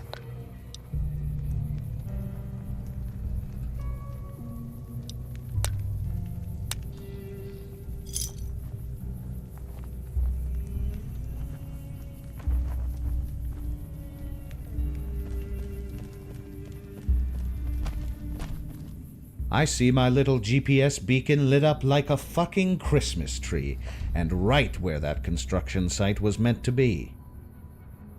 I've dispatched my man Eli to retrieve the lumber. Backbreaking work, no doubt. However he achieves this task, I don't much give a fuck. In the absence of any actual materials to work with, I've at least started renovations by boarding up the sole remaining window. Let it never be said that I'm unwilling to sweat over my own goddamn projects. No, really. If anyone implies such a thing, I'll put a bullet in their skull and think nothing of it. Now that's a fine attitude to take. The next step is to build up eager anticipation for the eventual grand opening. I've already gone about formulating a quick and dirty two-step plan that you'll be facilitating. Step 1. Accrue goodwill by performing a service for the greater Mojave community. Step 2. Enlist an unbiased third party to spread word of the soon-to-be thriving business right here in good old goddamn Prim. For the act of benevolence we'll be gifting the community, I've set my sights upon a murderous zombie lurking between Prim and the Mojave outpost. As near as I can tell, what with the dearth of information surrounding this ghoulish fuck, his name is Jimmy, and he's about 80% feral already. He mostly holes up in a cave some yards away from that rest stop down the road. When he emerges, he does so with axe in hand, flanked by ferals. Cutting his head off and asking for nothing in return could only serve to ingratiate the prospective clientele, surely. So, that's what we'll do. As for the second part, I've put together a little propaganda package, and I need you to deliver it to a traveling merchant named Jameson. He owes me a favor, and he's rather nomadic, meaning he can spread word of my business far and wide. So, kill the ghoul, then deliver this to him. He should be at the Mojave outpost, so it won't be much of a trek to reach him once you've killed that fucking zombie. So, adios, and I'll be busy counting your payment for when you make your speedy and triumphant return.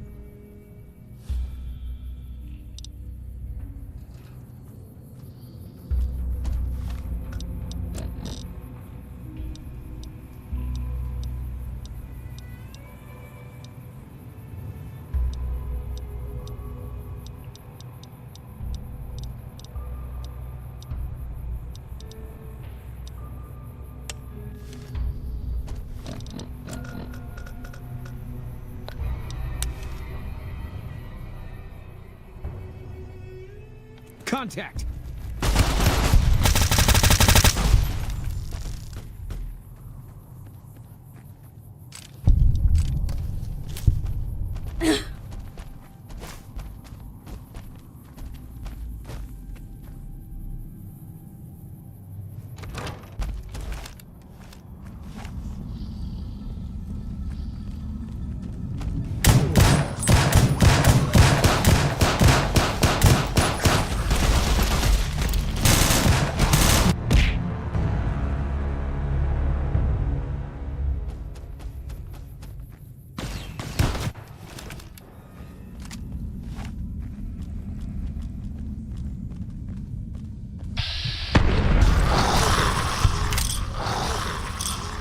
Looks like...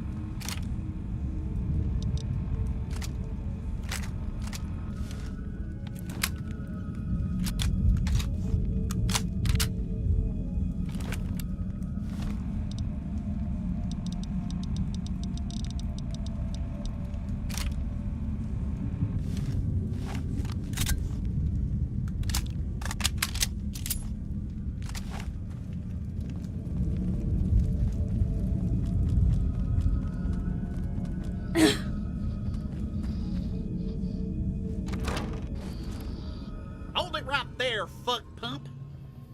Bet you thought you'd heard the end of the crate crew, huh? Well, you were wrong, loser. We don't ever forget someone who goes around putting their filthy hands on our goddamn crates. You're marked for death, mother humper. Any last words?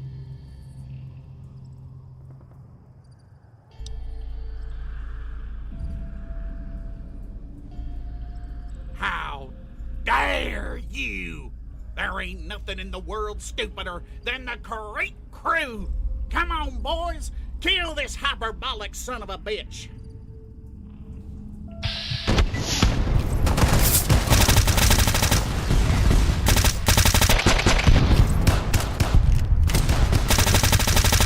I'm hit!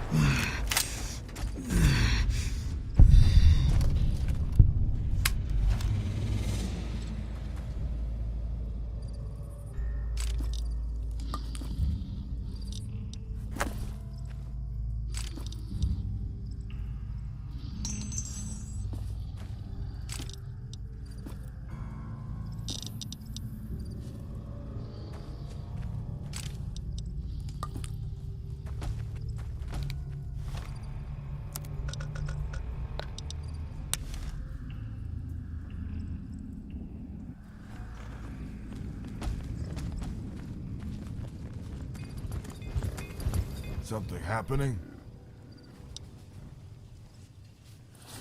Oh yeah, was wondering when I was going to get this. Hope you don't want me saying anything too goofy.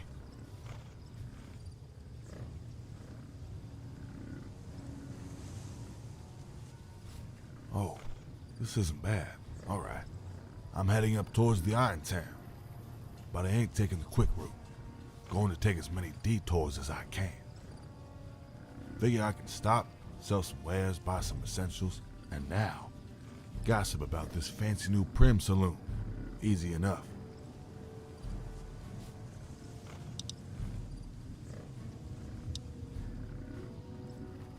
Sorry, ma'am.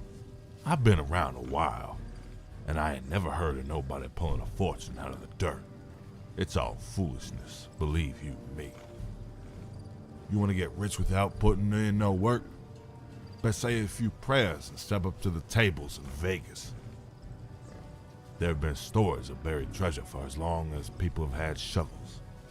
On the rare occasion they find something, it's old world trash. Trust me, you're better off not listening to that ignorant nonsense. Huh? Oh, Independent Township, a bit to the west and a lot to the north. Way I hear it, place is full of ore mines and old world factories. A lot of untapped old resources for enterprising folks, you know. Where it is, a bunch of NCR folks set up shop, working the mines and repairing the foundries. Struck by iron fever, the lot of them, I say. But there ain't no law to speak of up there, and they ain't got any ground fit for crops or livestock. They need food. Jameson got food. I might not be some starry-eyed fool wetting himself over old world metal, but it don't take no genius to see that that place will make a smart man rich. Well, he's an old friend of some of them bishop folk, back west around Reno. And the bishops, well, they're tight with the bureaucrats back in Shady. Basically, his buddies spoke to their buddies who spoke to their buddies, and it all ended with me getting some choice prices on goods from the hub. A lot of crap that won't do no good around civilized parts.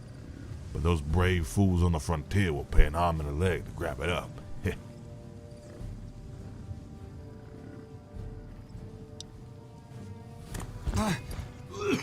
I could use a syringe of Med-X or 2. Or 8.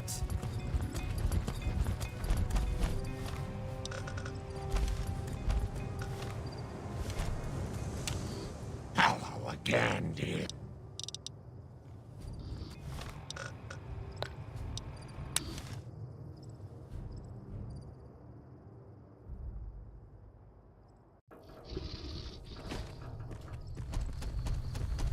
Yes?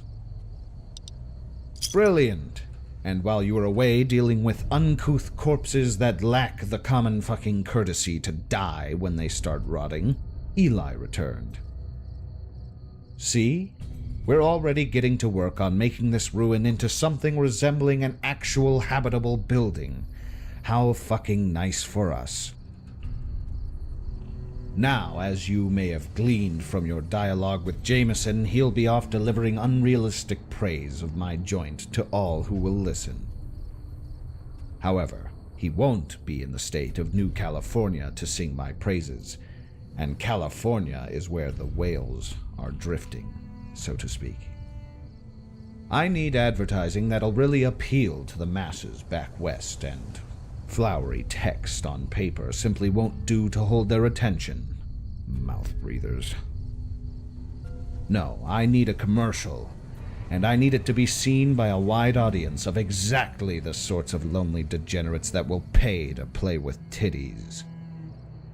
Oh, don't give me that fucking look. I won't be needing you to be doing anything in front of a camera.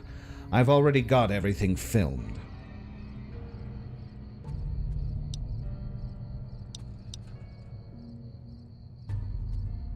Were this commercial an epic that would make Shakespeare weep up in heaven, assuming he's a movie fan, I would gladly cast you.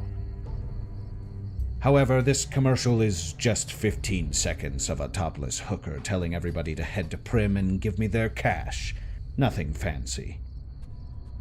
Not to suggest I won't be gleefully sticking film director onto my resume, because I absolutely fucking will. Well, see, I don't want to pay for distribution rights. I'd rather this lovely little advertisement simply find its way to the eyes of my audience.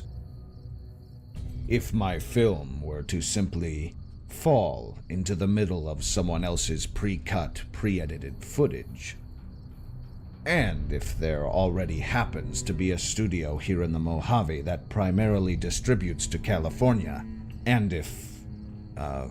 wait... Oh, fuck it. Vague euphemism isn't how I fucking speak. Look, there's a porno studio near North Vegas Square. I need you to go there, find something they're about to distribute, and stick this holotape somewhere in the middle. Easy. One caveat, though. Right now, we're being fraudulent cheapskates. When our act of espionage is discovered, nobody will care. They would care if our commercial came with a body count, so please avoid murdering the studio's security people. If you do, I'm docking your pay. Right, so here's the footage. Don't lose it if you'd be so kind. Off you go now. Remember, don't kill any of the guards.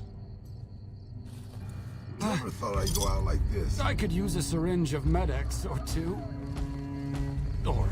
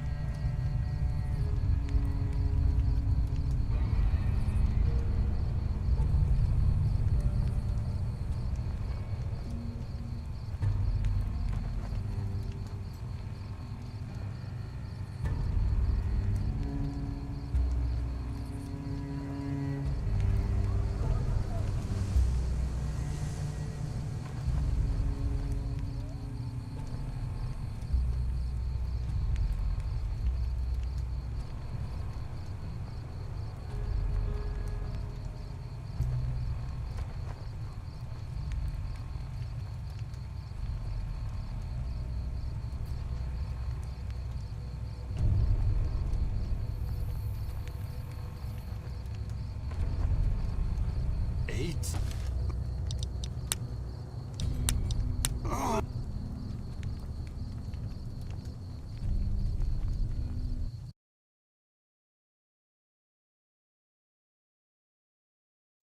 Blah.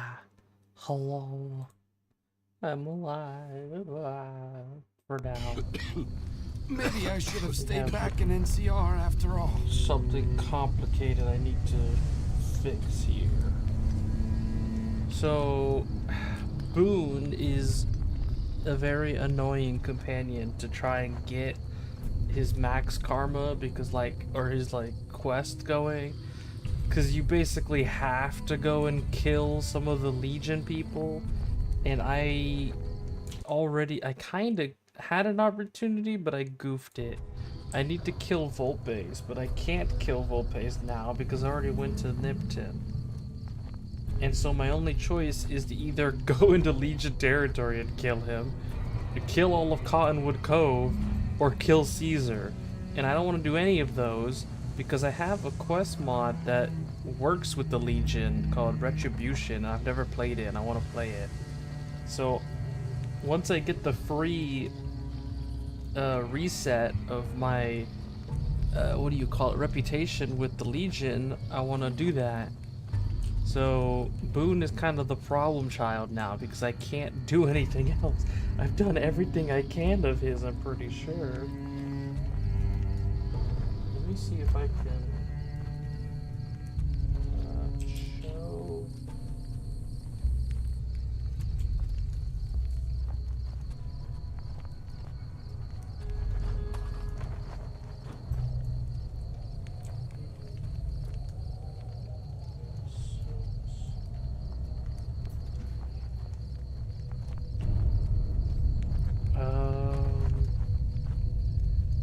Quest date, priority 50. I don't know how to read this.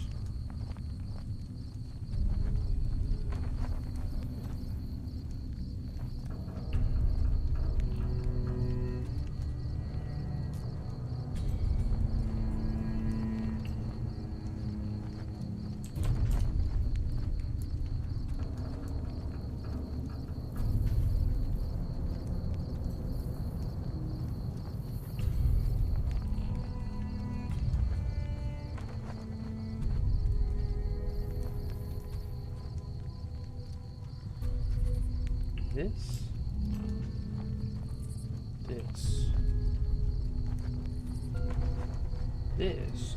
How the fuck do you type this? What the fuck?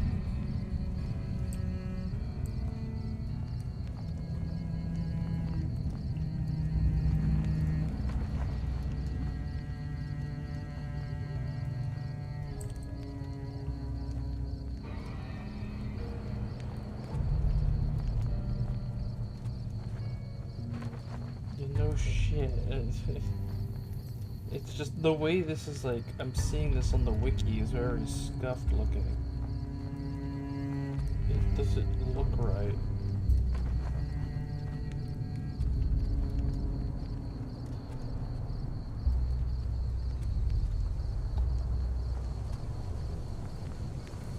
Third wife story.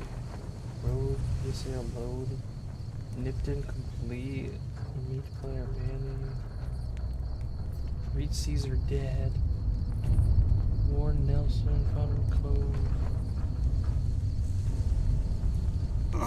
What is it?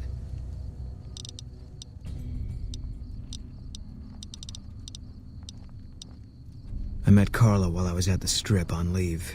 She said I looked lost. She talked a lot. Suited me fine. I never know what to say. And listening to her, it could make you forget. She stuck out pretty much everywhere we went. Like she was from a different time. A better time. I never met anyone like her.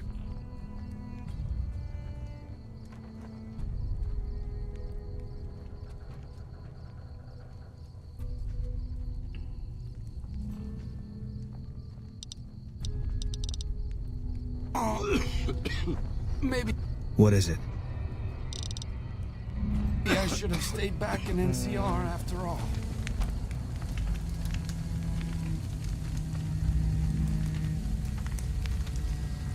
only thing I see that's left is, yeah, it's either kill everyone at Cottonwood Cove, maybe kill Aurelius of Phoenix. I don't think it would matter if I killed him. No, yeah, it would. He's the one I could turn in NCR tags to get Legion reputation. Shit. Hey. Yeah, I basically missed my opportunity by not leaving Volpes to kill at Nipton. If I had done that, if I were to go do that now, it would be perfect.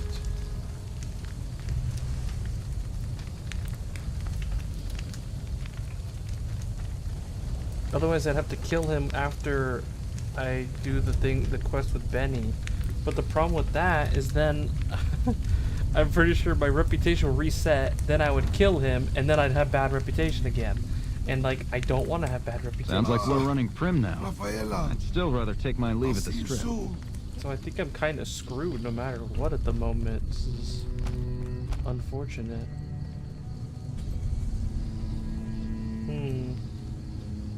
I think I'm just gonna have to like put off his quest. Either I have to put off his quest for a while until like later on, or I have to just console command it and get it done now.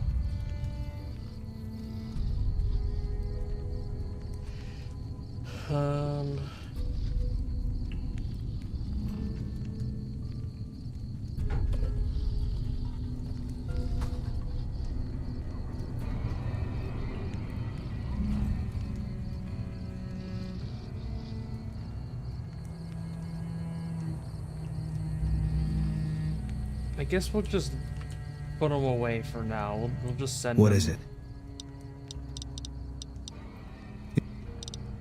We'll send him back to Novak for the moment. Alright. Guess I'll be around Novak for a while longer until I figure out what I want to do with myself.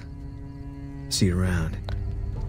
Cause yeah, I'm gonna have to like I guess what I'm probably gonna do, cause either way I plan to like turn against the Legion again eventually, but I want to do the Retribution quests because I've never done them, so maybe I'll just like hard focus into that, do all those quests.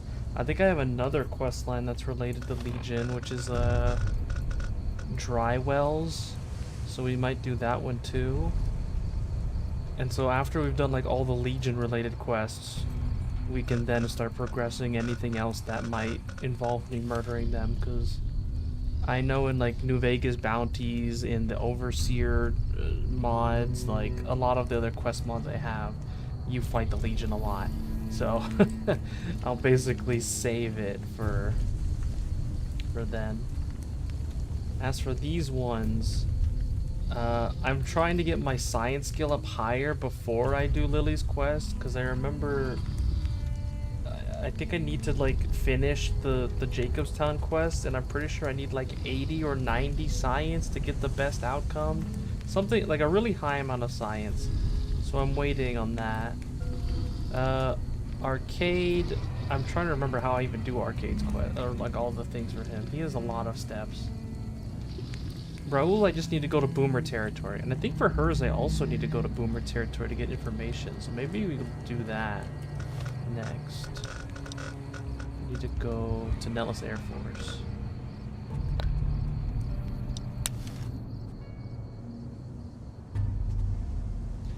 But yeah, I'm just trying to do their quests bit by bit. And just doing other stuff along the way.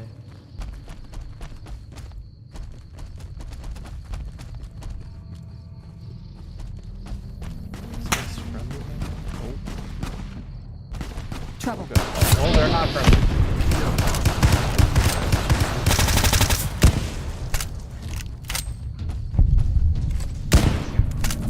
Oh right, I have boons, so I can't mark them.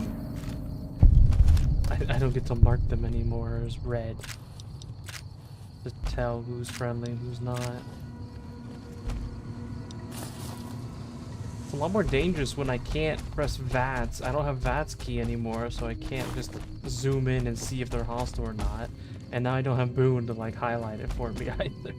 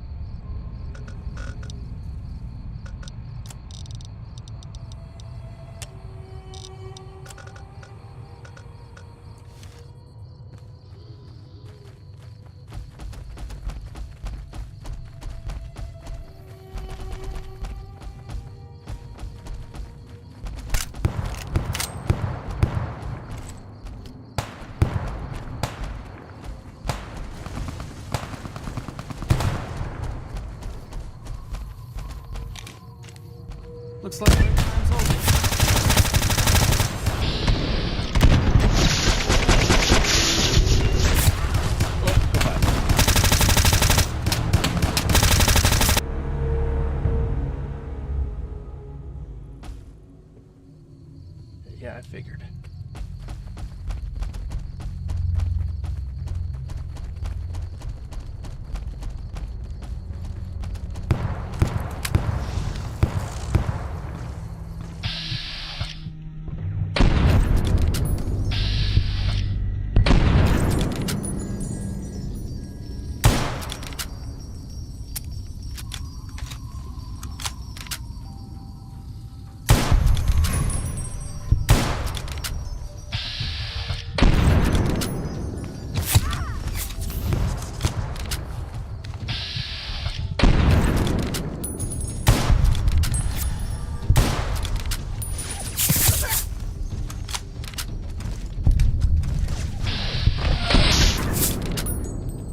Got my eyes peeled.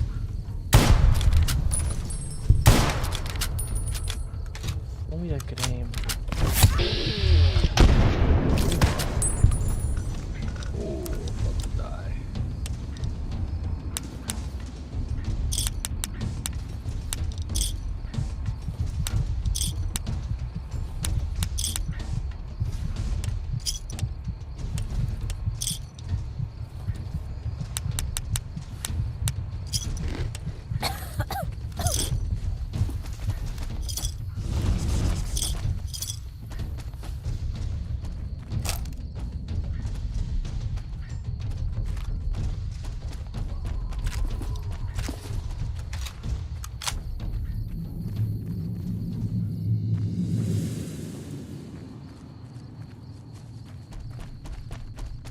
I'm not gonna let you get away.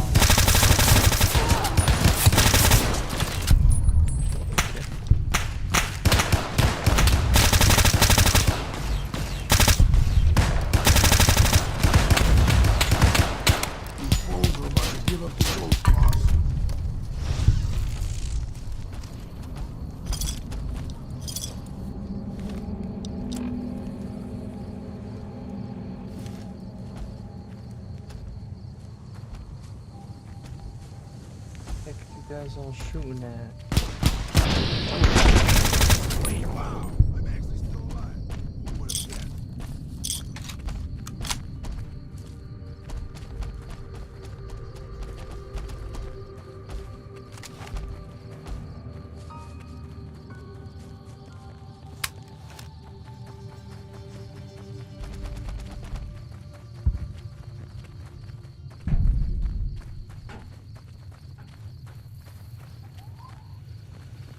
Be advised, visitors will be held responsible for the behavior of any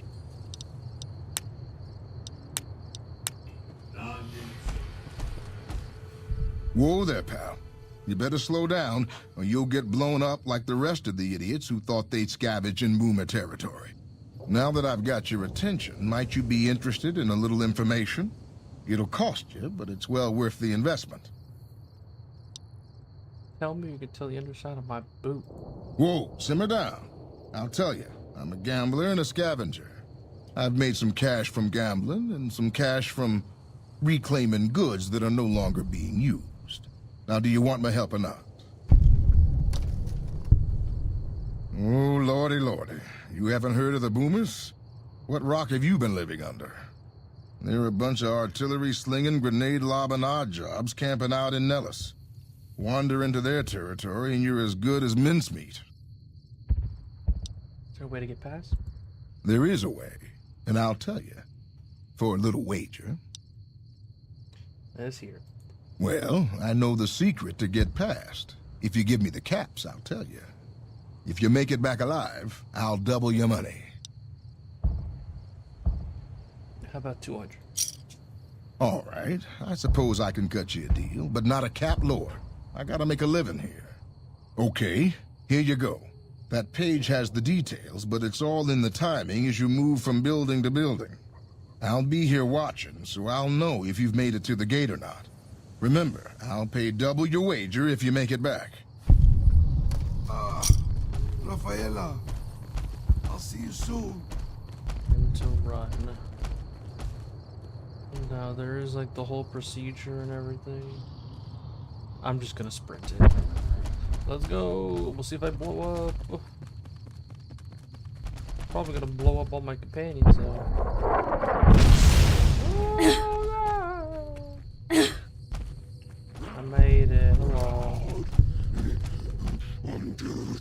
Hold it right there. Don't you move. How the hell did you survive that bombardment? I'm built different. Who's in charge? I'm not telling you a thing, savage. Move a muscle now and I'll blow you to pieces. They come here to attack you. Then just stay where you are. Raquel will be here any second. I'll take this from here. I'm Raquel, Master-at-Arms for the Nellis homeland. Mother Pearl, our eldest, wishes to speak to you. I'm gonna have to talk to, like, literally everybody in the world for here, so I'm gonna go back to quiet now. Because we have lots of... We're gonna have to do this whole quest line, I think, or at least a good chunk of it. We'll see what happens. I don't know. I don't remember how far I have to go for Raul to accept it, or if I just talk to Loyal. We'll see. But yeah, here we go. I oversee the security of the Nellis homeland, from the coordination of its defense to the training and fitness of its population. I wasn't the one firing the howitzers. If you want to see how good I am at killing savages, I can show you. Or you can accept Mother Pearl's invitation. It's your choice. As I said, she is our eldest. Mother Pearl has lived at Nellis from the start, and has the wisdom of her age. She said that this day would come, and that any savage to reach our gate should be brought to her. Follow close, and mind your behavior. Welcome, child. Took your sweet time getting here, didn't you? I've been waiting a good 5 years for an outsider to come along and visit.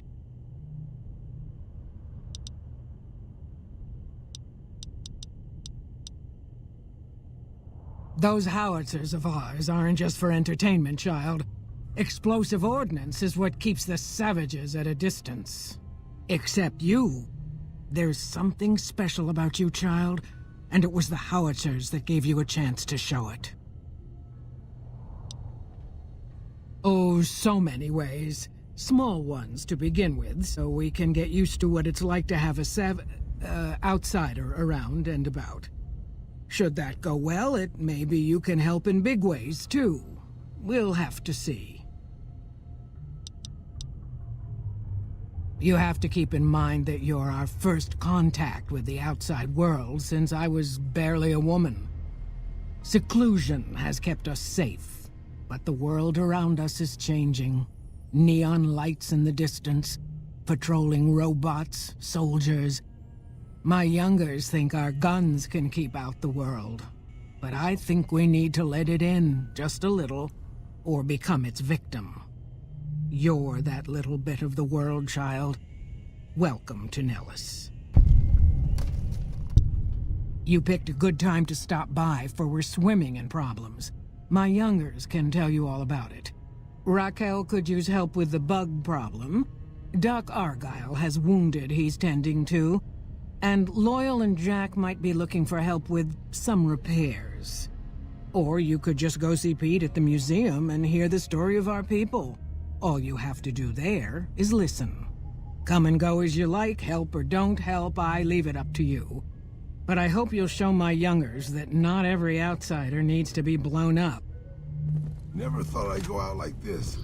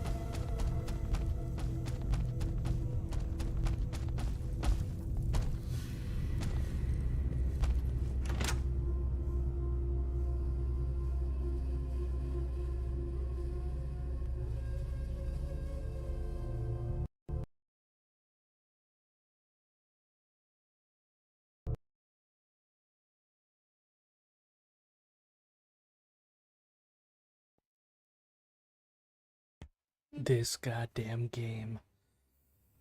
Actually, this reminds me, I was gonna re-enable something with the Pip-Boy. What was it? Is it counters?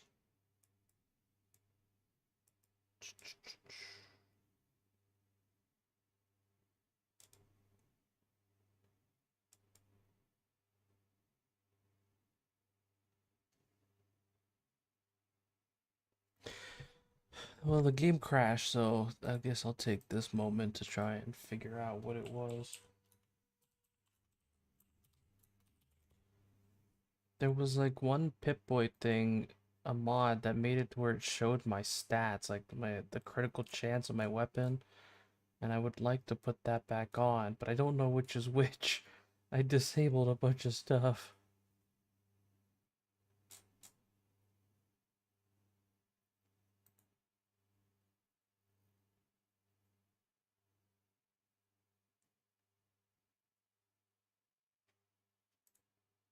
I think it might be this one, stats and some perks. You would think it's that one.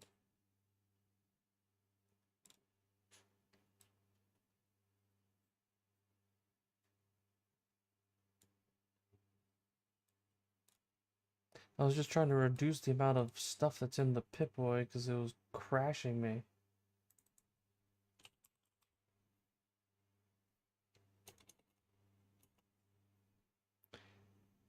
And I still crash, but at least I haven't been crashing from opening the Pip-Boy so far, ever since I disabled all those things.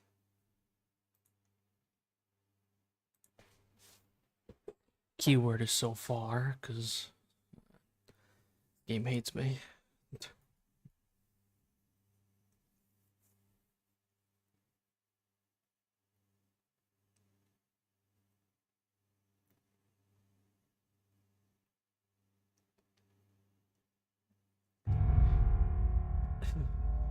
Alright, here we go again.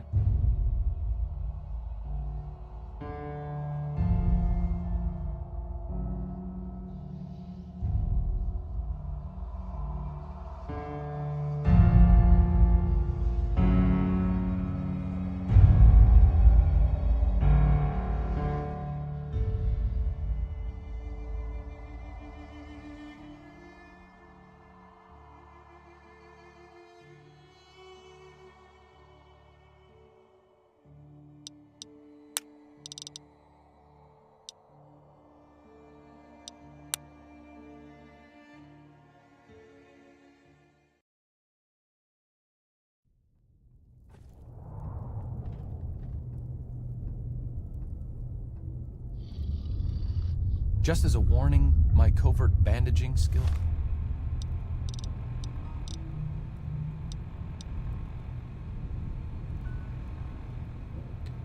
It was not that thing called stats.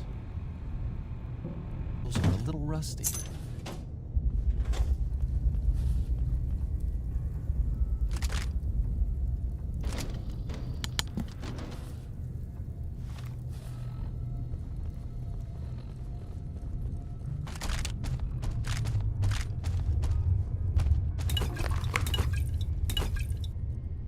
What a shame.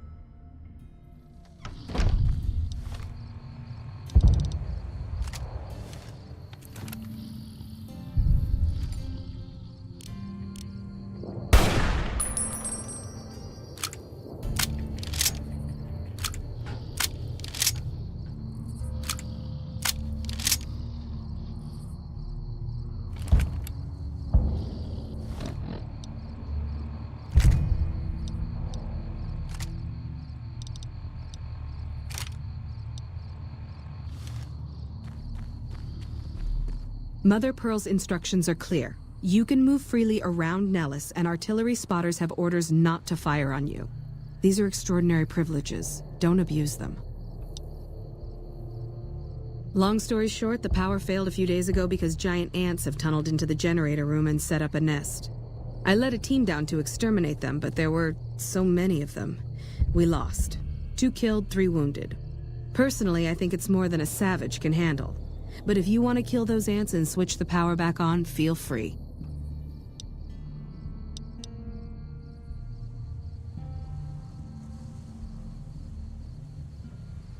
Don't get my hopes up. One other thing. The ants must be eating gunpowder from the munitions down there, or something. They exploded when hit by a flamethrower. One of us was using a laser pistol. Same thing. Bullets seem okay, just don't hit the artillery shells. Loyal's been working on some kind of weapon to use against them. Maybe you should check with him.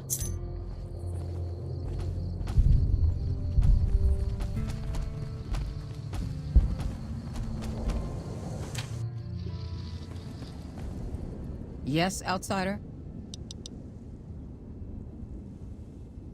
Few children are, especially when they're born during a relatively safe time in our history. Our children are protected from the outside world, but they're not ignorant of the dangers it holds. Our children are protected from the outside. I agree. That's why we do everything we can to teach the children from birth to defend themselves and serve the tribe. Yes, outsider? Really, outsider. I'm open to ideas.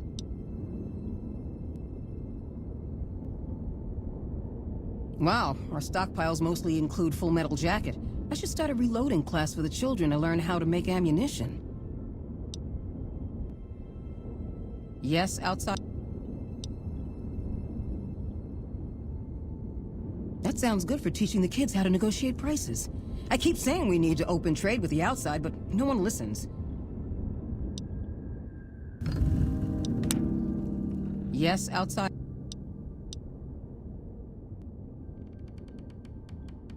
Hey, that's a great idea.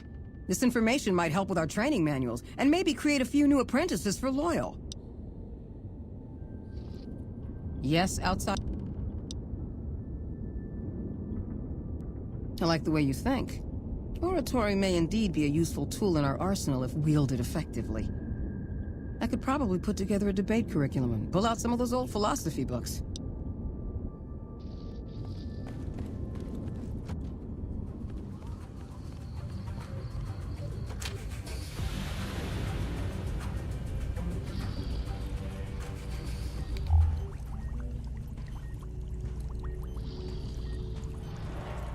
I know Mother Pearl is letting you wander Nellis as you please, outsider, but I have patients to tend to. I have 3 patients here who were gravely injured fighting those giant ants in the generator building a few days ago. I've stabilized their wounds, but they're in bad shape. Do you have medical training? If what you say is true, you can do us a world of good.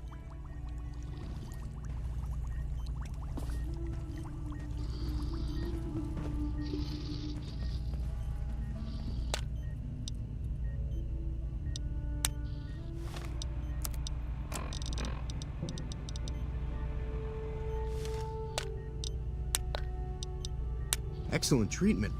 I hadn't thought... That was some fine doctoring. I could learn a thing or two. I thought that man was done for, but you brought him around. Yes, outsider? Those men owe you their lives. Seems we could learn a thing or two from you savages, when it comes to medicine at least. Hello, Scamp. Welcome. Also, it seems my corn texture is broken. Anyone else see that? When I get, like, away from it? What the heck? It seems kind of fine now, but, like, depending on the angle, it seems like... Hey. It was randomly, like, flickering. Oh, there it goes. What the heck? It's like only when I'm far away from it. That's weird.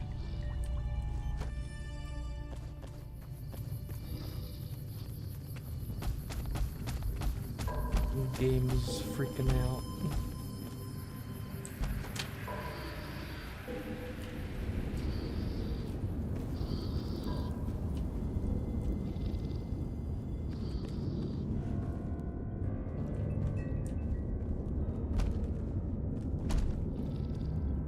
Alright, before I do this, I wanna try and fix what I broke.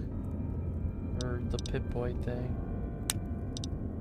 So I'll be right back. Give me a second while I try and look this up and figure out what it is that I was using, because I have no idea.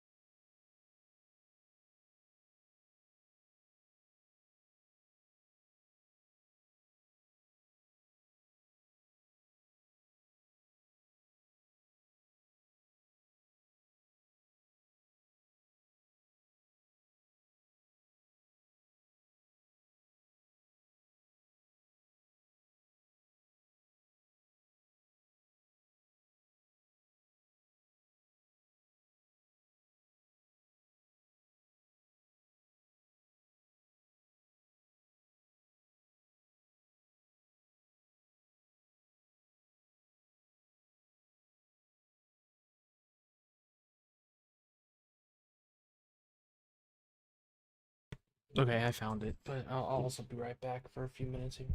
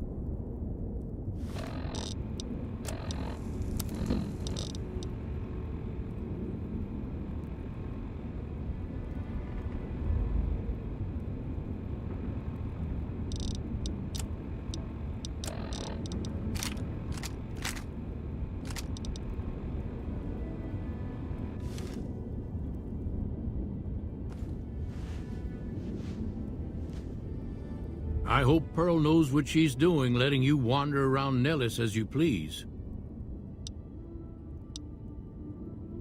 I started building a sonic emitter that might do the trick, but it's useless without knowing the exact frequency that would kill the ants.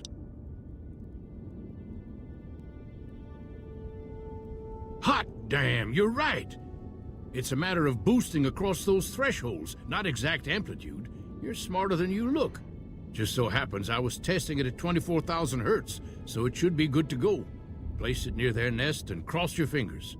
Signal's too high for people to hear, so no harm done. But it might make you feel sick to your stomach.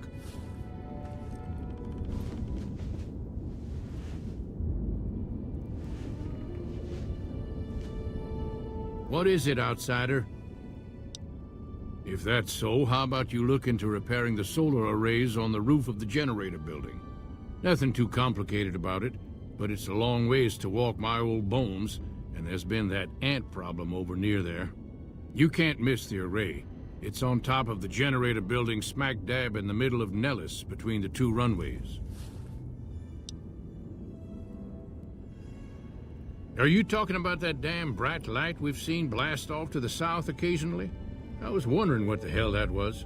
If they've got the parts, bring them on back. We need to get the array back up and charging.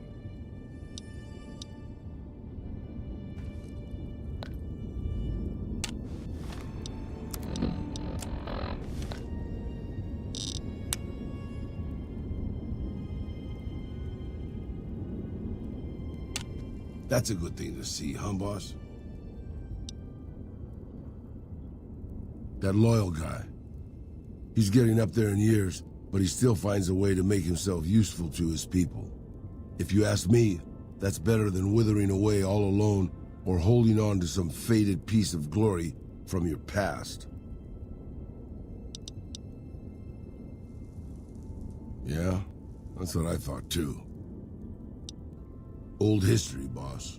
I left everything when I left Mexico. My home, my family, my name, even my face. I know it's surprising, boss, but I wasn't always just handsome.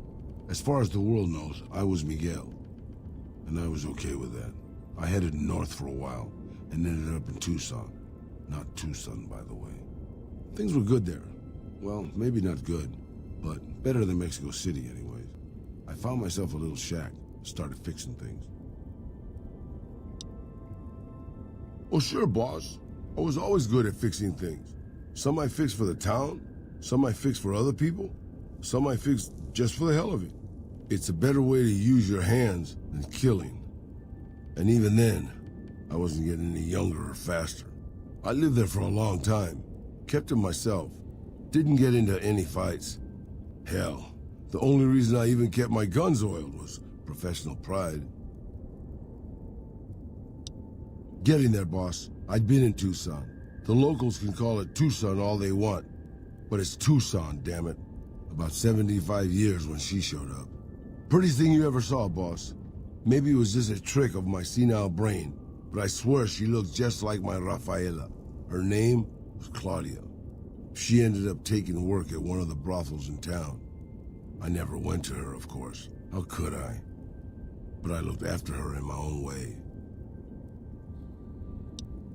This was a long time ago, before Caesar's Legion pacified Arizona and brought the raider tribes to heel.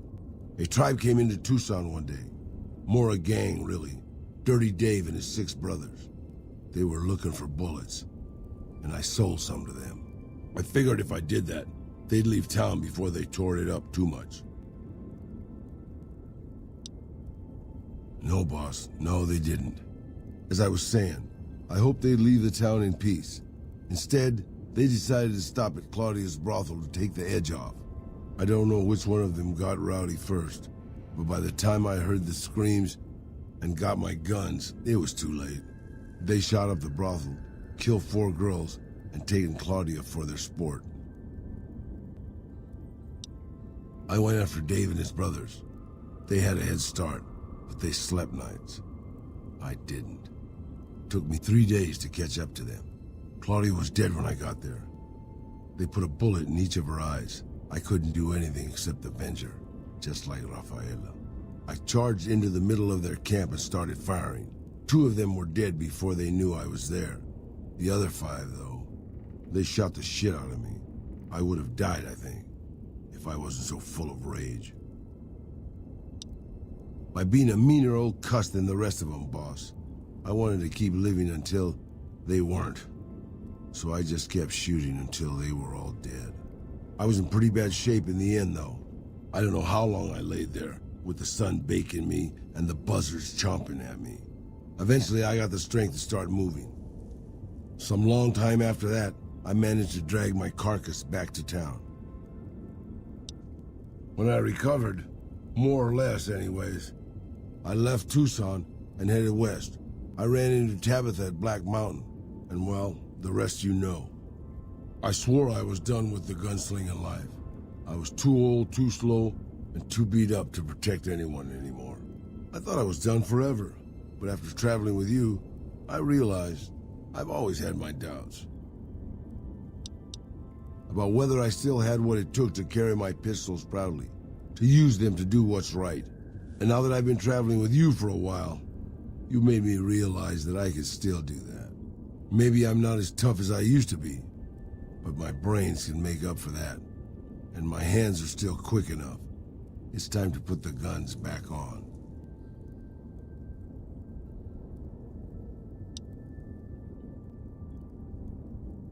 You can bet on that, boss. I've never seen a ghoul up close. Not sure I wanted to.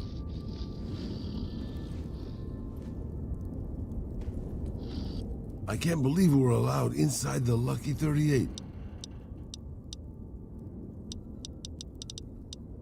I'm sure you'll be fair and equitable, boss.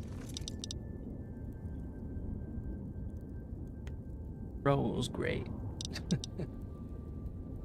The outfit's always so goofy. I think it's mainly just the hat.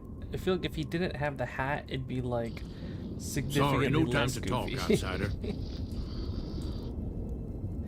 But the hat is definitely kind of silly looking for him.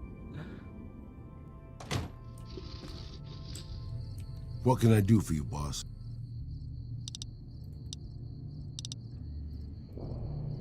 What can I do for you, boss?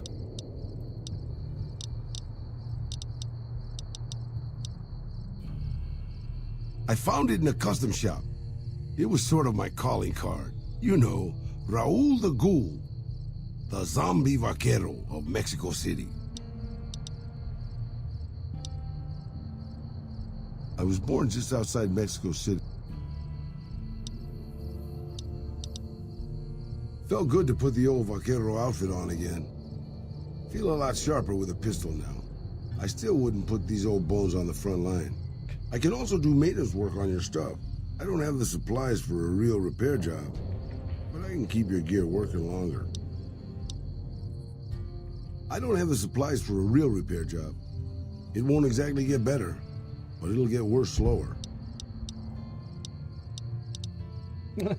Who are you again? Always happy to repeat myself for you, boss. Raul Alfonso Tejada, a.k.a. Old Miguel, former gunslinger, sole survivor of Hidalgo Ranch and ghost of Mexico City, at your service. I like how you can like keep asking him, who are you? Like after every chunk of his story, and then he'll just add on another tagline for every bit of the story he's told you. It's so silly. I don't know why they went through the trouble of all that. What can I do for you, boss? Alright, you can head on to Lucky 38. That's another companion done. Hey, as long as you're not asking me to go back to Black Mountain, I'm a happy old man.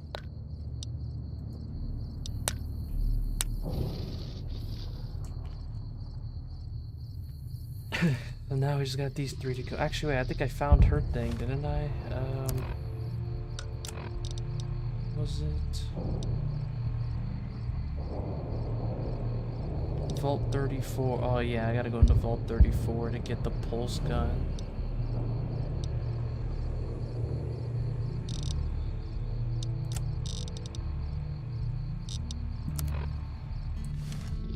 What'd you think of Mr. House? I was surprised he only had the 2 robot sex slaves.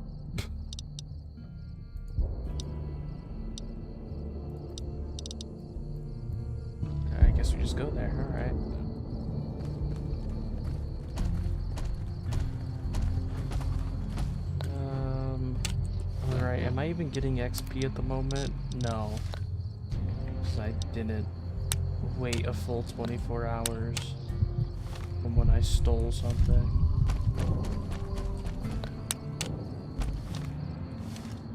Come on, how many times am I gonna wait? There we go.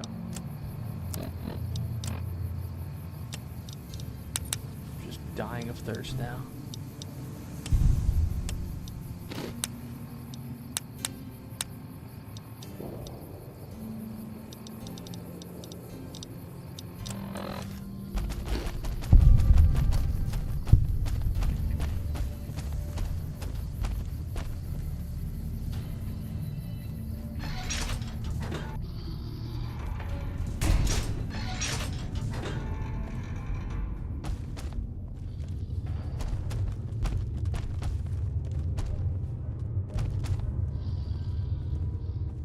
So you're the outsider.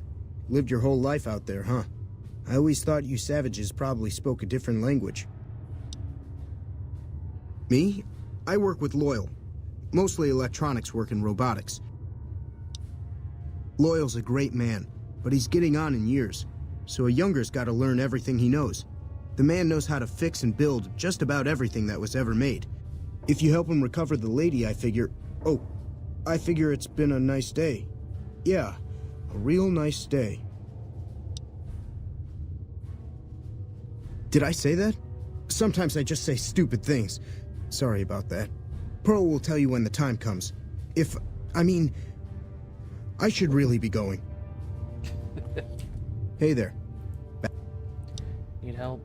What I could use is some scrap metal. It may not sound exciting, but around here we have to recycle every rivet and plate. The other thing, you being from the outside and all, well, I guess you'd call it a personal matter, but, well, forget it.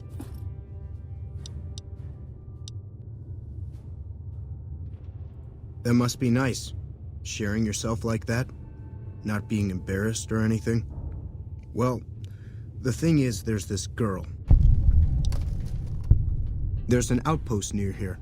The signs say, Crimson Caravan? It seems like they carry things to and fro for people out there. Well, every once in a while, I watch the outpost through one of the spotter's binoculars. And sometimes there's this girl there. This special girl. And sometimes it's like she's watching me back with her binoculars. Except she's probably just watching Nellis. I haven't tried waving. Oh, you can't miss her. She has short red hair and she's the most beautiful woman who ever lived. You'd really talk to her for me? What if she feels the same way? What if she comes here like you did? What if she gets blown up? What if she doesn't like me? Oh, geez. I better just let you handle it. I'm better with machines. They don't make my stomach queasy like this. That would be amazing. As in, I would thank you forever.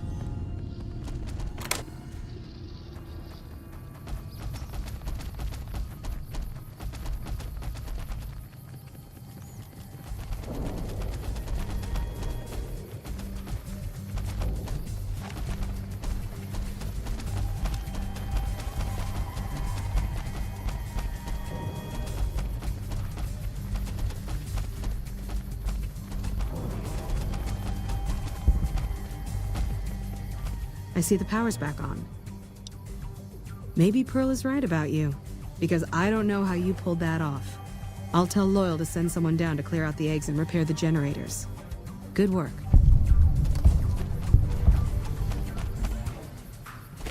Watch your step, sister.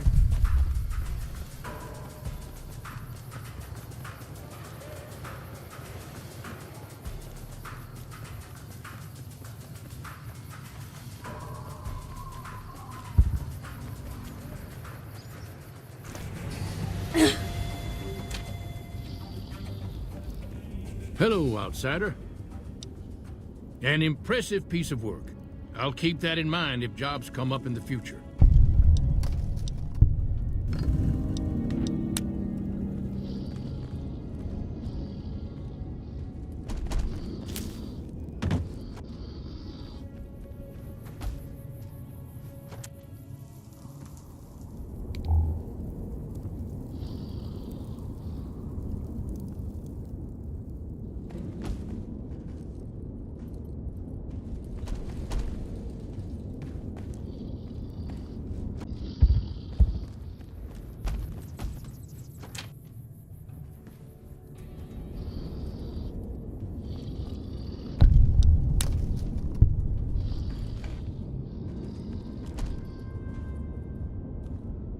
You're the outsider. Mother Pearl sent word that you'd be stopping by.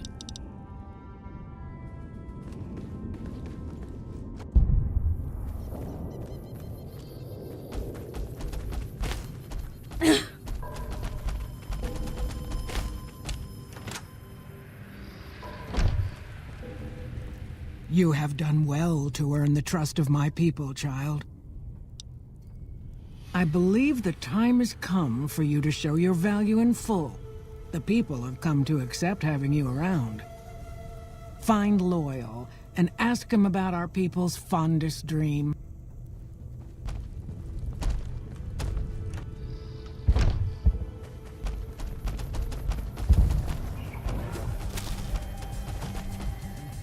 Pearl sent word saying it's all right to tell you about the lady in the water.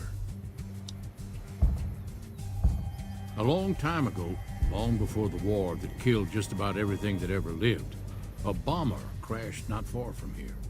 A bomber was a flying contraption that could drop explosives down on anything it flew over. This bomber crashed down in Lake Mead, pretty damn near intact.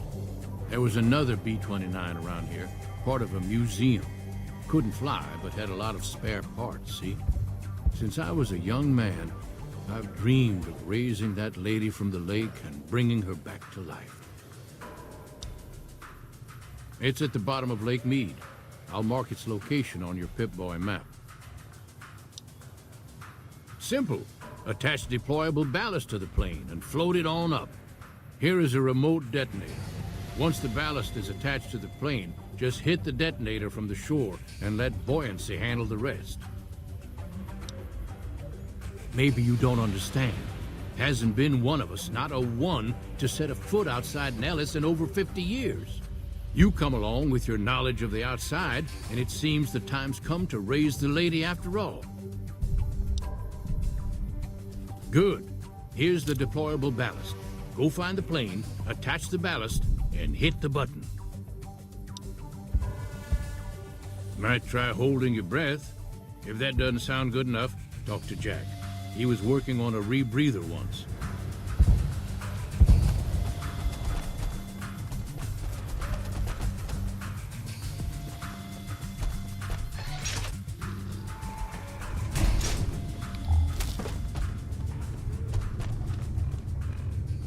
Have you seen her? I just need some parts from a pressure cooker to create a hermetic seal for the rebreather. That's a brilliant idea. I can put that together right now. Here you go, a new rebreather.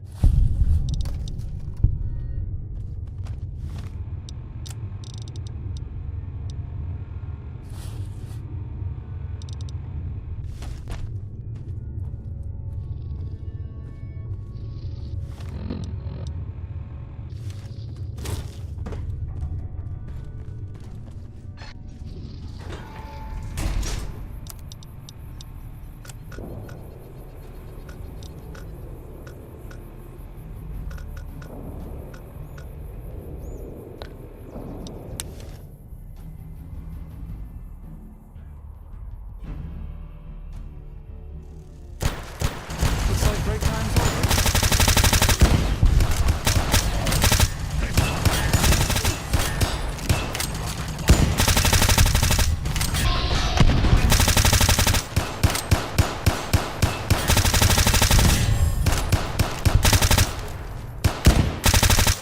Come on!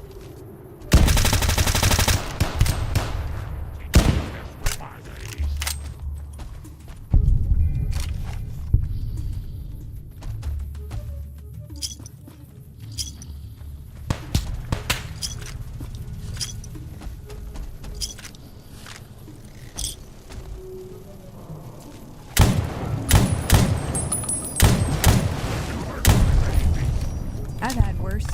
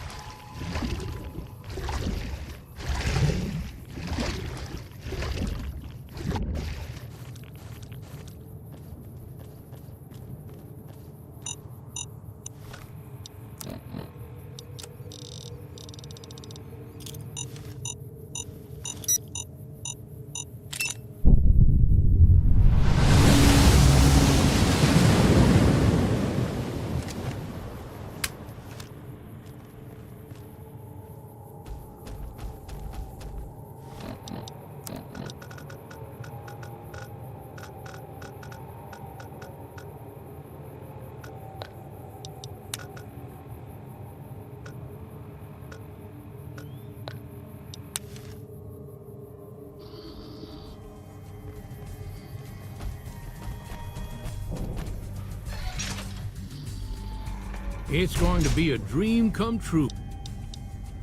That's tremendous. I'll transmit instructions to the robots to start packing up the plane to bring it back to Nellis. I just told you, the robots are going to handle it. They'll break the plane down into pieces and move it up from Colville Bay in one shot. Exactly. We'll be shelling an unoccupied location in outer Vegas to get their attention elsewhere. By the time they realize they aren't under attack, the plane and the bots will be long gone. The kids wish we were shelling a real target, but Pearl thinks it's wise not to start up a war just as the lady has risen. Hey, I'd better get rolling. Jack and I have a lot of work ahead of us.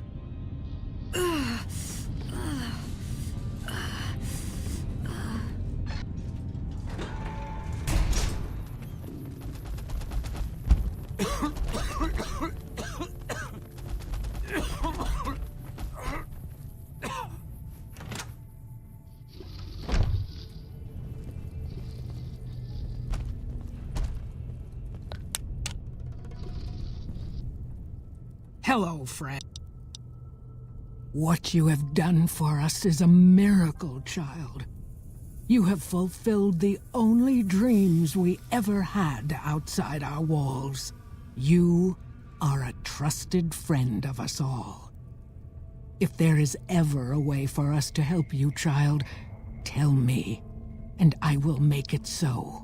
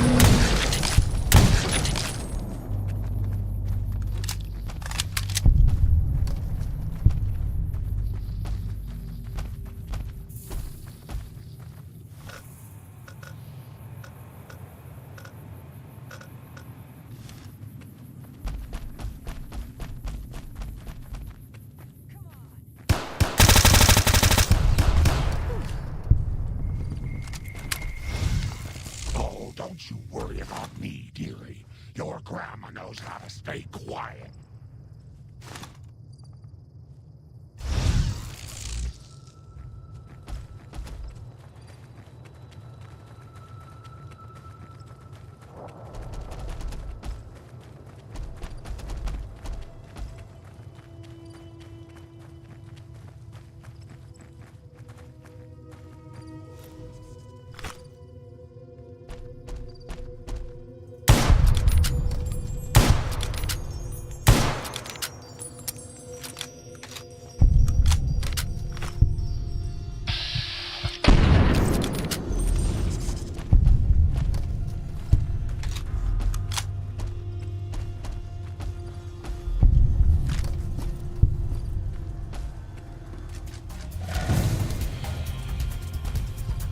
Gotcha.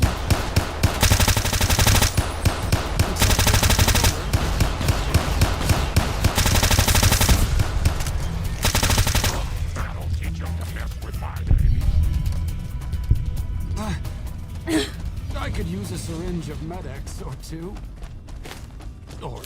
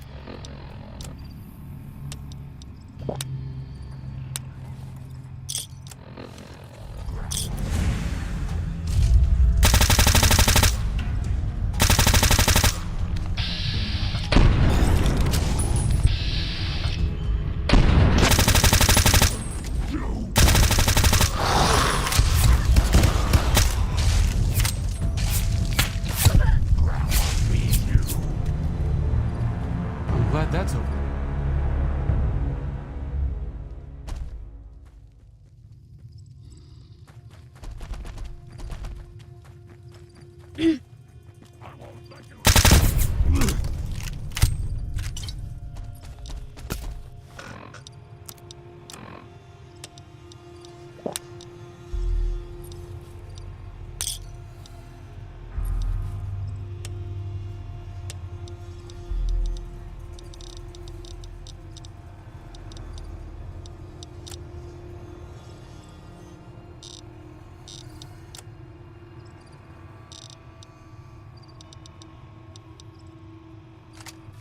I could use a syringe of Med-X or 2.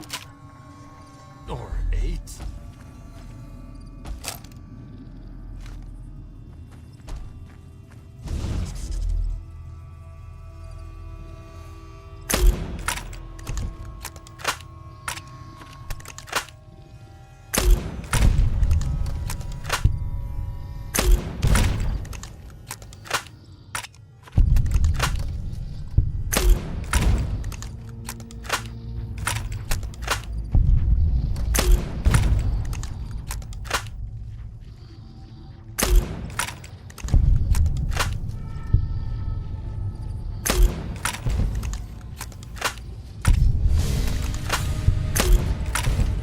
Uh-oh.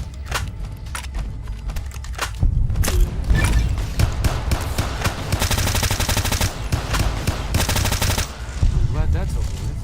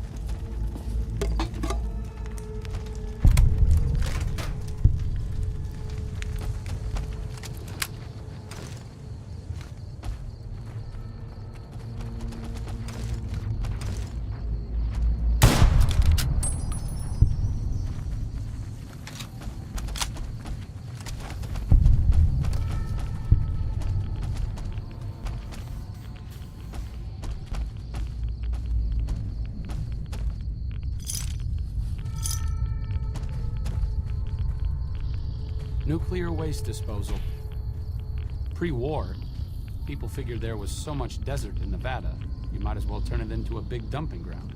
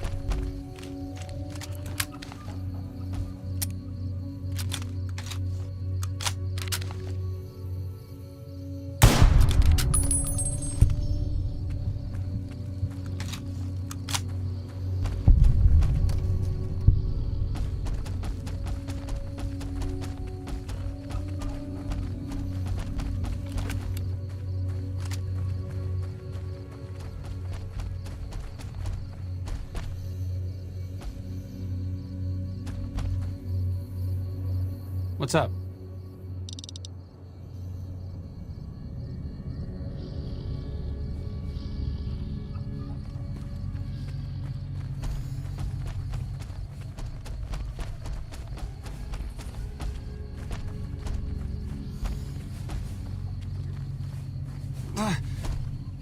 I could use a syringe of Med-X or two. Oh.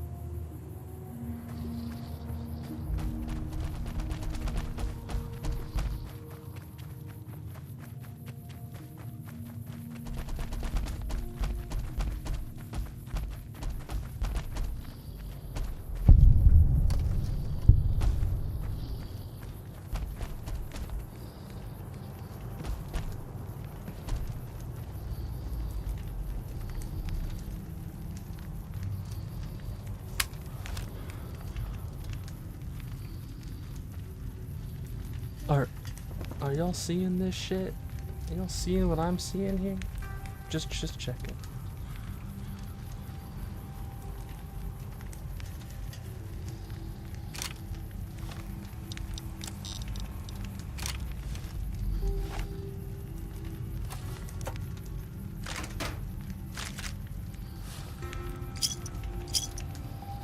Why do we always hurt the ones we care about the most?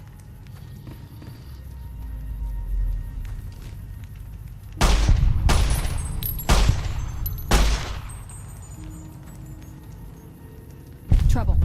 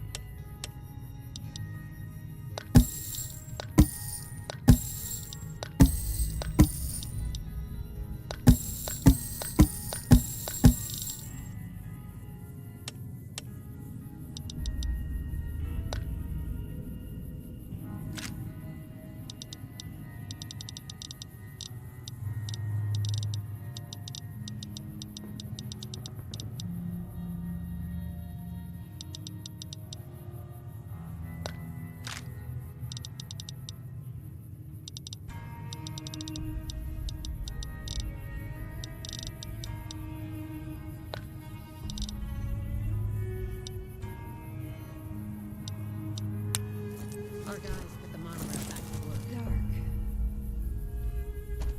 Howdy.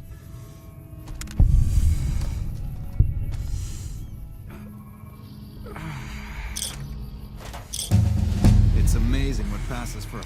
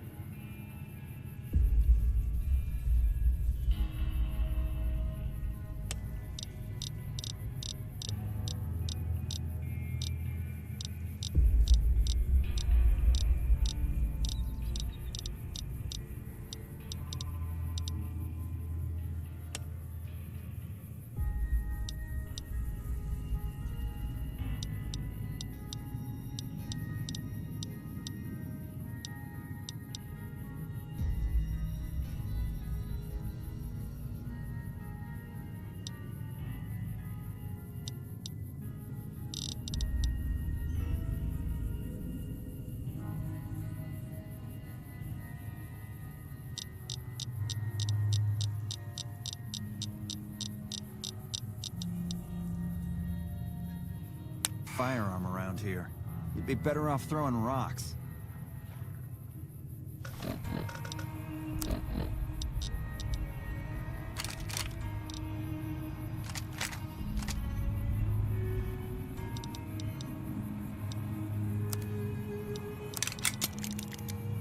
Hey, civilizing Prim will show what we can do for everyone else in these territories. Hey. Hello.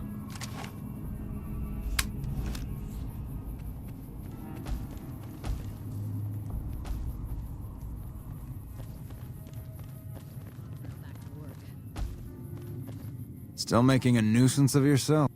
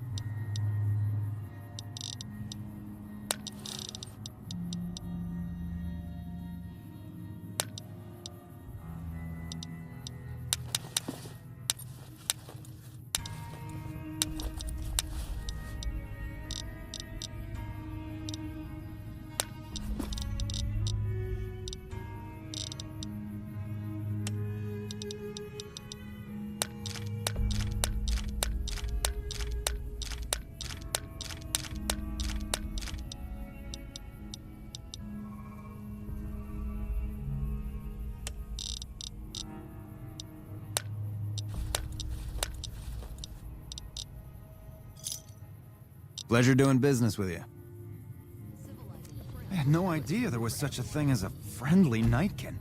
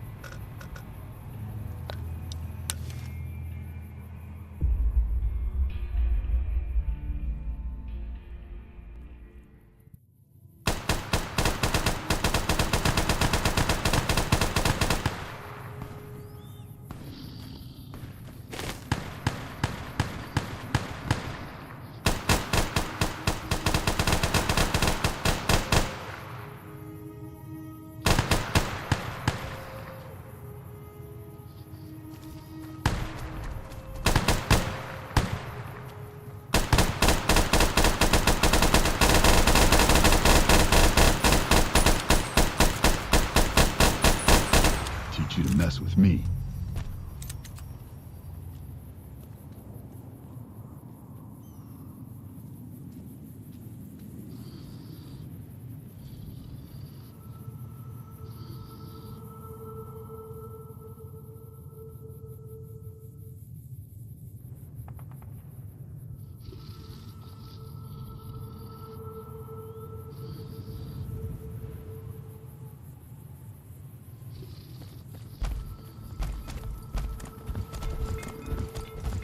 Hey there. Need anything?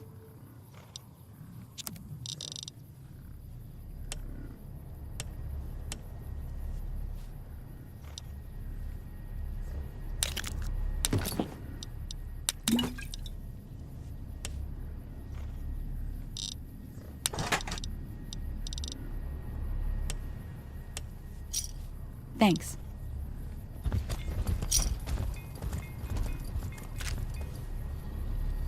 Hey there.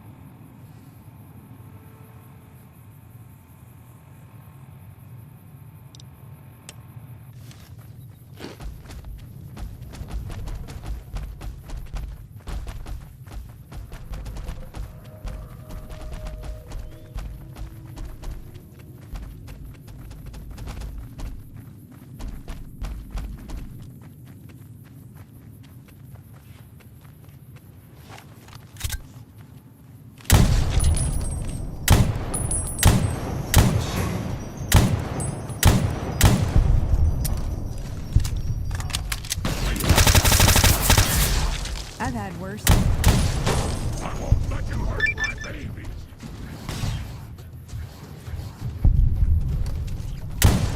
Theo won't be happy there's no one else to chop.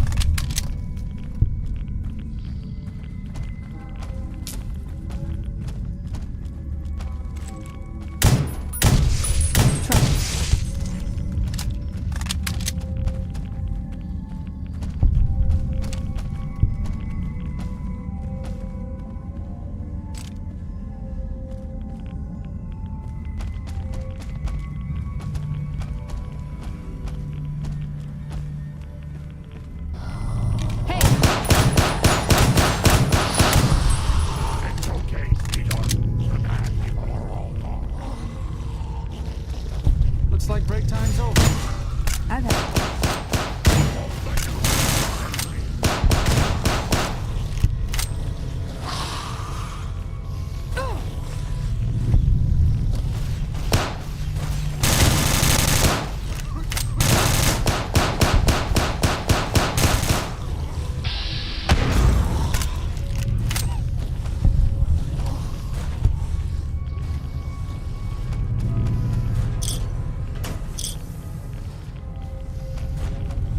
Here we go.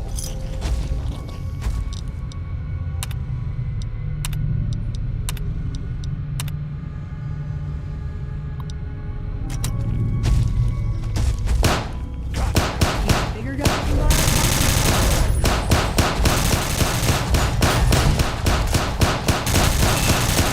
That's enough of that.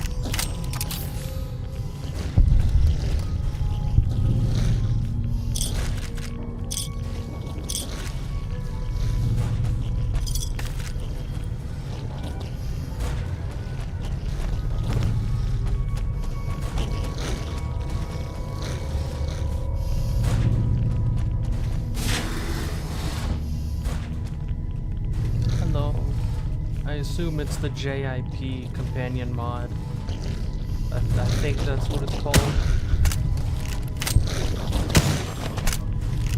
Get behind me, sweetheart.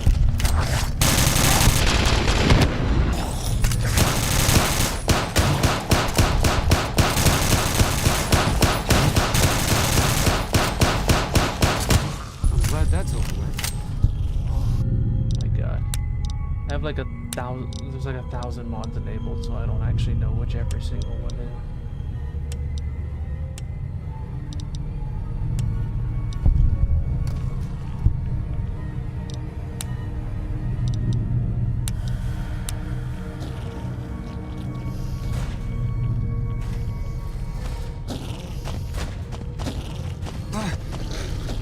I could use a syringe of Med-X or two.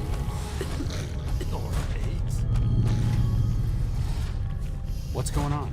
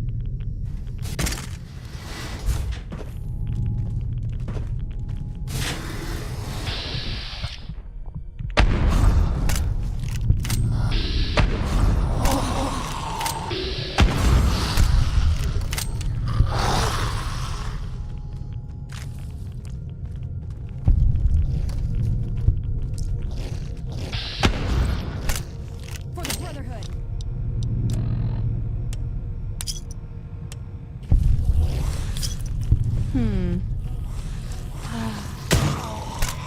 not doing Maybe so I well should have here. stayed back in NCR after all.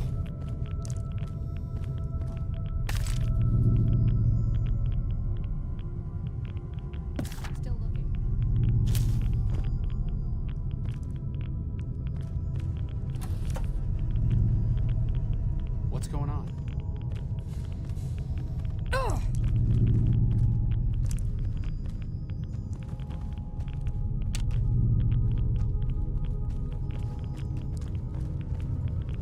What's going on?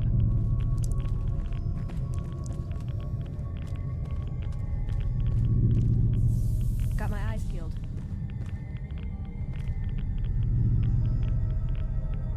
Got my eyes peeled.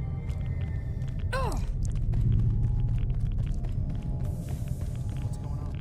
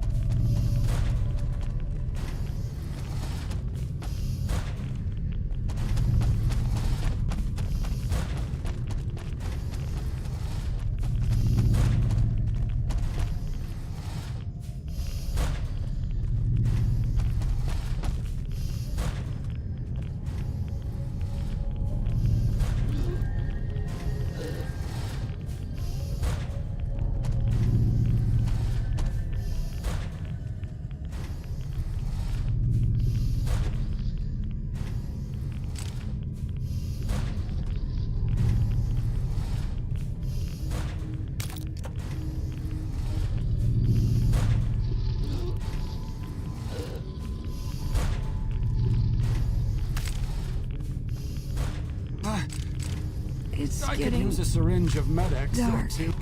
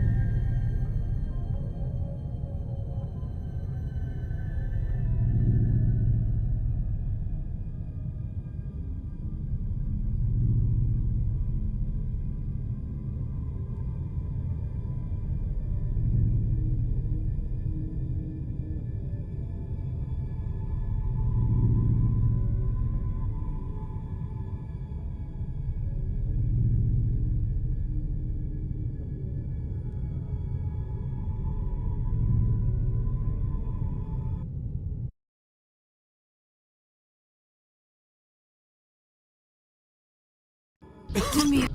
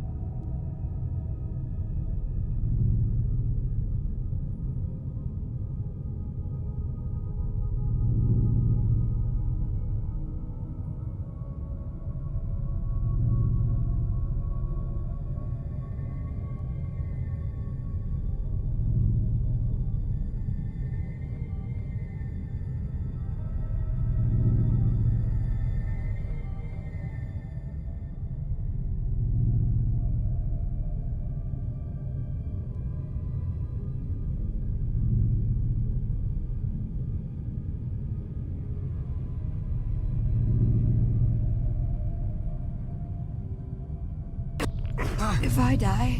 I could use a syringe of Med-X or two. Or 8.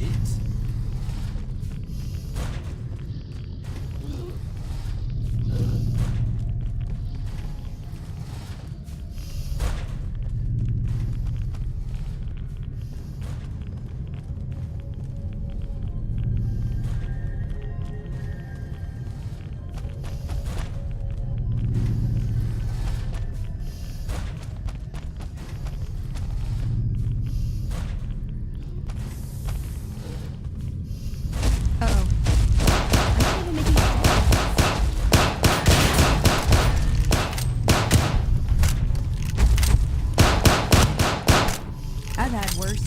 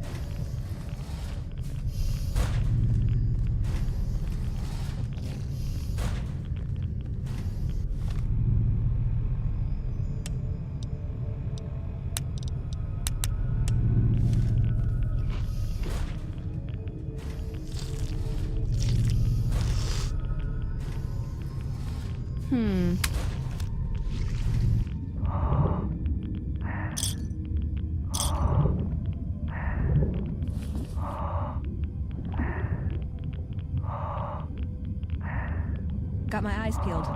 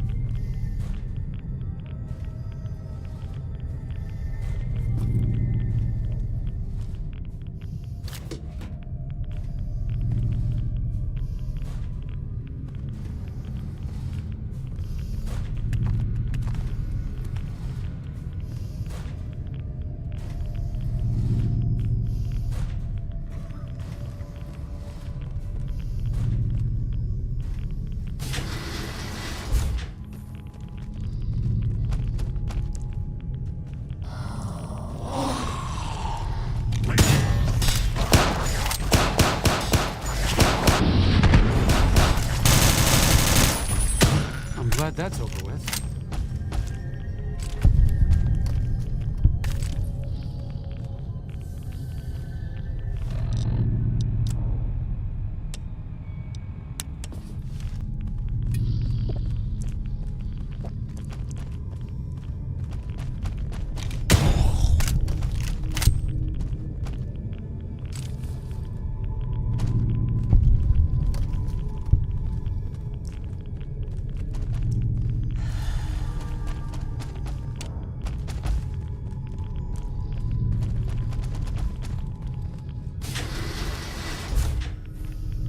Nip nip.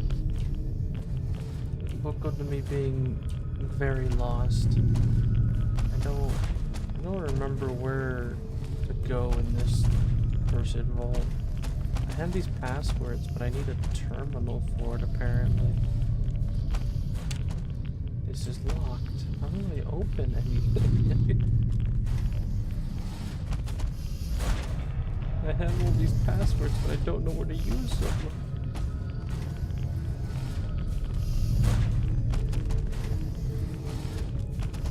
Maybe back at the terminal I saw like near the star up here.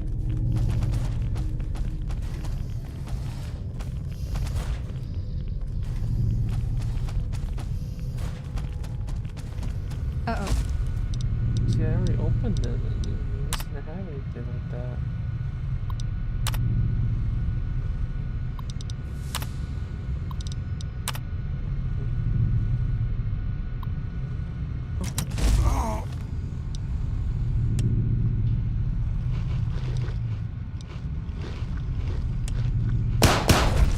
Maybe I should have stayed back and then see. What a shame. I guess that could have gone worse. Yeah, enemies keep spawning in to like ambush me.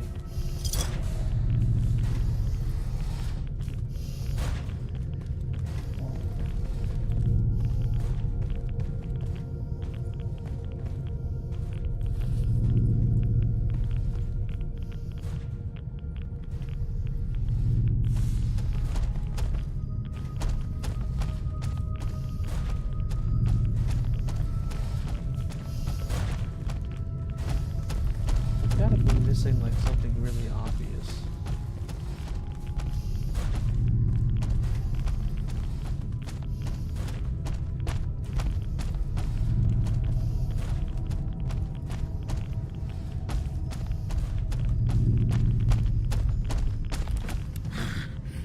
Grandma's feeling calmer now, dearie.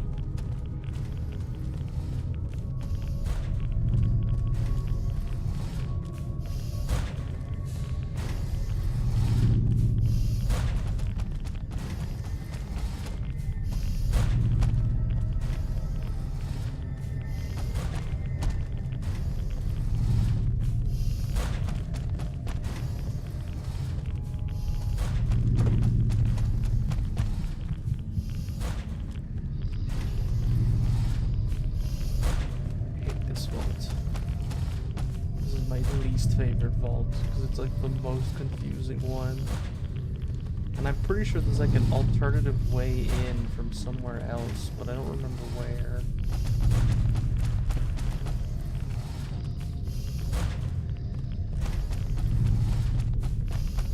I'm not doing so well here.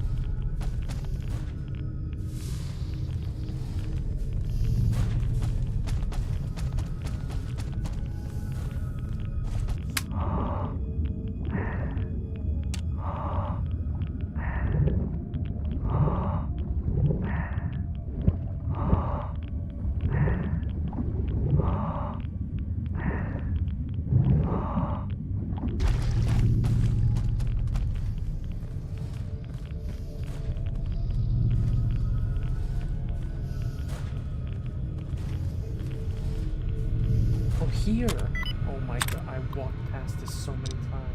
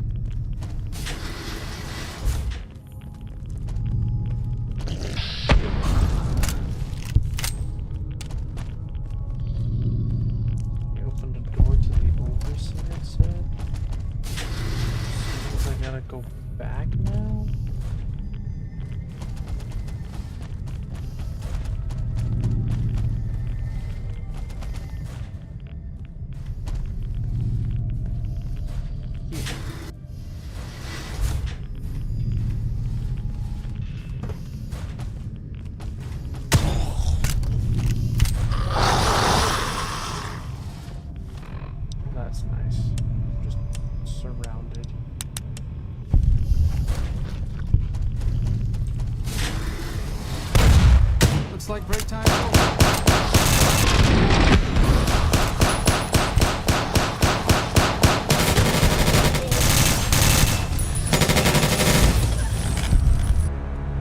Well.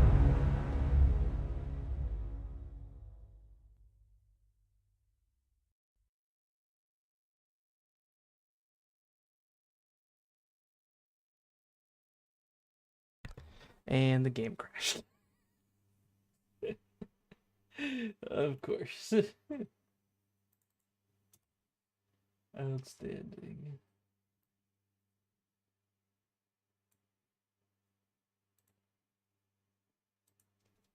I just want to finish this Vaulted quest, and then I'm probably gonna stop for today, but I'm just lost in this hellhole.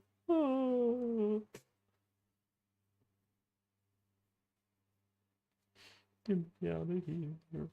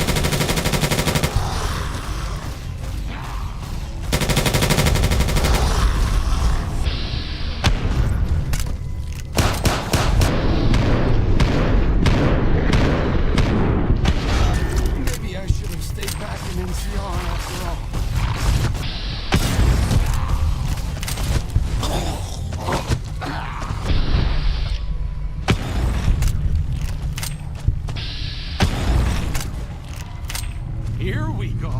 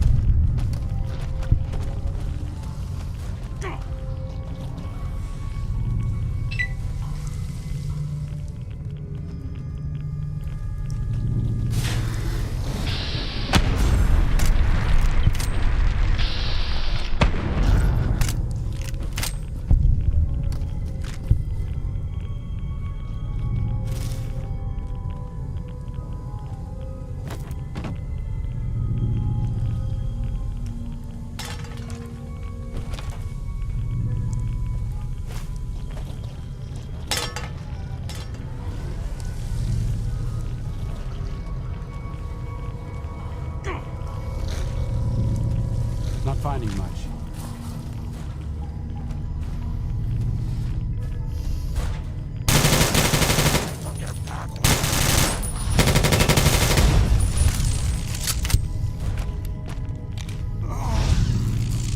Maybe I should have stayed back in NCR after all.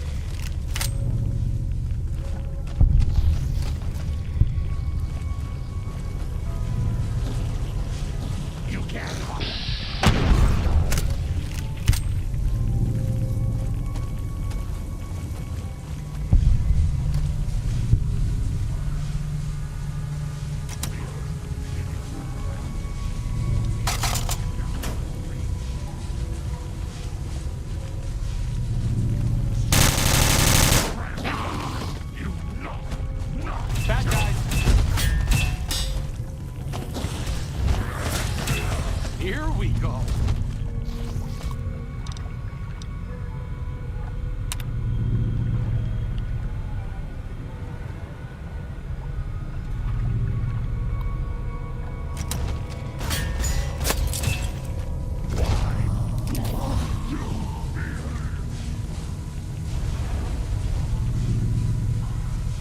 Here we go.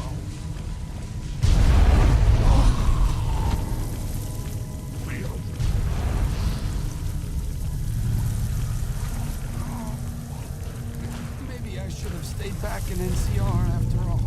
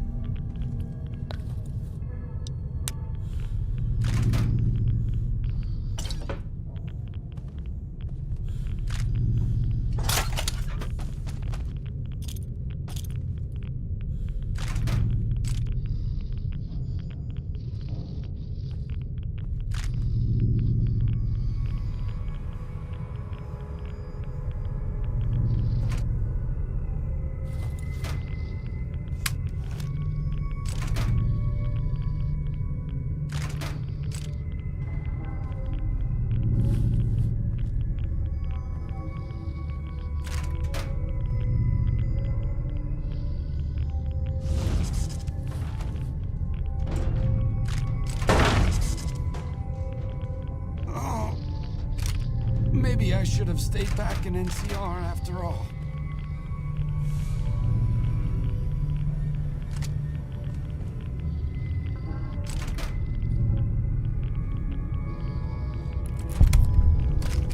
Huh. Figured it'd have more buttons and dials and stuff, you know? Oh well. It's still the electronic equivalent of a disease from Femora.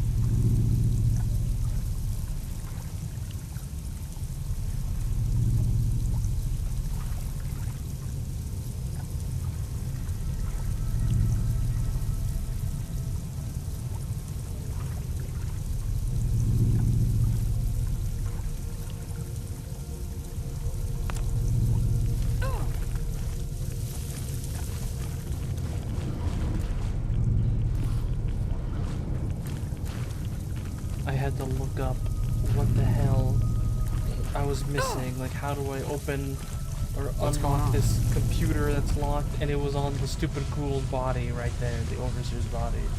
And I missed it the whole time. I walked over his body like 17 times. Oh. Okay, so I have to choose between either, what is it? Saving Vault 34's trapped dwellers by leaving its reactor intact, dooming the sharecropper farms, which are NCR, or shut down 34's reactor to help the farms.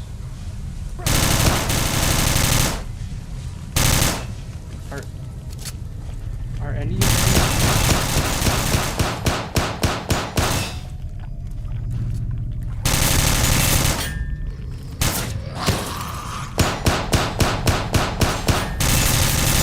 hitting?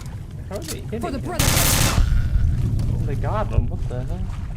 Anyway, how do we even know these guys are still human, like not turned into ghouls at this point?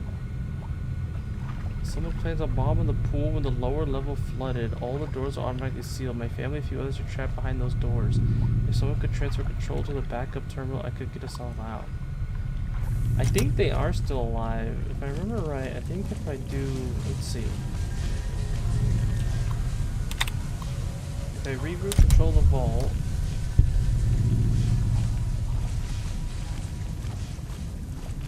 does it give me like a new note?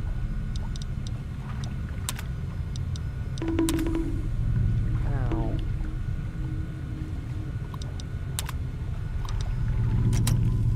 Is that it? The quest just ends like that? Seems like it. So we don't even know if we helped anyone? Still looking. I feel like at this point we might as well just shut it down. It's more likely that they're dead. Like, I don't remember exactly all the details of this quest.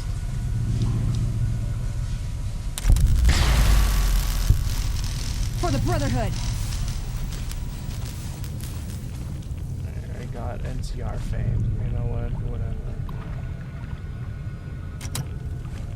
I don't see them anymore.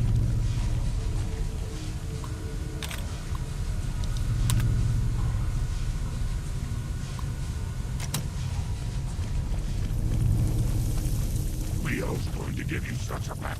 I'm shutting this hellhole down. I don't care anymore.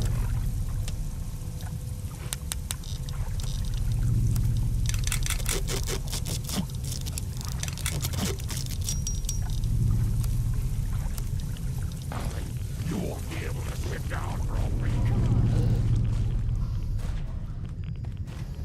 Get me out of here.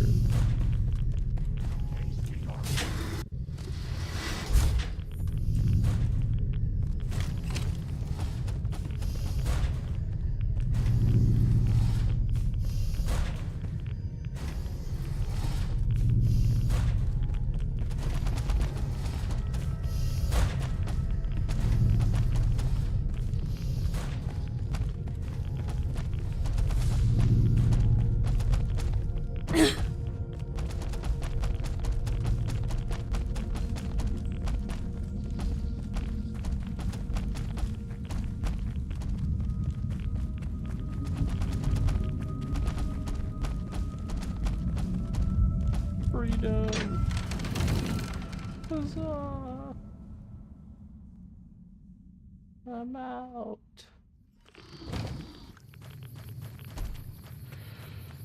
Oh my goodness.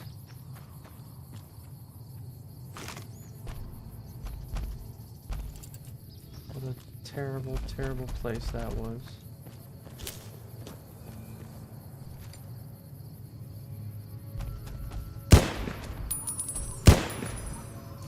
How's that not hitting? Oh, don't you worry about me, dearie.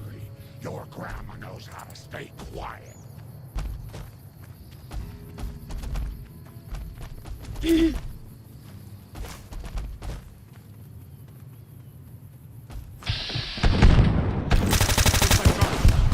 That'll teach him to mess with my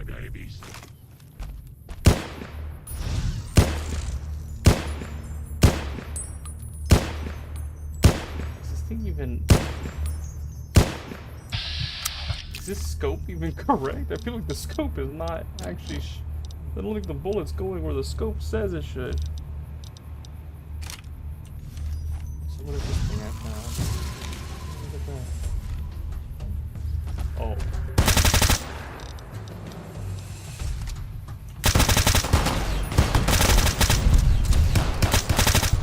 I guess that could have gone worse. Dude, they buffed explosives like so much in these mods.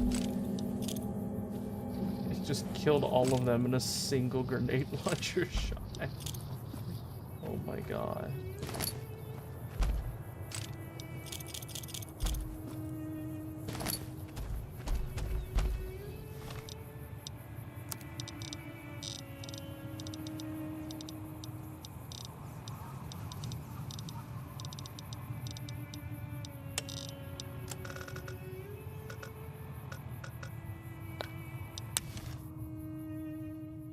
Now we gotta go back to the Brotherhood.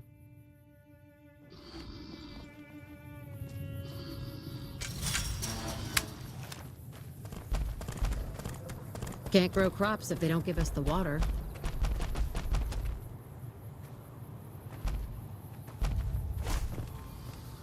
I'm not a recruitment officer. You want to join the army? I'm sure someone at McCarran can point you in the right direction. A lot of the crops grown here support the various NCR camps in the region. McCarran, Goff, and Forlorn Hope, to name a few. We can't have wastelanders popping in here for a free meal, so my squad and I are assigned to keep things from going to hell. Impressive, aren't they? You don't see anything like this outside of NCR territory, that's for sure. We get the water, clean water, pumped in from Lake Mead. If you follow the big pipes, they'll take you all the way to the lake.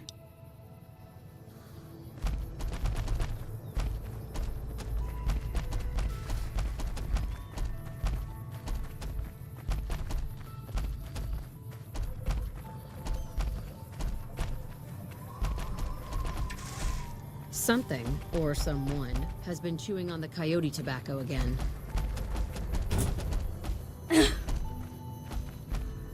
Honored to speak with you, ma'am.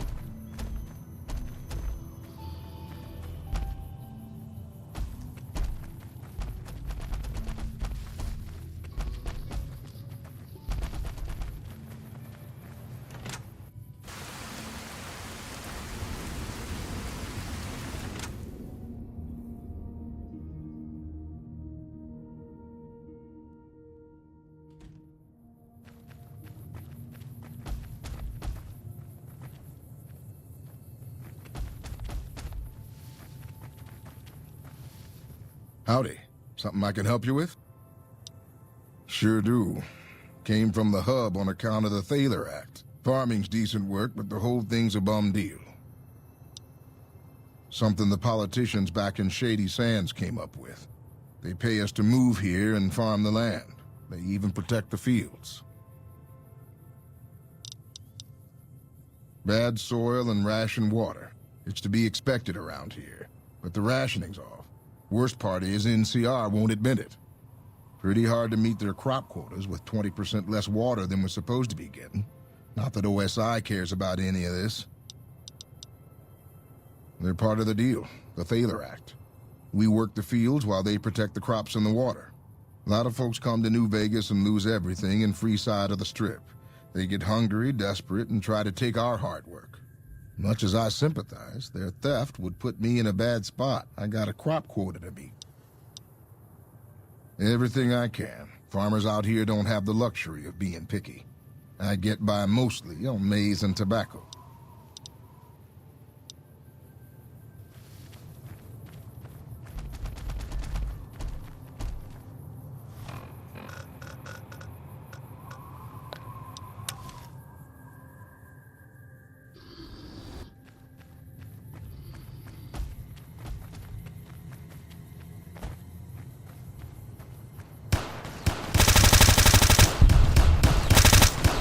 That could have gone worse.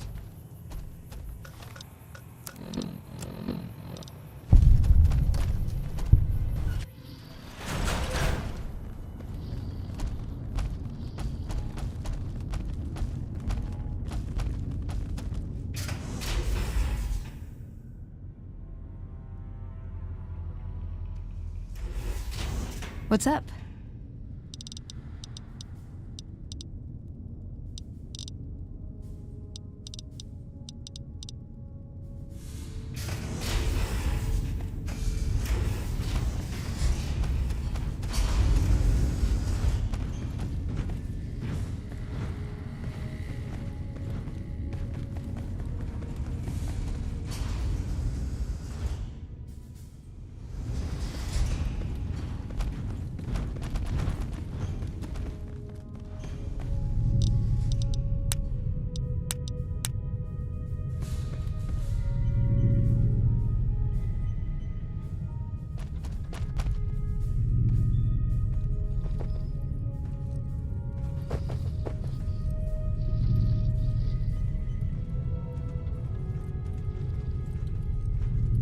Veronica, I hope... I brought you a present. We found a gun that disables power armor. One of these could defeat the whole Brotherhood. We have to stop limiting our focus to military technology. It won't save us. That could be the only one of its kind. That's not the point. Technology won't win our wars. We need numbers, new recruits. What does the Codex say? A bunch of closed-minded bullshit. We do not help them or let them in. But... we keep knowledge they must never have. give it a chance. For me. I can't stay here and watch us waste away. I'm sorry. We'll die out. I know. Come on. I can't listen to this anymore.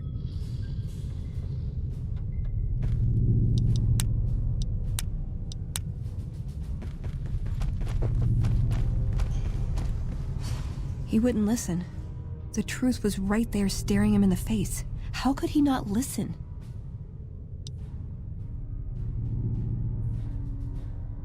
I see that now. I thought I knew him better than that, but it was like talking to a stranger. How can I help them when they won't accept it? It wouldn't matter. The Elder has final say. The hell of it is he's one of our most progressive members. If I can't get him to agree, it's hopeless.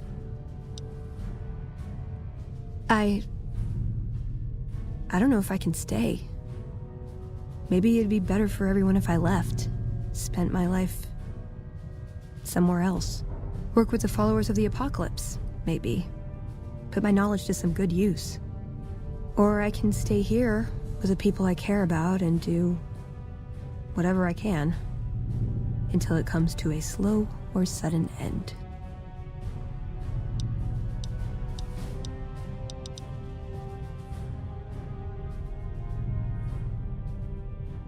I don't fully remember all the choices. I just remember that if she leaves, it ends up with a lot of people getting killed, and then I have to kill some Brotherhood people, and it gets annoying. But since I'm going to work with NCR, they're going to work together with the Brotherhood, and the Brotherhood will be able to leave the vault eventually. So I think for now, because of the fact that I plan to do the NCR ending, we should have her stay. If I wasn't doing the NCR ending, I'd have her leave, but... They may be a bunch of wooden conformists, but anything I did without them would feel empty. I'd always be reminded of this day, how I wasn't strong enough to stand by them. So, I guess I'll stay. Won't be easy, but at least I won't feel guilty about the choice. Let's get going. I'd like to get my mind off all this, and some fresh air would do me some good. Right about now.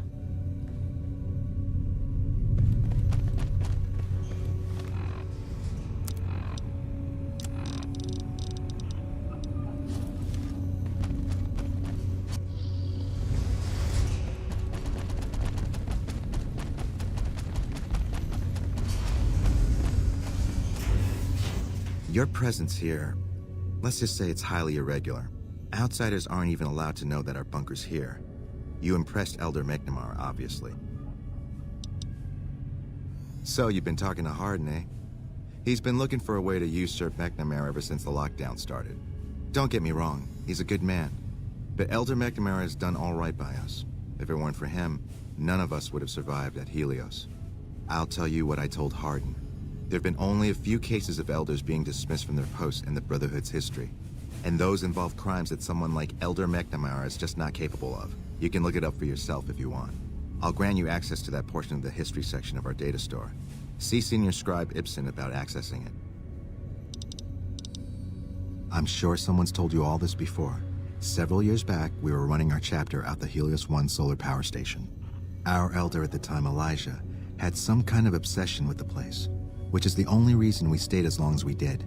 That place was hardly defensible, and we knew the NCR was moving in on us, but the elder refused to budge, insisting that he just needed more time. We never found out what he needed time for. Wave upon wave of NCR troopers hit us from all directions.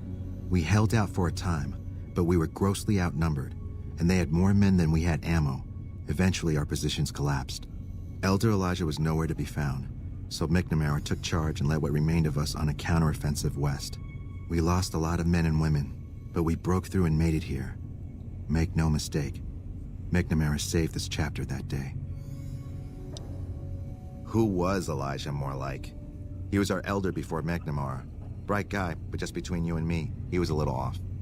Our mission is to recover and preserve the technology of the past, but Elijah wanted more.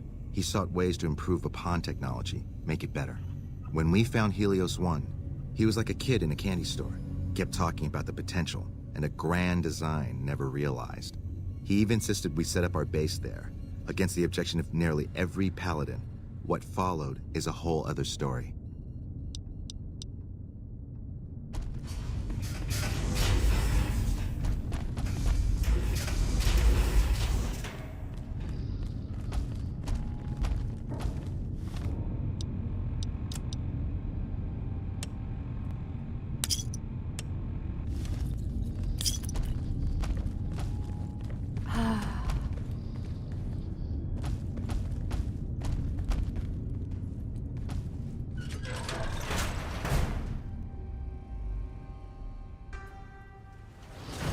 We heard Veronica talking with the Elder. We won't stand for this.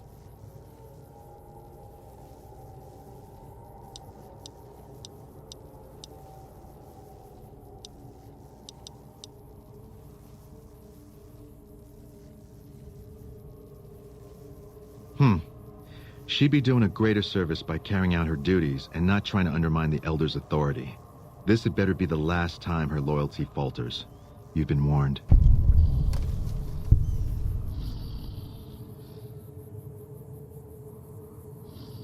God. I should get used to this, I guess. People get desperate. They turn on each other. First thing to go is trust. I don't think it's ever going to be the same for me in there. Knowing no matter what I do, it's going to end badly. But they're all I have.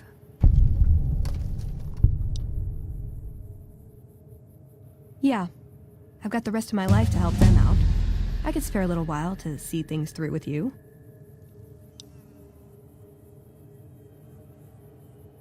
No, I think it is. I have to be resolved about this. If I waver, it'll just make things harder. They need me, and I'm not going to abandon them. Good idea.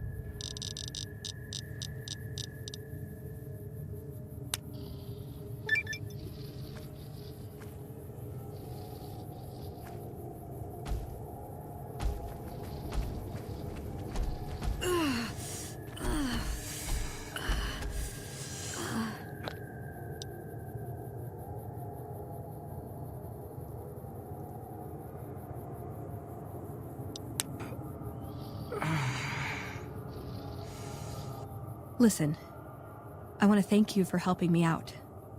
I'm sorry that things didn't go like I'd hoped, but at least I got the chance to try. At least I know for sure that there was nothing I could do. Thank you for giving me that chance.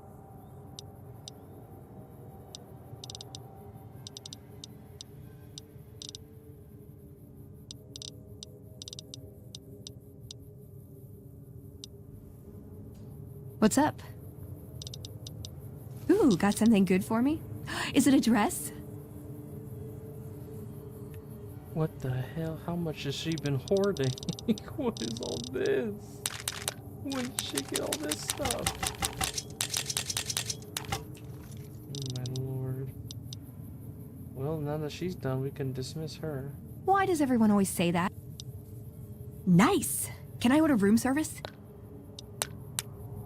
So now it's just these two. We can go do the Jacob's Town quest, I suppose. Get that out the way. Now that I have the skill needed. And then all that'll be left will be arcade.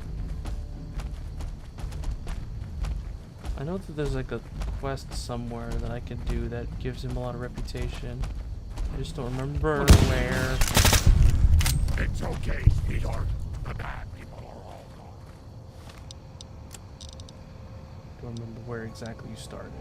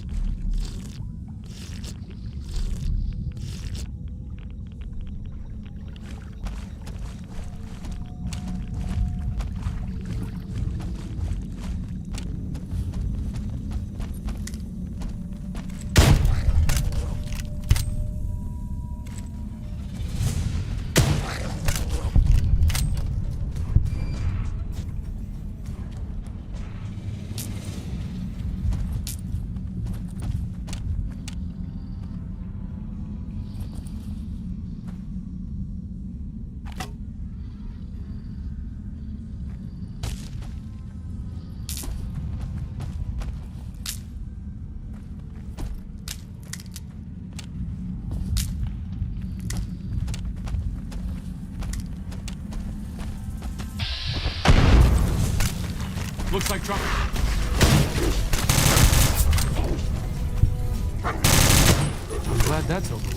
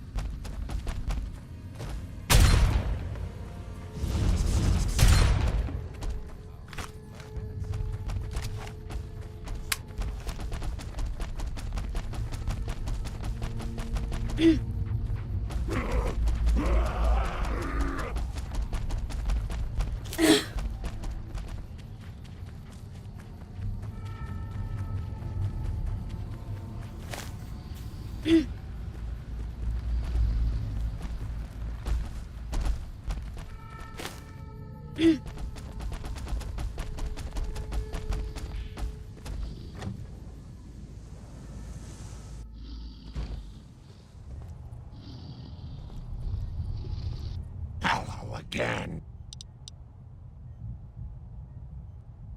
Oh, Pumpkin. Grandma's sorry about that. Sometimes she gets mad and listens to Leo when she really shouldn't. The medicine is supposed to help with that, but sometimes Grandma doesn't take it. Sometimes it makes Grandma forget things she doesn't want to forget, Pumpkin.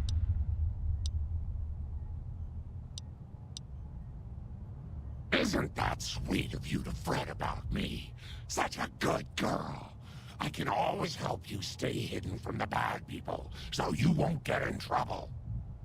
I don't mind fighting, especially to protect you, dearie, but I don't like guns. Give me a good chopper, and Leo and I will go right to work. Yeah!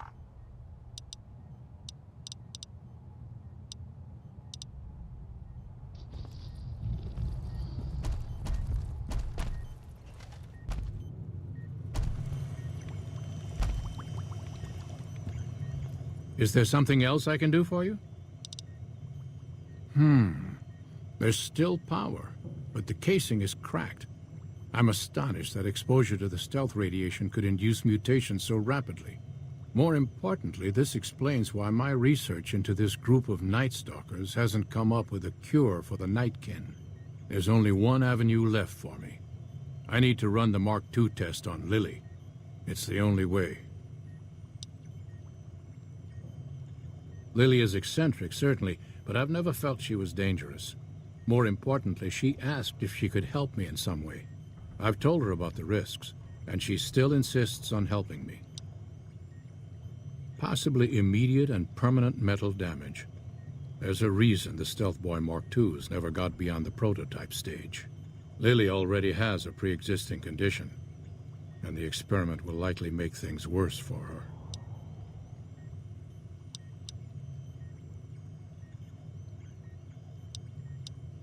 Once you're done thinking, talk to Lily.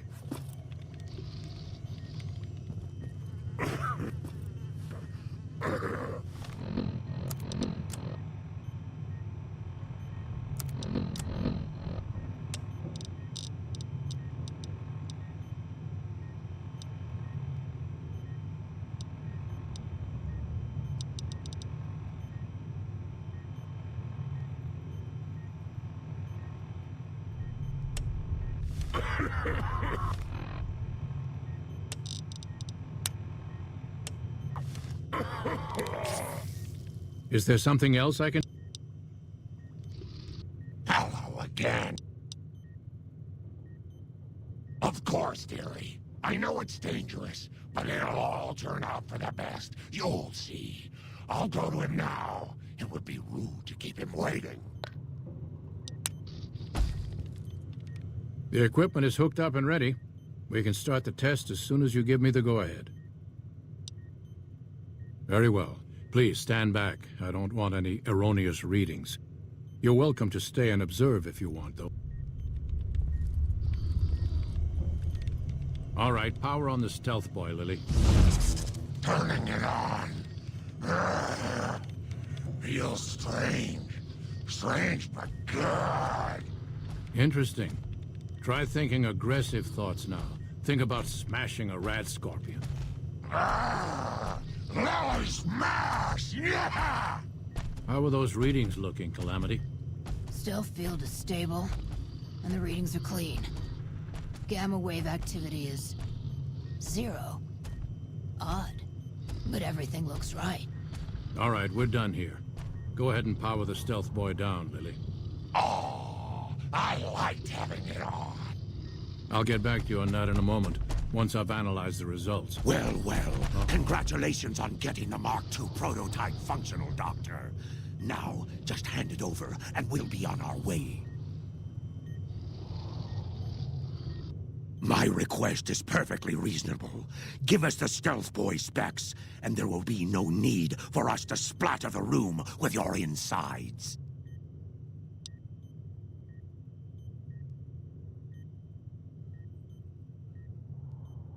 No, I didn't. Not until now, anyway. Very well, Schumann. You've made your point, and I withdraw my request. Don't look at me. Nice work with the Nightkin. I've never seen anyone able to talk their kind out of anything once they had their mind set to it. I got a lot of useful data from the experiment, and am a lot closer to a cure than before. It's occurred to me that this brief test might not yield a cure anytime soon. However, if Lily were to continue to wear the prototype...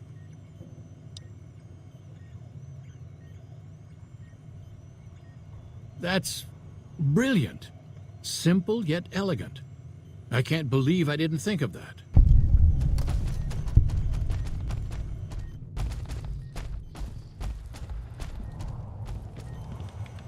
Is there something else I can... Promising, but I won't be able to synthesize the drug anytime soon.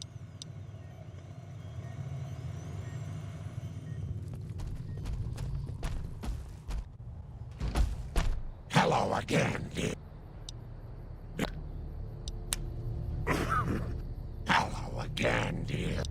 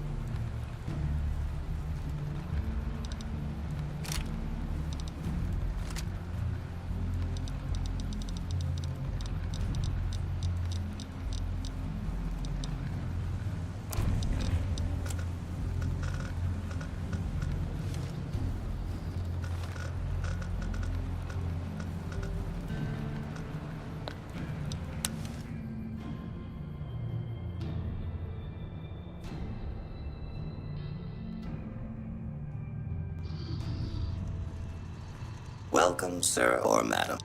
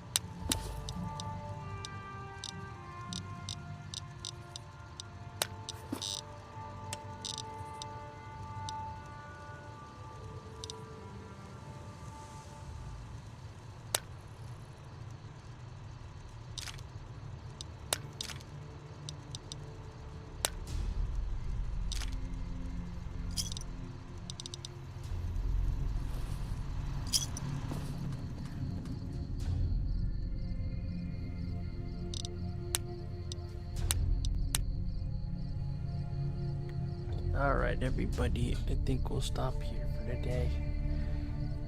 I may do some more little quests off stream or try to finish up things. I think I just need to get Lily to basically go in combat a couple more times and have her freak out. Eventually she...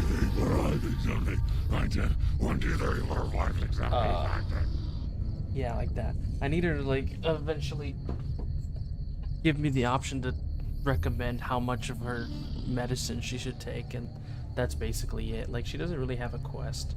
It's just some dialogue, and it kind of sways the ending for her longest stream of the year. Yeah, happy birthday. Even though I didn't really talk much.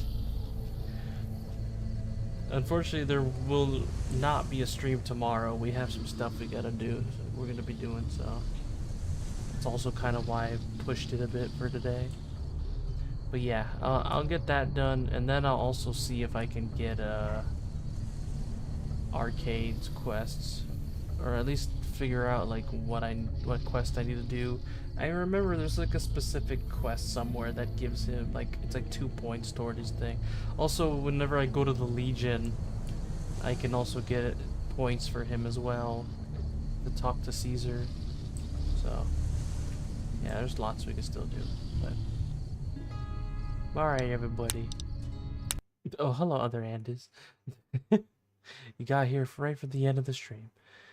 Congratulations. Alright, everybody. I love you all. I will see you all next time. And bye-bye for now. Bah. Ain't no way. Yup.